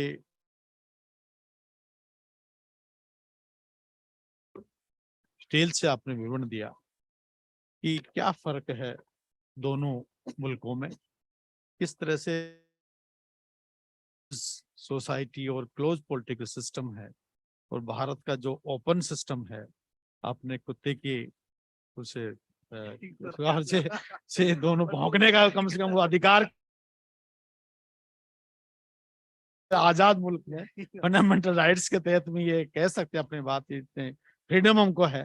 तो जिनको चाइने कुत्ते को भी आना पड़ा की आजादी की वजह से तो इसलिए आपने काफी इंटरेस्टिंग तरीके से अपनी बात रखी. बहुत बहुत शुक्रिया doctor Yadav.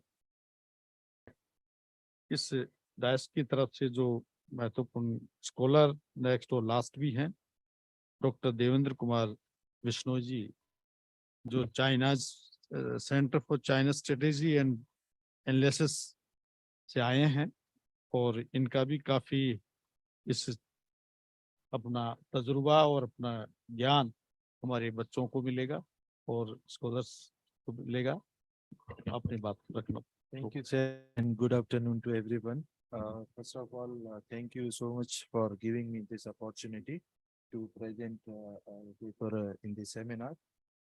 Now, my senior panelists have spoken about many things, like Dr. Dhananjay Tripathi spoke about balancing by smaller. China is engaging with South Asian states and trade relations between South Asian countries and China, and how China is providing military to some of these countries, and then the role of SHARC and other sub-regional groupings. And Dr. Rajiv talked about, Dr. Rajiv Ranjan talked about images of each other, and then self-perceptions in China and India in its historical context. And then Dr. Rajiv Yadav talked about China's unprovoked aggressions. Now, since they have spoken in length about this thing, what I'll talk about is, I'll talk about how do we interlink all these Chinese activities for diplomatic, economic, military, and then gray zone activities. So first, I'll talk about a three-dimensional view of China's regional strategy in South Asia by developing on the ideas from China's regional strategy in South Asia, Central Asia, and then draw some lessons for how such a regional strategy impacts India. Now, if we have to conceptualize the interlinking objectives pursued by China, then we can look at three dimensions of China's regional strategy. One is regional economic integration, then use of multilateral institutions. And then these three key pillars are obviously used to pursue certain objectives, which are regional economic integration with China at the high powers from having military alliances or geopolitical influence in its neighborhood. Then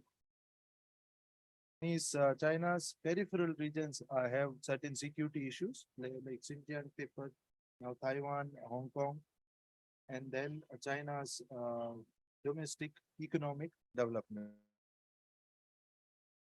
Multiple access routes to overcome geographical challenges to its rise. Now, if we look at China's use of multilateral institutions it basically uses multilateral institution in three ways. First, it has participated in institutions to stall any initiatives against its interest. For example, its ASEAN, APEC, or ARF. I consider its participation as a way to stall any initiative against it. Example is China's pursuit of, China's efforts to stall any consensus on code of conduct in South. In second way, and also China's bid to join SARC and Organization of Islamic Cooperation is also in that way. Then China has participated and promoted new institutions to promote its own interest. For example, HCU, Shanghai Cooperation Organization, it actually emerged with China's initiative along countries and Russia. Then third way is to create new institutions or to create an alternative regional or international order. The examples include AIIB, BRICS, NDB, or BRICS Bank, Growth Fund, etc. Right? All these institutions exclude US. Now, the second dimension of China's regional strategy is the use of the regional economic outside through economic reforms since 80s, and it is natural that it creates interdependence between China. Having an interdependence is fine, but when China, there is an asymmetric independence China can use in its diplomatic, geopolitical, and other means.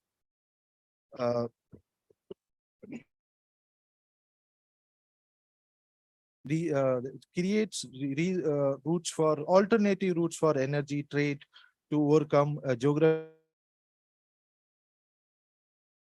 major power aspirations. Then unequal interdependence gives its advantage because we have seen how China has used economic statecraft or asymmetric interdependence. For example, in case of South Korea, it banned it talks about installing THAAD missiles. Then they banned rare earth material to Japan with regard. They banned steel, coal, and beef imports from Australia when Australia demanded for. These are some of the examples of coercive, use of economic statecraft. But it has example use of economic statecraft for as an incentive is a Asia. And then we have seen with the respect to ASEAN, two countries it has quoted Laos and with Southeast Asia. Now, the third dimension is normative narratives. Now, Chinese have come out with this to articulate its aspirations, and so in 90s and early 2000s rise and a good neighborhood policy. These were the narratives just to counter that the idea that China has come out with proactive narratives, which are not just to allay fears of its neighbors, but just give new proactive ideas and narratives. Now, the idea of a new security concept in 2014, the community of shared futures developed initiative in the last year. These are all proactive narratives to give a shape the idea that China's rise is creating problems. Now, these narratives can be narratives, but they do give us an idea about what kind of regional or international order China desires. With that background, if we look at China's regional strategy in South Asia in two periods, pre-90 period, we see that in the Cold War period we had domestic Xinjiang, and then we see that the way China is engaged with Pakistan, man, on one China policy. And then in terms of the second this thing that Soviet during the Cold War, and then but economic dimension was not that pronouncing because China was closed and it did not open it till 80s.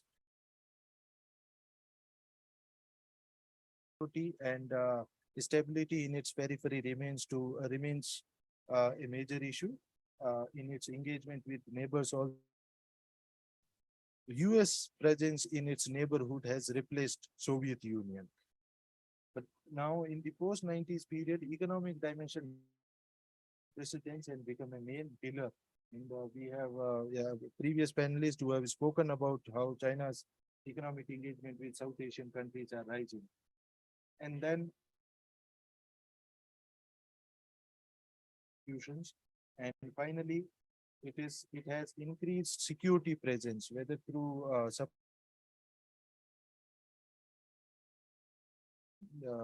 defense cooperation, etc.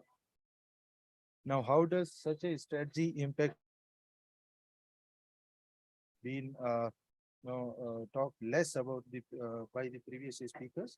Now, in terms of bilateral dimensions, how such a strategy impacts increase of the number of number and frequency of standoffs or incursions on LAC have increased.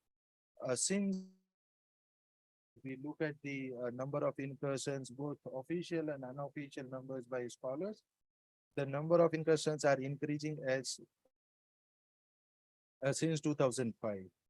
Then in last couple of years, or since the Ladakh standoff started, we have previous consensus between China and India that, while they negotiate boundary the peace on the border through protocols and other mechanisms, they will engage in other areas like economic, etc., which is now under stress because of the bilateral relations are taking regional dimensions.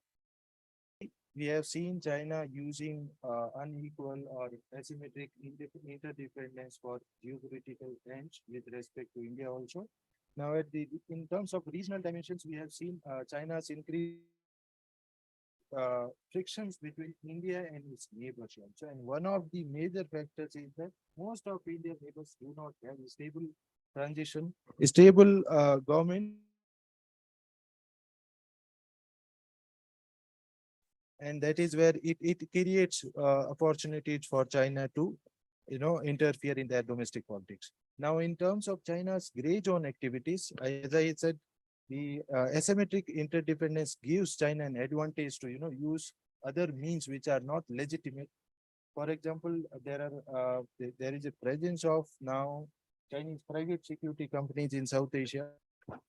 They are cultivating extremist groups, particularly in Myanmar and Pakistan.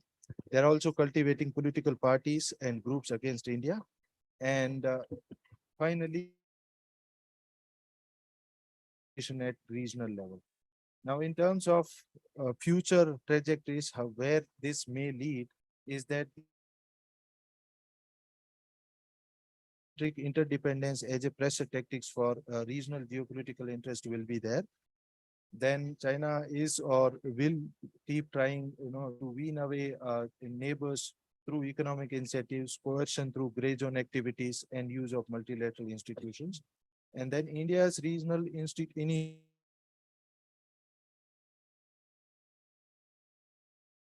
we'll see, as I said, more frequent incursions or tensions at the LAC.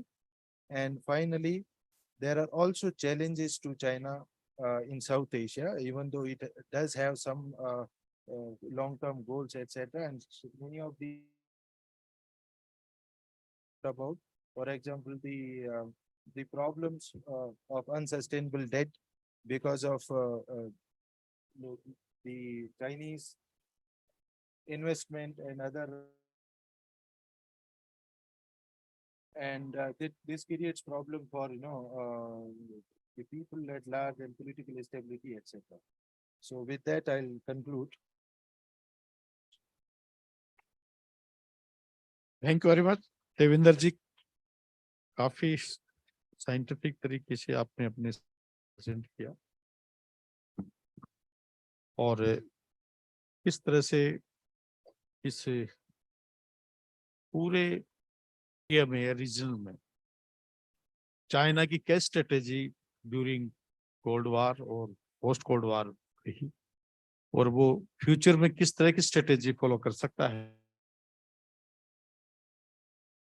को base मानते हुए कि भारत के लिए जो challenge और चुनौती, बहुत बड़ी चुनौती जो राष्ट्रीय सुरक्षा के लिए है, उस टैकल किया जाए, इस तरह से मुकाबला किया जाए, इस पर आपने चारों स्कॉलर्स ने बहुत ही विद्युत तरीके से अपने पेपर्स के माध्यम से बताने की कोशिश की। मैं मेरी तरफ से आपको बहुत बहुत बधाई देता हूँ, शुक्रिया अदा करता हूँ, आभार व्यक्त करता हूँ कि हमारे जो सेमिनार का जो मकसद है सहयोग किया, हाथ दिया। अब मैं जो इस सेमिनार का एक दूसरा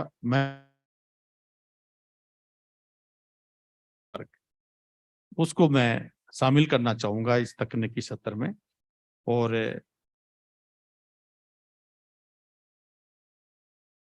उसमें सबसे पहले श्री अमित मीणा आए और वो अपनी बात को चाइनास पर रखें। Secretary.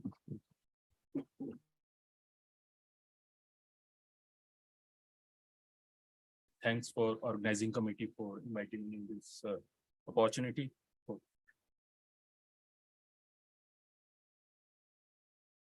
And an assessment of India's strategic engagement in the Indian Ocean region.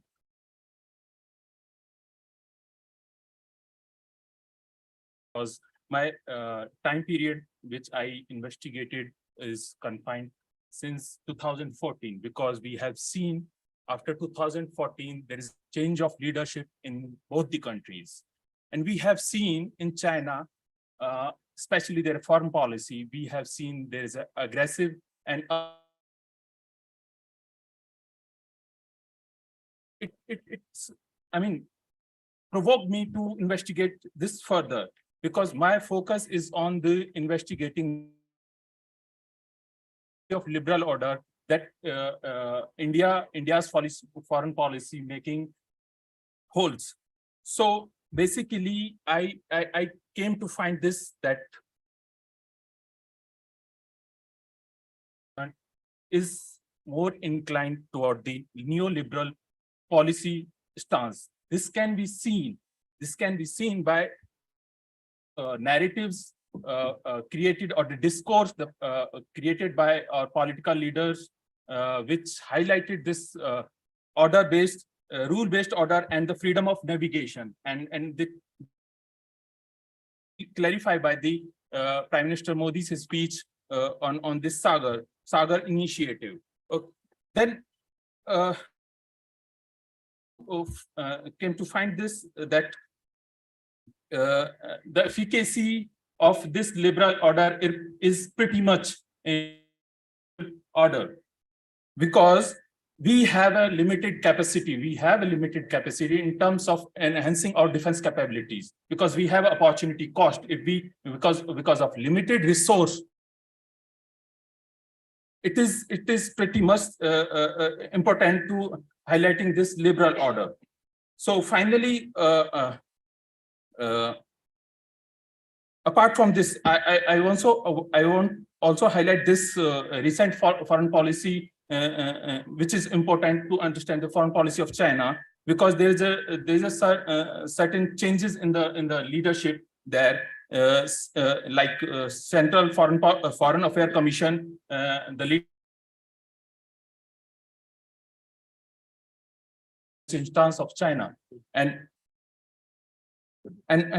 moreover, the Qin Kang, the External Affairs Minister of China. So we have to understand the China under the leadership of these leaders to better understanding of the China, because we have seen in this last stance of China has increased, especially in the border areas, and it has also been challenged in the maritime sphere.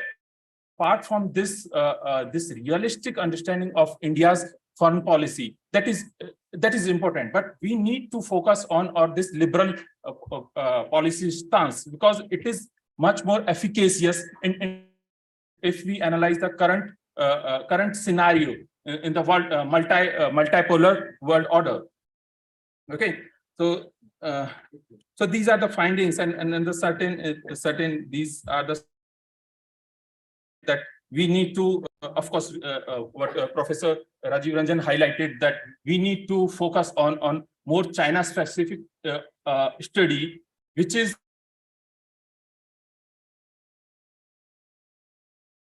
rather than relying on the literature which is available in English.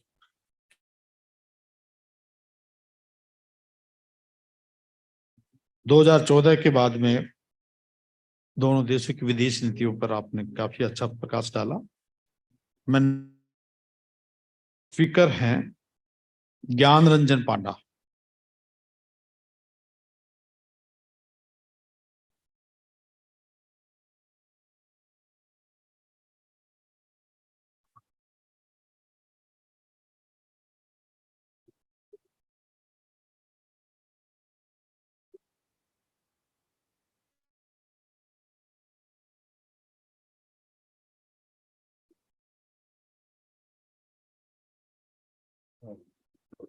Can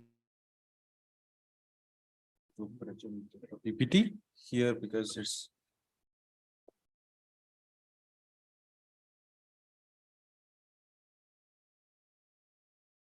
okay. I can see. Thank you, Chair, for giving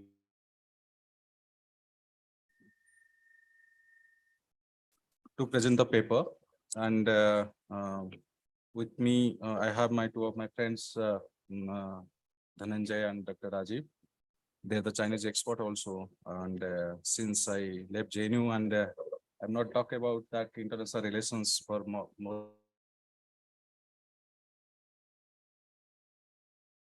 relations and public policy, I thought that I should explore something which many of us are should not know because it is considered to be out of reach of national security, because national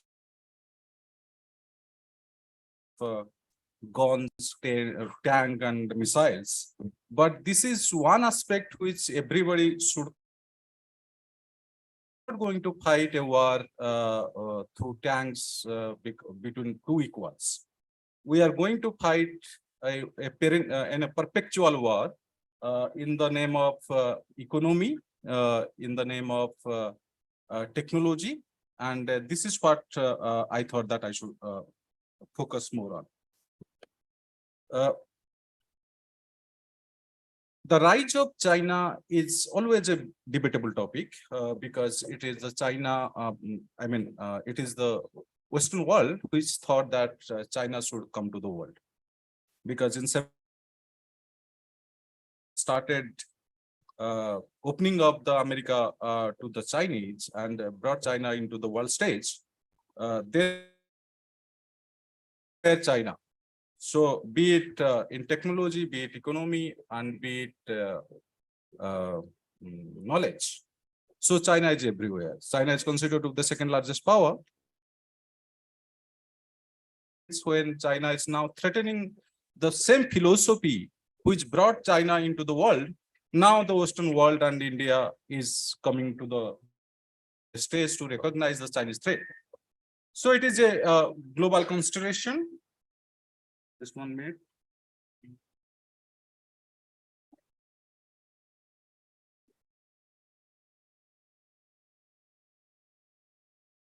So there are several factors defining global ambitions. One of the factors 2020, when world started noticing Chinese real threat, because which is a part of border road initiative.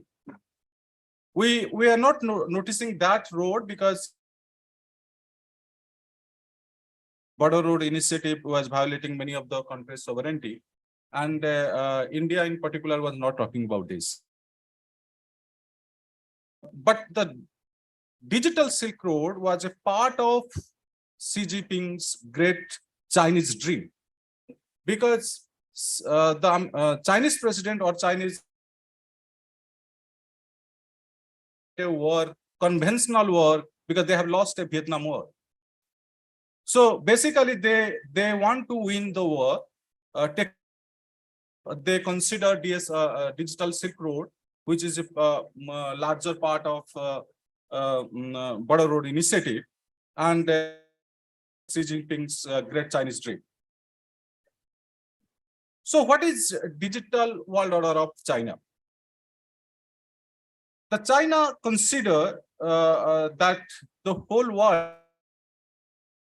for feature of Chinese things, which is called as Chinese view on with Chinese characteristics the world has to recognize. One is authoritarian communism. Second is about one-party system.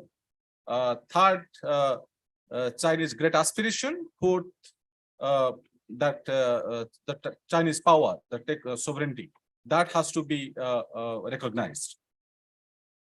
But with this, they have pushed for a digital world order, which is going to be Chinese world order, because they have all the power.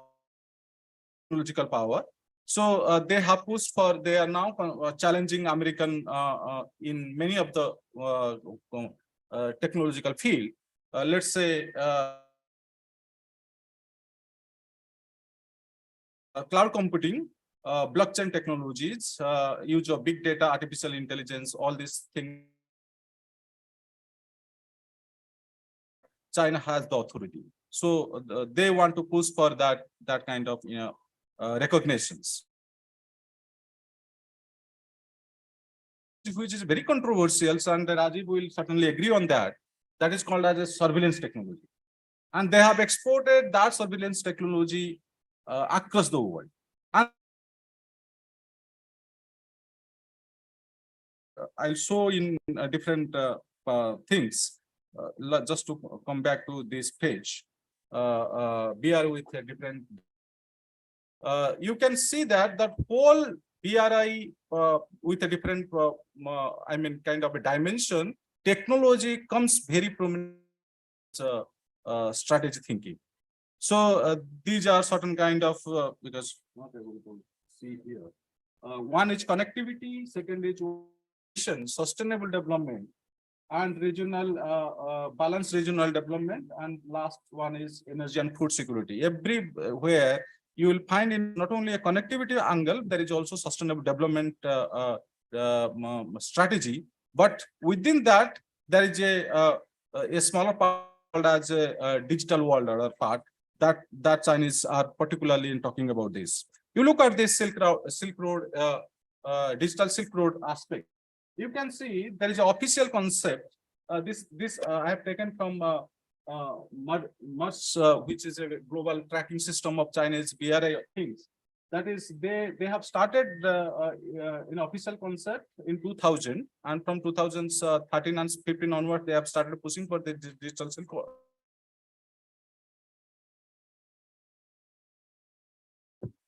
Then internet big data strategy, then cyber sovereignty, and the digital Silk Road. The last part strategy is digital Silk Road, which come from the official concept. Before that, there is expert level report, which talks about Made in China 2025, where they have focused on economy, which is prominently, and you know that Alibaba and other kind of, there is a top and Tencent. So like these are three major of Chinese corporate houses who. And third part is national level. You can see that Made in China 2025. Then you have cyber security law, scientific and technological innovation, and lots of documents. You can see how they are pushing for digital world order. This is digital Silk Road has been expanded, and the focus is South Asia, because we have two border road initiatives. One is from CPEC, another is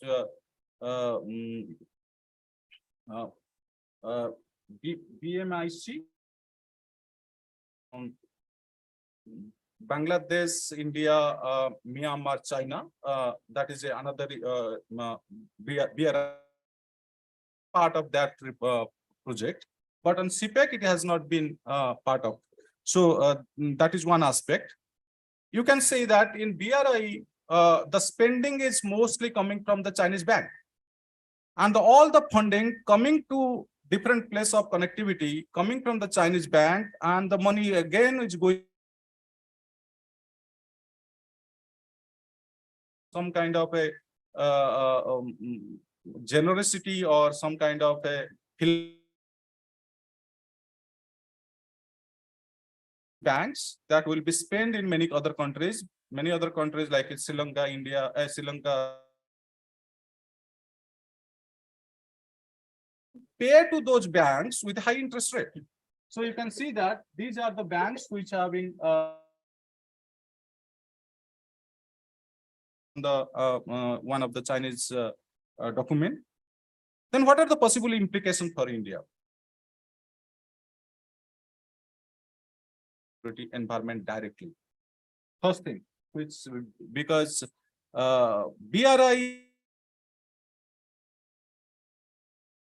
territory, which we recognize as a Pakistan occupied Kashmir and Gilgit-Baltistan, we have rejected, but we have also accepted BRI in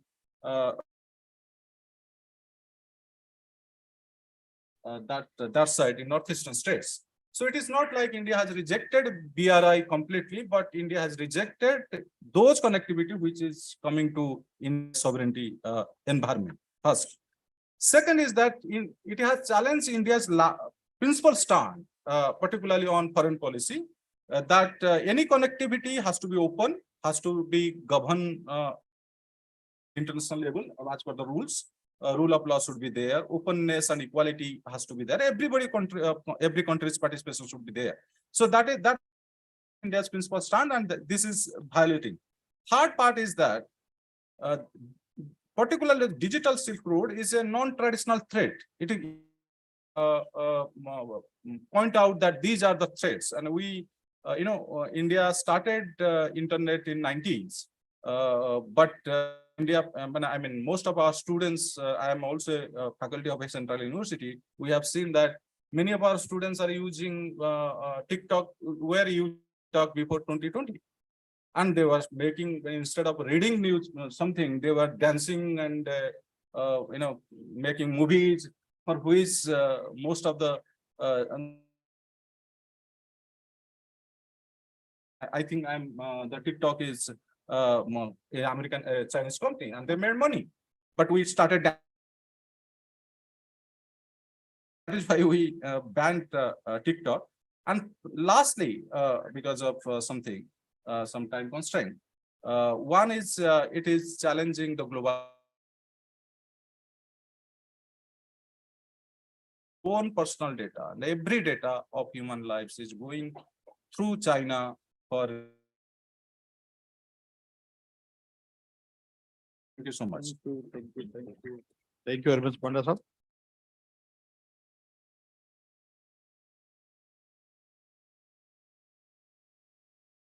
digital silk route के रूप में आज Chinese strategy Bharat के लिए, उसको आपने बहुत ही प्रभावी तरीके से प्रस्तुत किया। नेक्स्ट स्पीकर के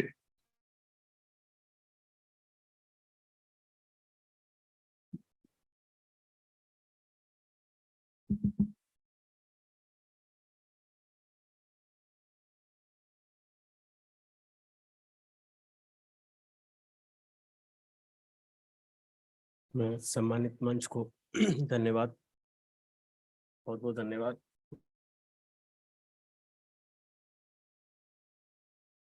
है राष्ट्रीय सुरक्षा, पूर्वोत्तर भारत की क्षेत्रीय सुरक्षा, चीन के विशेष संदर्भ में।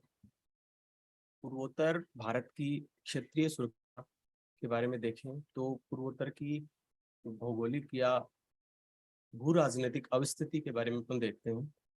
पूर्वोत्तर की जो भू राजनीतिक अवस्थिति है वो अलग पूरे भारत से उसको बनाती है, क्योंकि उसकी जितनी क्षेत्रीय सीमाएं हैं उससे ज्यादा इंटरनेशनल कनेक्टिविटी, यानी 20 से 25 किलोमीटर का एक संकरा गलियारे के माध्यम से वो शेष भारत से कनेक्ट है। अब उस एरिया की क्षेत्रीय सुरक्षा जितनी इम्पोर्टेंट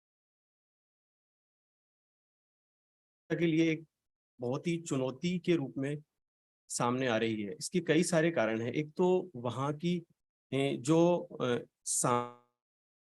निर्जातीयता है, एक कल्चरल जो डाइवर्सिटी है, इकोनॉमिक कनेक्टिविटी है, इसके साथ ही वहाँ के आज़ादी से पहले की जो राजनीतिक विकास है और आज़ादी के बाद का जो राजनीतिक विकास है या जो राजनीतिक घटनाएं हैं, ये कई सारी ऐसी चीजें हैं जो वहाँ पे सुरक्षा से उभर कर लाने के लिए कई सारी समस्याएं जो क्रिएट करने के लिए एक जो आधार होता है या एक जो वातावरण होता है, उसकी जो नेशनल पॉलिसी मेकिंग है उसमें भी जो है उस एरिया को मद्देनजर रखते हुए हैं, इन सभी हितों को या सभी इंटरेस्ट को ध्यान में रख के पॉलिसी मेकिंग की जाए। ऐसी कई सारी चीजें कि जो इकोनॉमिक डेवलपमेंट है उसमें अगर अपन को देखना है तो चाइना फैक्टर इसमें मानव या समाज को विकास करना है। इसके लिए सबसे इंपॉर्टेंट जो थी सुरक्षा और पूर्वोत्तर के जो सिविल सोसाइटी हैं, पॉलिटिशियन हैं या आम जनता है, उनके एक काउंटर शक्ति जो आर्थिक भी हो, सामरिक दृष्टि से भी हो, काउंटर कर पाए, तभी उस एरिया में जो एक सुरक्षा का जो विश्वास है में ही वो एरिया आर्थिक रूप से जो डेवलप कर पाएगा। और जो वहां की जो क्षेत्रीय सुरक्षा की बहुत सारी का पुट भी है, सांप्रदायिकता के पुट के साथ नृजातीयता भी है, इसके साथ ही जो आर्थिक विकास का, जैसे अभी हाल ही में राजस्थान में स्काउट को लेके एक अभी बहुत ही अच्छा मंच हुआ था, उसमें पूर्वोत्तर के कई लोगों ने बहुत अच्छा रिप्रेजेंट किया। इससे जो शेष की जो क्षेत्रीय सुरक्षा में एक ये भी है कि P2P कनेक्टिविटी यानी पीपुल से पीपुल कनेक्टिविटी भी अपन अच्छे से लेवल पे भी उस संपर्क को बढ़ाया जाए तो वहां की जो क्षेत्रीय सुरक्षा की जो चुनौतियां हैं उनको अपन अच्छे से समझ सकते हैं और उसके बारे में पॉलिसी मेकिंग स्तर पे अच्छे निर्णय। आपने भारतीय सुरक्षा के लिए आंतरिक चुनौतियों पूर्वोत्तर क्षेत्र के विशेष संदर्भ में और चाइना को लपेटते हुए अच्छा प्रेजेंटेशन दिया।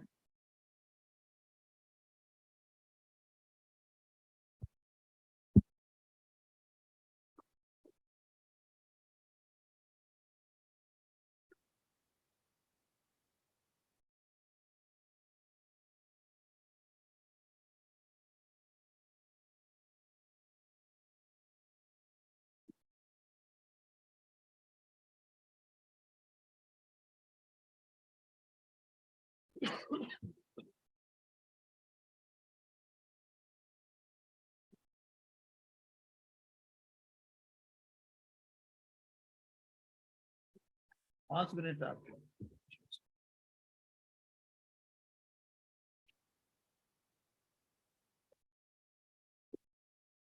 Greetings to the gentlemen. Thank you for the opportunity. The Chinese military has certainly taken a leaf out. That is Alfred Thayer Mahan thinking, who put his weight behind the importance of sea power, and that's what the topic has been defined upon. First, fast forward to the 21st century, the South China Sea has been the front runner on the conflict meter. After the United Nations of sea in the South China Sea conflict with the Philippines in the International Court of Justice after July 2016. The discusses how more than the economic value of the South China Sea, the PRC, that's People Republic of China, is concerned about the growing hegemony and its associations in the region. In this fight for the hegemony for 3.5 million square kilometer area of the SCS, ASEAN is feeling the heat due to the ever dwindling relations with the PRC and its people finding it difficult to make their end meet. Annual ban on fishing every year. The paper further brings out how, with ever growing focus on the militarization of the SC, the growth of artificial islands and more technology advanced naval vessels, the port for the conflict is always boiling in the area. At the same time, the ever increasing military exercises by the West has made the conflict meter high, which can blow up anytime sooner. There are a few, a few slides I'll be completing. You can have a look on this one. This is the map of the South China Sea.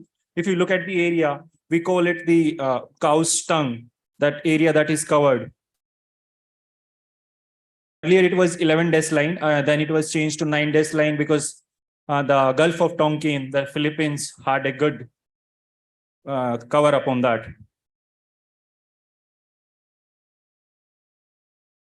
That has claimed the ownership small areas in the previous map. The first one is China. The 9 days line, also called the cow's tongue, covers 90%. Is in the shape of cow's tongue, if you can have a look. Why everyone is interested in the South China Sea? For natural resources, if you believe, it is estimated every country is just putting up the estimations. That's 100 to 130 billion barrels of oil, and then the natural gas between 190 to 900 trillion. Is also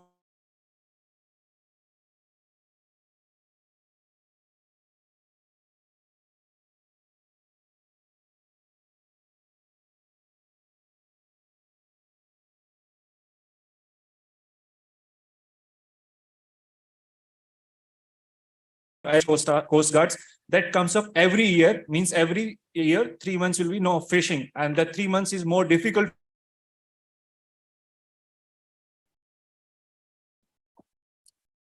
Second, strategically important location of the South China Sea, and estimate of the worth of trade passes through the SCS, which is 1/3 of the whole world. It is basically, it connects the Pacifics to the Indian Ocean and the whole of the trade that passes through. So India also have a role in that. How is that is more important? How SCS is important to India? First, we are very much, after coming to the present government, are very much working on the India's Act East policy in playing its role. Earlier it was Look East policy. Now it's Act East policy. Now, we have a special interest in protecting the Strait of Malacca as it channels trade between India and the Pacific Oceans. And of course, about the India's is more concerned about to tackle the hegemony of Chinese in the Indo-Pacific. Pacific is, of course, everyone is interested in that. How is Uncle Sam is playing with it? Uncle Sam is always interested everywhere. You don't know. Like I'm वो ये बोलते हैं कि नहीं मेरे को हर जगह रहना वो चौधर की जंग जो होती है. Why Uncle Sam is interested? To build a quasi anti-Chinese alliance with the Asian countries. Because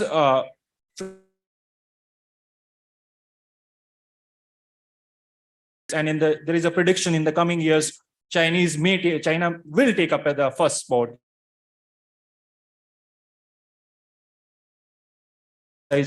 They want military exercises takes place, and that creates a problem for the Chinese.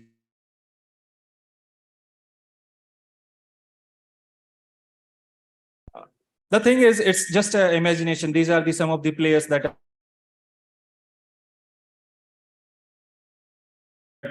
cartoon playing up, and the people are paying for it. People, actually, it's the countries that smaller.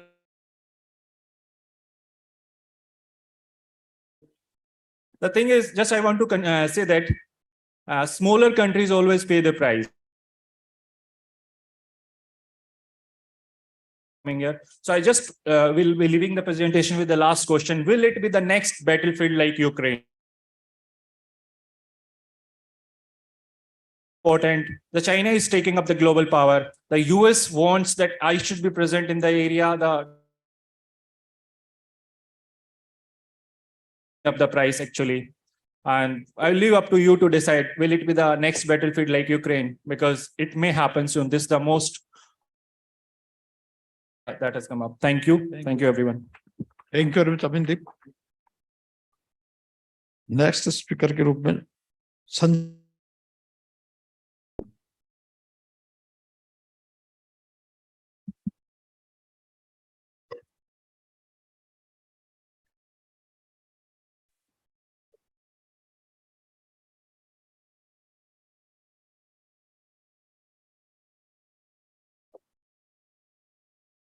Thank you sir.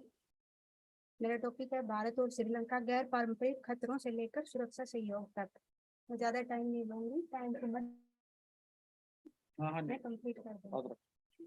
राष्ट्रीय सुरक्षा को हमेशा से देखा गया है स्थायी आर्थिक के लिए एक पूर्व शर्त के रूप में। राजनीतिक और पिछले 30 वर्षों में भारत और श्रीलंका संबंधों में कई बदलाव आए हैं। भारत में आंतरिक राजनीतिक स्थिति और उस पर भारत की प्रतिक्रिया ने ज्यादातर संबंधों का आकार दिया है। भारत की नेबरहुड फर्स्ट पॉलिसी के साथ साथ श्रीलंका की इंडिया फर्स्ट पॉलिसी ने श्रीलंका की सरकारों में बदलने के बावजूद हाल ही के वर्षों में संबंधों में निरंतरता बनाए रखी है। इस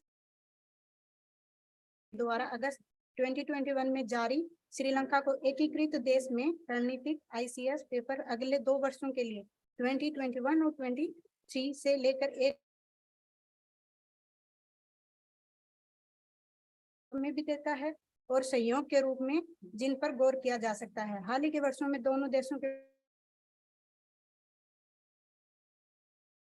रहा है और उसमें 2004 में सुनामी जैसे श्रीलंका के प्राकृतिक आपदाओं से निपटने में महत्वपूर्ण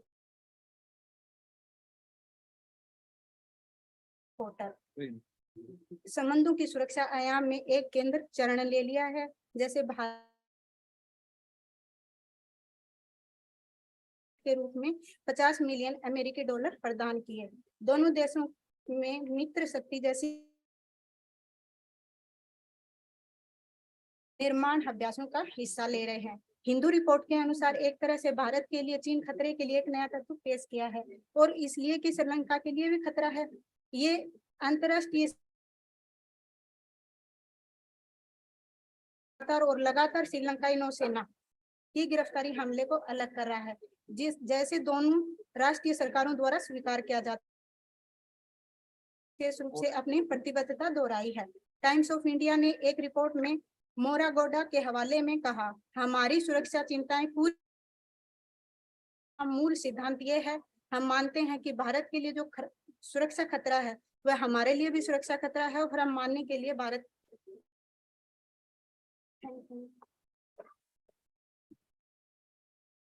thank you Sanjeeta ji. Next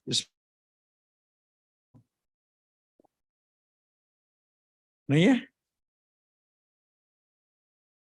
Amisha Chaudhary.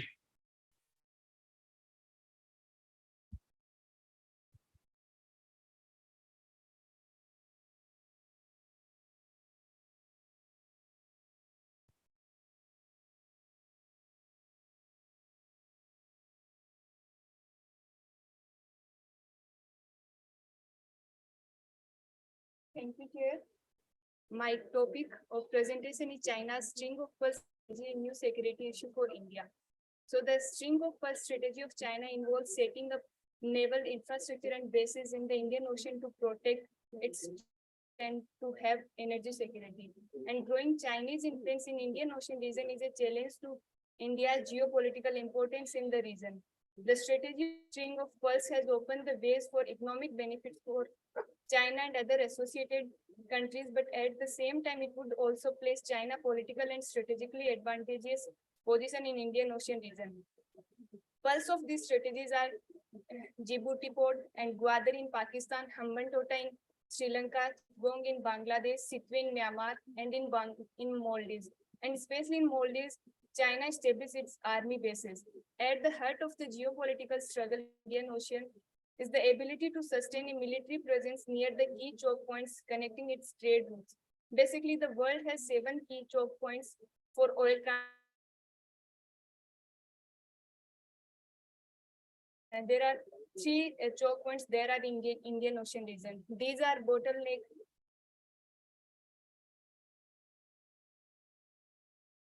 narrow stretches of water are blocked or unavailable. The alternative route is unusually expensive, long, or in some cases impossible for large ships and oil tankers to navigate. The first choke point is Malacca Strait and the second is Strait of Hormuz. When the China-Pakistan economic corridor will complete, China will start to import from one of transport from that hole. Building or its anti-piracy missions, China has the Maritime Silk Road under Beijing's Belt and Road Initiative has provided.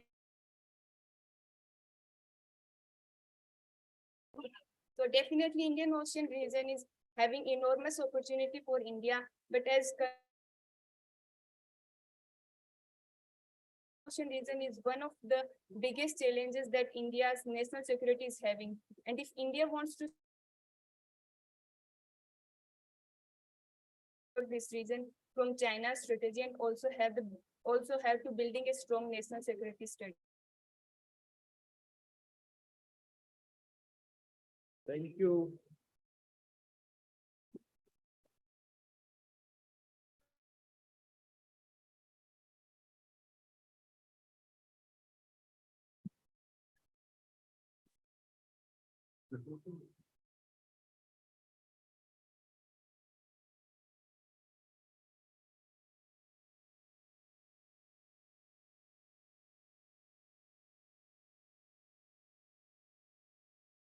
साथियों, जैसा कि उद्घाटन सत्र में इस अंतर्राष्ट्रीय संगठन के प्रथम सत्र ने हिंद प्रशांत क्षेत्र के महत्व को रेखांकित किया था। मैं अपने शोध पत्र चीन की हिंद प्रशांत रणनीति एवं भारत के राष्ट्रीय संदर्भ में के सारांश में उनकी इस चिंता चुनौतियों चाहता हूं। साथियों, हिंद प्रशांत क्षेत्र जो फैला हुआ है अमेरिका के पश्चिमी समुद्री तटों से अफ्रीका के महासागरों को जोड़ने वाला दक्षिणी पूर्वी क्षेत्र का केंद्र सबसे पहले 1920 के दशक में यानी कि हाल ही में जर्मन भूवैज्ञानिक आसोफर ने इस शब्द का प्रयोग किया था। आखिर इस महासागर का महत्व क्या है? इसका महत्व है आर्थिक। दुनिया की सर्वाधिक आबादी वाला क्षेत्र जिनमें 60% आबादी का निवास है, आर्थिक रूप से सर्वाधिक, जहां वैश्विक आर्थिक उत्पादन का 2/3 भाग है। इस क्षेत्र में एक नहीं, दो नहीं, 4 महाद्वीप शामिल है, ऑस्ट्रेलिया और अमेरिका। प्राकृतिक संसाधनों से संपन्न इलाका दक्षिणी चीन सागर से दुनिया का 20% व्यापार होता है। दुनिया 20% जहाजों की आवाजाही यहीं से होती है।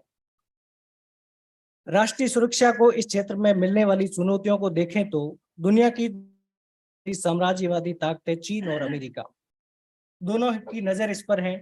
चीन पार्सल द्वीप समूह सहित संपूर्ण दक्षिणी चीन सागर पर अपना दावा करता है। दक्षिणी चीन सागर पर दावा 9 डैश लाइन के आधार की नहीं, इस पर चाइना ने अपने अर्धसैनिक बलों को भी मछली पकड़ने को इस इलाके में लगा दिया है। चीन मोतियों की माला और वन बेल्ट वन रोड नीति 2005 की पेंटागन रिपोर्ट में स्प्रिंग ऑफ पल्स नीति का जिक्र किया गया था, जिसने साफ लिखा है कि चीन दक्षिणी चीन अरब की खाड़ी तथा सामरिक ठिकाने हवाई पट्टी निगरानी तंत्र बना रहा है। चीन तो कहता है कि वे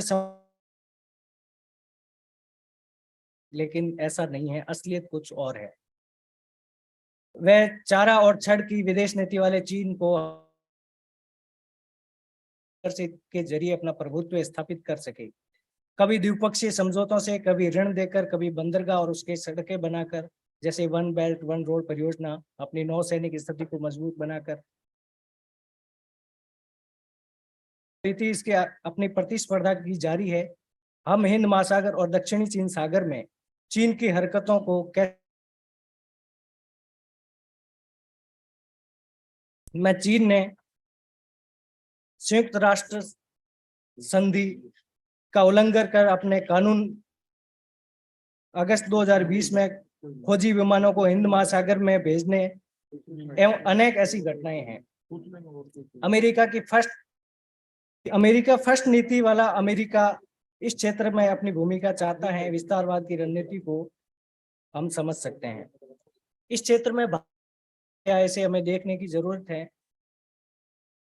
भारत चाहता है कि एक नई मैरीटाइम सिक्योरिटी स्ट्रेटेजी बने, एक ईस्ट पूर्वी एशिया के देशों को अपने प्रभाव का विस्तार हो और चाहता है कि समान विचारधारा वाले देशों के साथ मिलकर काम करना चाहता है। एक्ट ईस्ट पॉलिसी के तहत संस्कृति, वाणिज्य, संचार क्षमता निर्माण पर जोर दिया है। Bharat Japan act east forum 2017 मंच पर तथा से महत्वपूर्ण संगठन में अपनी भूमिका निभा रहा है तथा समावेशी यानी इंक्लूसिव जुड़ाव को सुनिश्चित करने से तथा ब्लू इकोनॉमी को गति प्रदान करने का प्रयास किया है।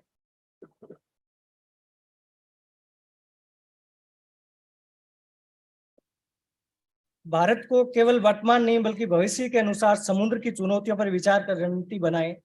मैं तो कहूंगा जागो, चेतो और सुरक्षा के लिए हर कदम उठाओ। इससे पहले हम अपनी समुद्री सीमाओं को श्रेष्ठ प्रबंधन करें। पड़ोसी और आसियान देशों के साथ मिलकर केवल आर्थिक ही नहीं सांस्कृतिक संबंधों पर भी बल दें। आर्थिक निवेश की आड़ में जब चीन दो क्षेत्र किसी अपने पड़ोसियों को कर्जा देकर, कभी रोड बनाकर तो कभी संयुक्त सामरिक ऑपरेशन करता है, हम हाथ पर हाथ रखकर नहीं बैठ सकते। हम भी काउंटर इंक्लूसिव नीति बनानी चाहिए।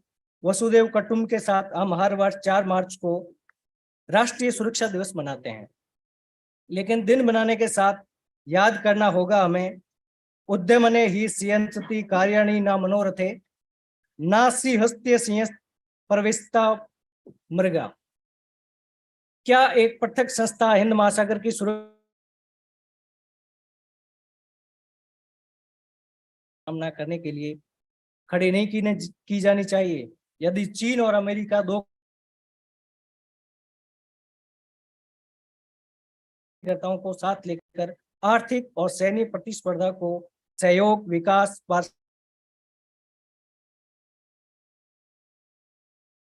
कर सकते हैं। आवश्यकता है जागने, चेतने और समय पूर्व कदम उठाने की, मजबूत कदम उठाने की। रविंद्रनाथ टैगोर वाक्य है कि समंदर के किनारे खड़े होकर लहरों को निहारने मात्र से आप कभी समंदर पार नहीं कर सकते। आपको काम करना होगा। Thank you sir. अभी भी किसी की जिज्ञासा हो या कोई पेपर प्रेजेंट करना चाहे, खुला है। प्रेजेंट करना था, क्या नाम है?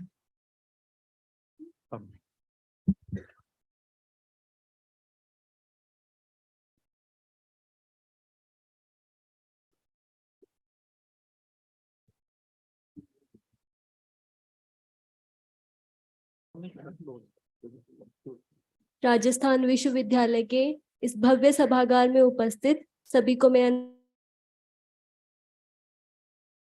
MA राजनीति विज्ञान विभाग राजस्थान विश्वविद्यालय से आप सभी के समक्ष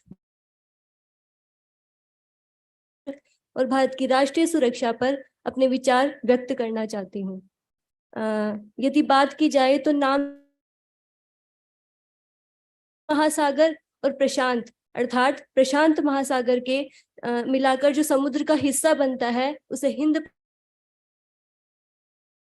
1920 के दशक में जर्मन विशेषज्ञ कार्ल हाउशोपर ने सबसे पहले इंडो पैसिफिक शब्द का इस्तेमाल किया।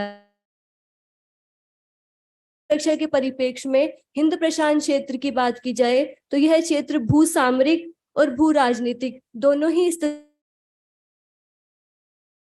अब यदि इसके महत्व की बात की जाए तो सबसे पहले है कि यह क्षेत्र जो है वह विशाल प्राकृतिक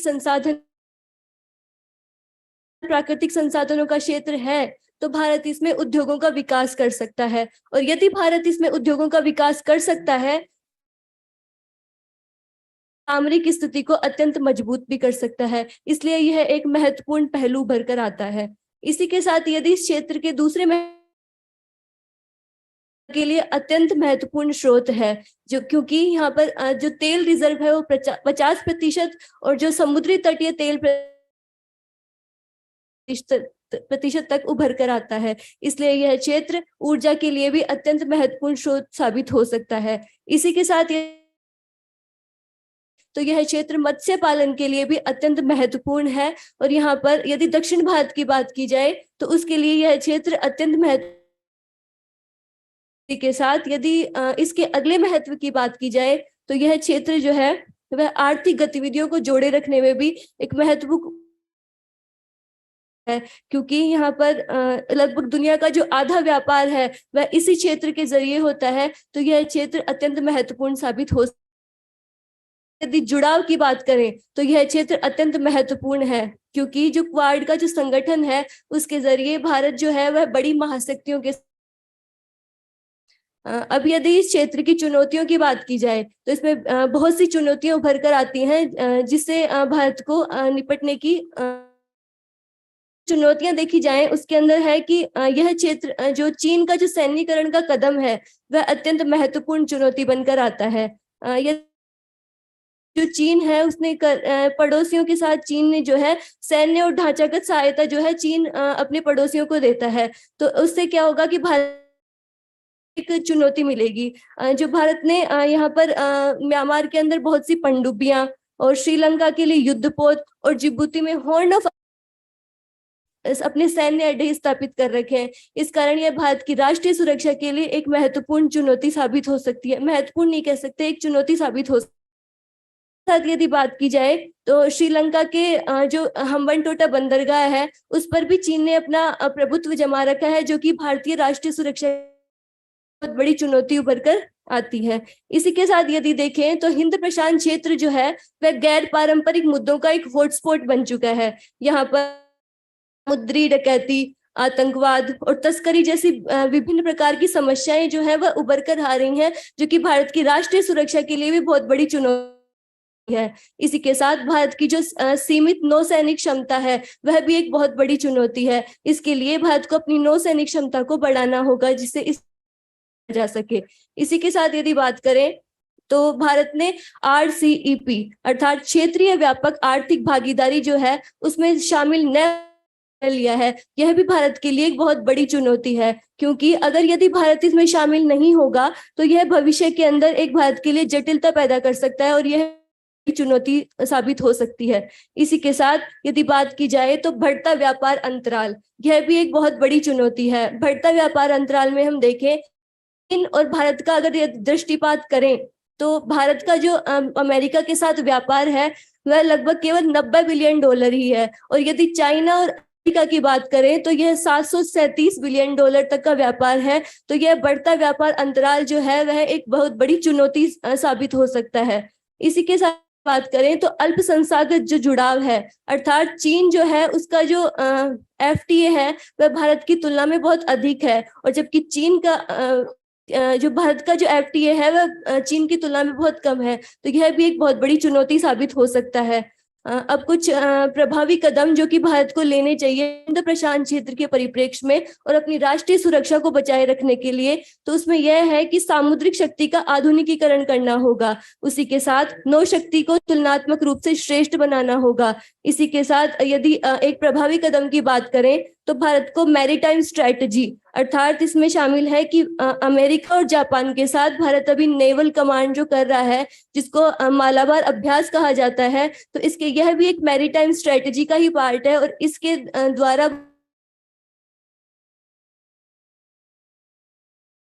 सकता है। इसी प्रकार पूर्वी भारत में तेज विकास और समावेशन की प्रक्रिया की है। इसी के साथ वर्तमान विदेश मंत्री जयशंकर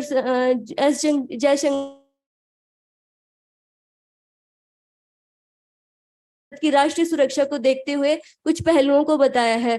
तो उन पहलुओं में है कि यह क्षेत्र कर सकता है। इसी के साथ पड़ोसियों के साथ इस क्षेत्र में अच्छे संबंध बनाए जा सकते हैं। उड़ान की आजादी से भारत के व्यापार और निवेश को बढ़ावा मिल सकता है। इसी तरह जो इंडो पैसिफिक तो यह क्षेत्र अत्यंत महत्वपूर्ण साबित हो सकता है। धन्यवाद।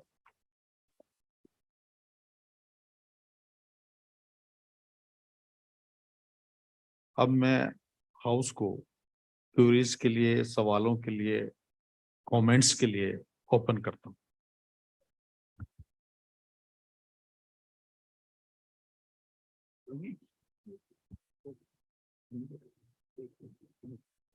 हाँ,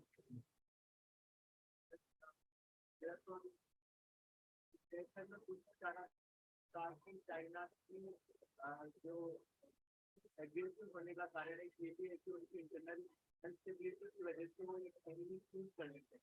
तो उनसे मेरा सवाल ये था कि उन्होंने इंडिया को चूज किया, जबकि वो बाकी सारी कंट्रीज के साथ अपने बाउंड्री डिस्प्यूट को सोल्व कर रहे हैं, तो इंडिया को चूज किया कि नाम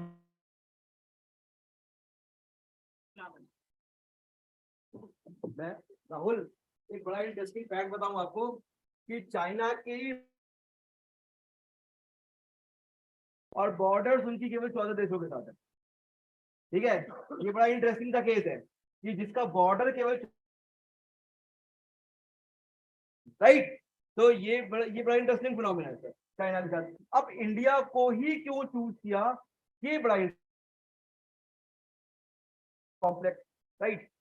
वहां पे इंडिया ही चाइना के लिए फर्स्ट लेवल ऑफ चैलेंजर है। ठीक है, पहला कॉम्प्लेक्स की बात करें तो दूसरी बात ये कि स्टेट ऑफ हॉर्मूज से लेके जो अभी गल्फ यहां से लेके वहां तक 3 लेन्स ऑफ कम्युनिकेशन है। इंडिया बड़ा ही स्ट्रेटेजिक प्लेयर है इंडियन ओशन। ठीक है, तो अगर चाइना को इन 3 लेन्स ऑफ कम्युनिकेशन में अपना आधिपत्य जमाना है तो इंडिया से काउंटर करना पड़ेगा। दूसरी बात यह है कि आप अगर इंडिया और चाइना, ठीक है, इन दोनों देशों के विकास से because of their labour output ratio, because of cheap labour, other kind of thing right, दोनों देशों का विकास लगभग एक तरह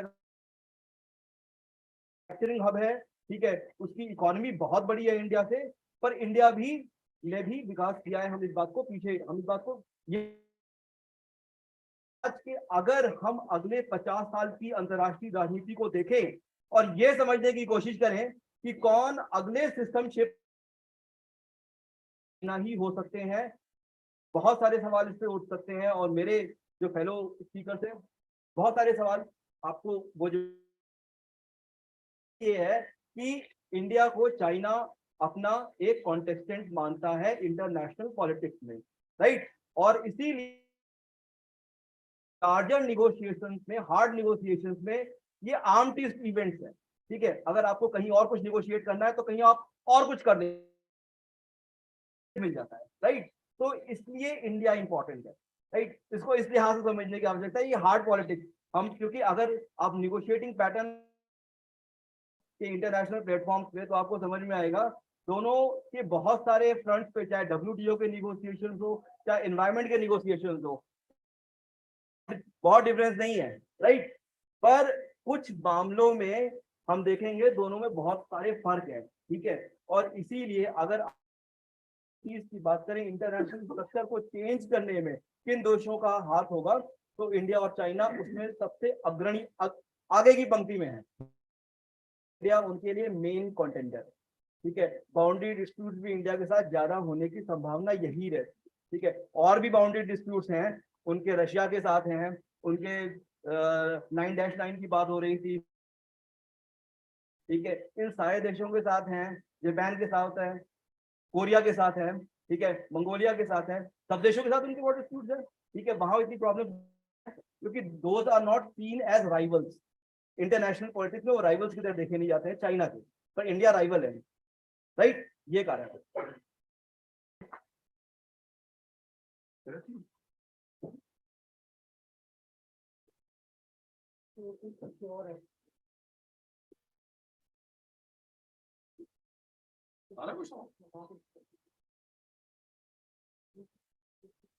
कौन पूछ रहा है? स्टेट मत करिए, संकोच मत करिए, ओपन है अपना मन से, यही ट्रेंडिंग है आप लोगों की। Thank you very much. इस सत्र में 8 और 12 पेपर प्रेजेंट किए गए। इन सब का समराइज करना बड़ा चुनौतीपूर्ण काम होता है किसी भी चेयर के लिए।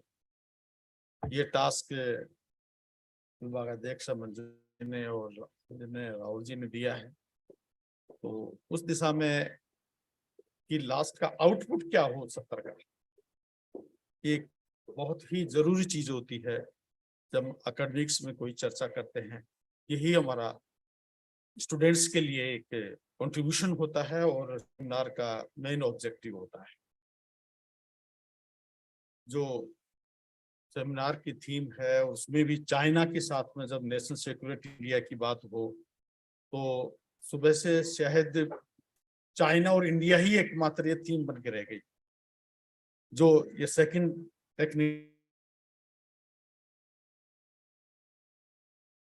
गए उनमें अगर मैं समराइज करूं, कंक्लूड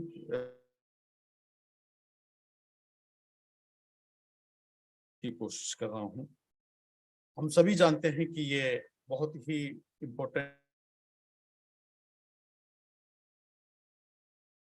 ये उसके सर्वाइवल के लिए और ग्रोथ और विकास के लिए बुनियादी चीज। सिक्योरिटी का जो कंसर्न है, जो इशू है, ये अगर हम समझ के बाद का फेनोमेना है जो जिसकी शुरुआत यूएस से होती है।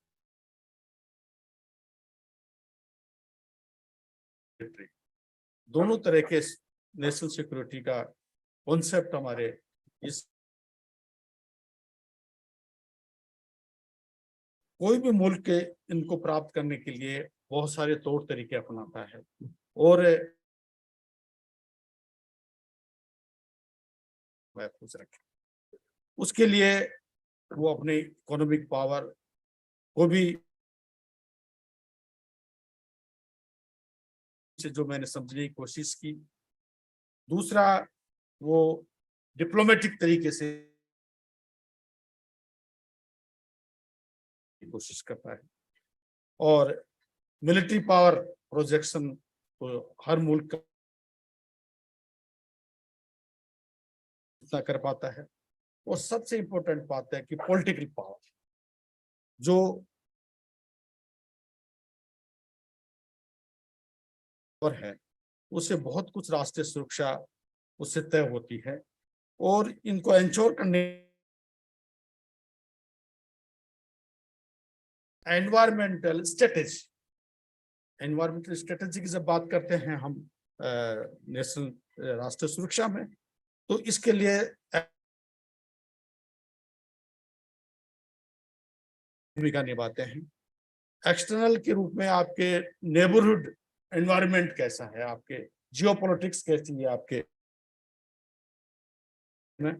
तो जब हम भारत और चाइना की बात करते हैं तो सारा फोकस इसी पर आता है और आपके पास तो उसके अंदर हमारे पास में न्यूक्लियर पावर्स के रूप में पाकिस्तान है और चाइना है रूप में। और किस तरह से हम उनका मुकाबला कर पा रहे हैं और किस तरह की राइवल्टी है, किस तरह की स्ट्रेटेजी विद्वान साथियों ने, स्कॉलर्स ने इस बात को समेटने की कोशिश की। और जब एनवायरनमेंट इस तरह का हो, ये देखते हैं समझते हैं एकेडमिक्स वाले लोग कि इसको कैसे ठीक किया जाए। हम हमारे जो लीडरान हैं, लीडरशिप है, पॉलिटिक्स इसका डायमेंशन है और कौन कौन से इसके अंदर एलिमेंट्स जो काम आते हैं। तो इस अगर नेशनल सिक्योरिटी के एलिमेंट्स की बात करें तो हम जो एकेडमिक्स जिस समाज में जिस सिस्टम में हम हमारा काम करते हैं उसके अंदर कुछ इंपॉर्टेंट एलिमेंट्स है जिनको ध्यान में रखते हुए हमारे जितने भी पेपर प्रेजेंटर्स हम उसको तैयार करते हैं। सोशियो पॉलिटिकल स्टेबिलिटी सबसे प्राइम नीड है किसी भी राष्ट्रीय सुरक्षा के लिए और इंटीग्रिटी जो सुबह भी उद्घाटन सत्र में भी ये बात हो रही थी। इसके अलावा इकोनॉमिक सॉलिडरिटी और स्ट्रेंथन ये किसी सुरक्षा या किसी मुल्क के लिए इंपॉर्टेंट फैक्टर होता है।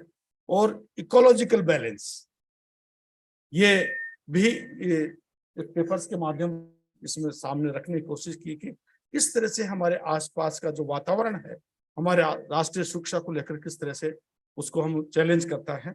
और सोशियो कल्चरल कोहेसिवनेस किस प्रकार से जो सुबह बख्शी जी और विवेक कारजू जी कह रहे थे मैसेटर, कि किसी भी देश के लिए एक सोशल हार्मनी उसके लिए बहुत प्राइमरी नीड होती है कि किस प्रकार से हम उस राष्ट्रीय सुरक्षा को महफूज कर सकें।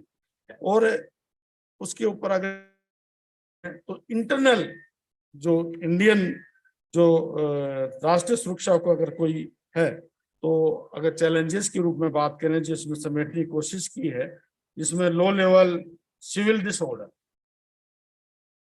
आंतरिक सुरक्षा को खतरा है कि आपका जो सिस्टम है, पॉलिटिकल सिस्टम है, कई बार हमारे देश के लिए एक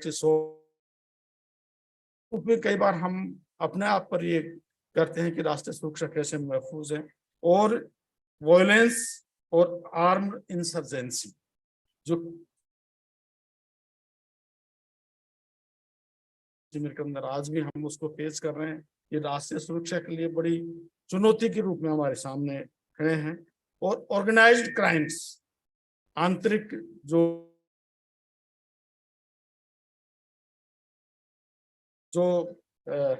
और इंडस्ट्रियल अनरेस्ट किस तरह से राष्ट्रीय सुरक्षा को खतरा पैदा करते हैं। और इसके अलावा hacking government and defence data, cyber crimes के रूप में जब हम कहते हैं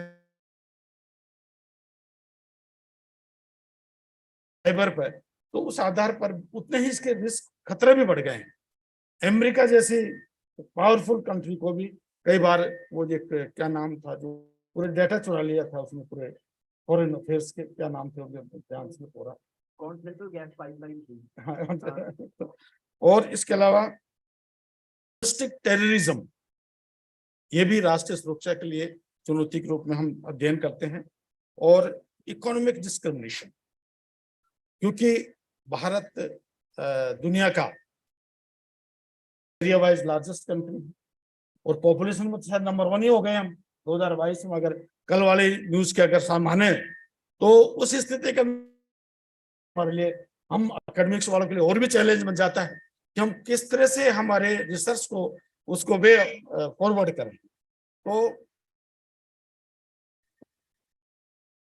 इसके अलावा एक बहुत बड़ा इमर्जिंग चैलेंज भारत के सामने या पूरी दुनिया के सामने, सोशल मीडिया। किस तरह से फेक न्यूज, किस तरह से फ्रॉड, किस तरह से इंटॉलरेंस और कम्युनल रॉइट्स के रूप में सामने आ जाते हैं कई बार, और मॉब लिंचिंग, ये सब सोशल मीडिया के देन है जो राष्ट्रीय सुरक्षा के लिए, जिसके लिए भी हम एकेडमिक्स वाले लोगों को सोचने की जरूरत है। इसके अलावा हमारा जो प्रिंट मीडिया है वो भी आजकल जिसकी उम्मीद लोकतंत्र में की जाती है, कई बार उस पर भी सवाल निशान खड़ा होने लग जाता है। या और सोशल मीडिया पर तो रिलाई किया ही नहीं जा सकता, लेकिन जो प्रिंट मीडिया भी अब सवाल निशान कर रहा है। तो राष्ट्रीय सुरक्षा को महफूज करना है और लोकतंत्र को ज्यादा स्ट्रेंथन करना है, तो इन चीजों को भी हमें ख्याल रखना होगा। हम एकेडमिक्स, और जब हमारे स्ट्रेटेजिक एनवायरनमेंट की बात आती है, इसमें आपका इंडियन ओशन की बात हुई, चाइना सी की बात हुई, आपके आस पड़ोस वाले जैसे श्रीलंका और पाकिस्तान, म्यांमार, और जहां भी जिस तरह की भी पॉलिटिकल अनरेस्ट है वो, और जहां वहां की आर्थिक जो स्थिति है, सोशल डिसऑर्डर है, ये भी एक बहुत बड़ी राष्ट्रीय सुरक्षा लिए हम उसे बच नहीं सकते। की बात आती है तो नेशनल सिक्योरिटी के अंदर ये प्राइम ऑब्जेक्टिव ग्रुप आ जाती है कि हमारे आस पड़ोस भी किस तरह से अच्छा हो, तभी हम महफूज रहे।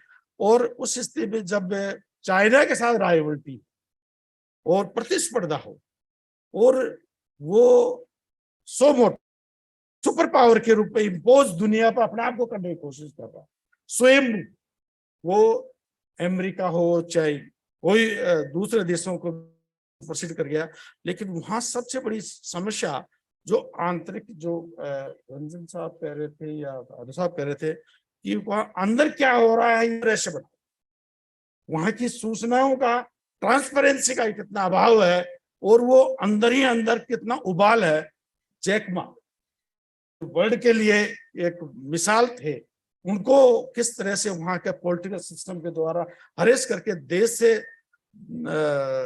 दरकिनार निकाल दिया गया है, और आज कहाँ किस स्थिति में जीवन जी रहे हैं, जो पूरे दुनिया के लिए रोल मॉडल थे कई मामलों के अंदर, कहाँ वहां उस ऐसे पॉलिटिकल सिस्टम के अंदर इस तरह से राष्ट्रीय सुरक्षा की उम्मीद की जा सकती है। भले वो बाहर कितने भी आंख दिखाए, आस पड़ोसों को आंख दिखाए, दुनिया को आंख दिखाए, लेकिन वो अंदर के हालात के लिए कोई नहीं समझ रहा था किस तरह से डिसइंटीग्रेट हो जाएगा। इसी तरह से चाइना को भी गलतफहमी नहीं होनी चाहिए कि जब तक social harmony, social cultural coherence जब तक नहीं स्थापित करेगा, जिस तरह से यादव साहब ने कुत्ते का उदाहरण दिया, तो निश्चित रूप से कहीं न कहीं भले धीमी गति से आगे बढ़ रहे हो, लेकिन वो गति स्थायी है। और वो कितने फास्ट, डबल डिजिट के अंदर 14% तक भी जीडीपी ग्रोथ की बात हो रही थी, हम चाहे 3% में ही हूं, लेकिन वो हाथी के पांव की तरह मजबूती से आगे चले, भले भले टाइम लग रहा हो, चाहे हम तरह से सबको विश्वास में लेके बात करने आ रहे हैं, तो इसका मतलब ये नहीं है कि हम हमारे आस पड़ोस के एनवायरनमेंट से हम जिसे अछूते रहें, उनसे डिजिटल जमाना है, उसके लिए हमें एकेडमिक्स वाले लोगों को खासतौर मेरा निजी मशवरा है कि आप और हमारे सामने एक बड़ी चुनौती के रूप में है,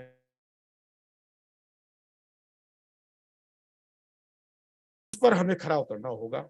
तभी हमारी इस तरह के आयोजनों का, इस तरह के साथ का, सेमिनार्स का, कॉन्फ्रेंसेस का प्रयोजन पूरा हो पाएगा, वरना फिर हम लोगों पर भी एक तरह से न्यू इंपीरियलिज्म आ रहा है एजुकेशन में। न्यू एजुकेशन में है, हम एजुकेशन के रूप में, पुअर एजुकेशन के रूप में हम एक तरह से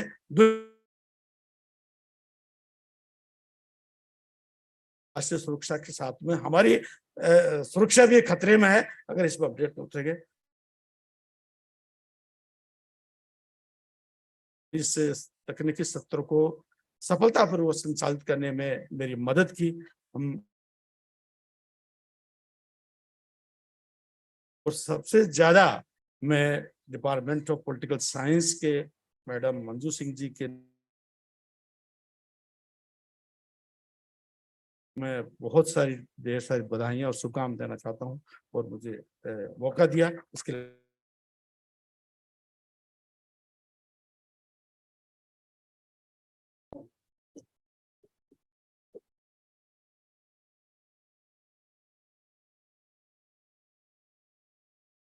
for your knowledgeable words. It was a great pleasure listening. University of Rajasthan shows heartfelt gratitude to the chair of the session, Prof. Dhananjay Tripathi sir, Dr. Rajiv Ranjan sir, Dr. Rajiv Yadav sir, and Dr.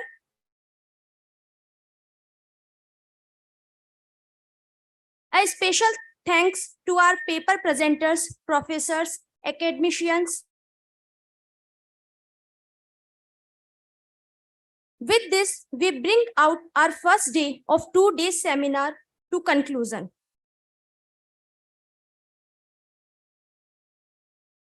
At 9 a.m. Breakfast will start at 8:30. Thank you so much.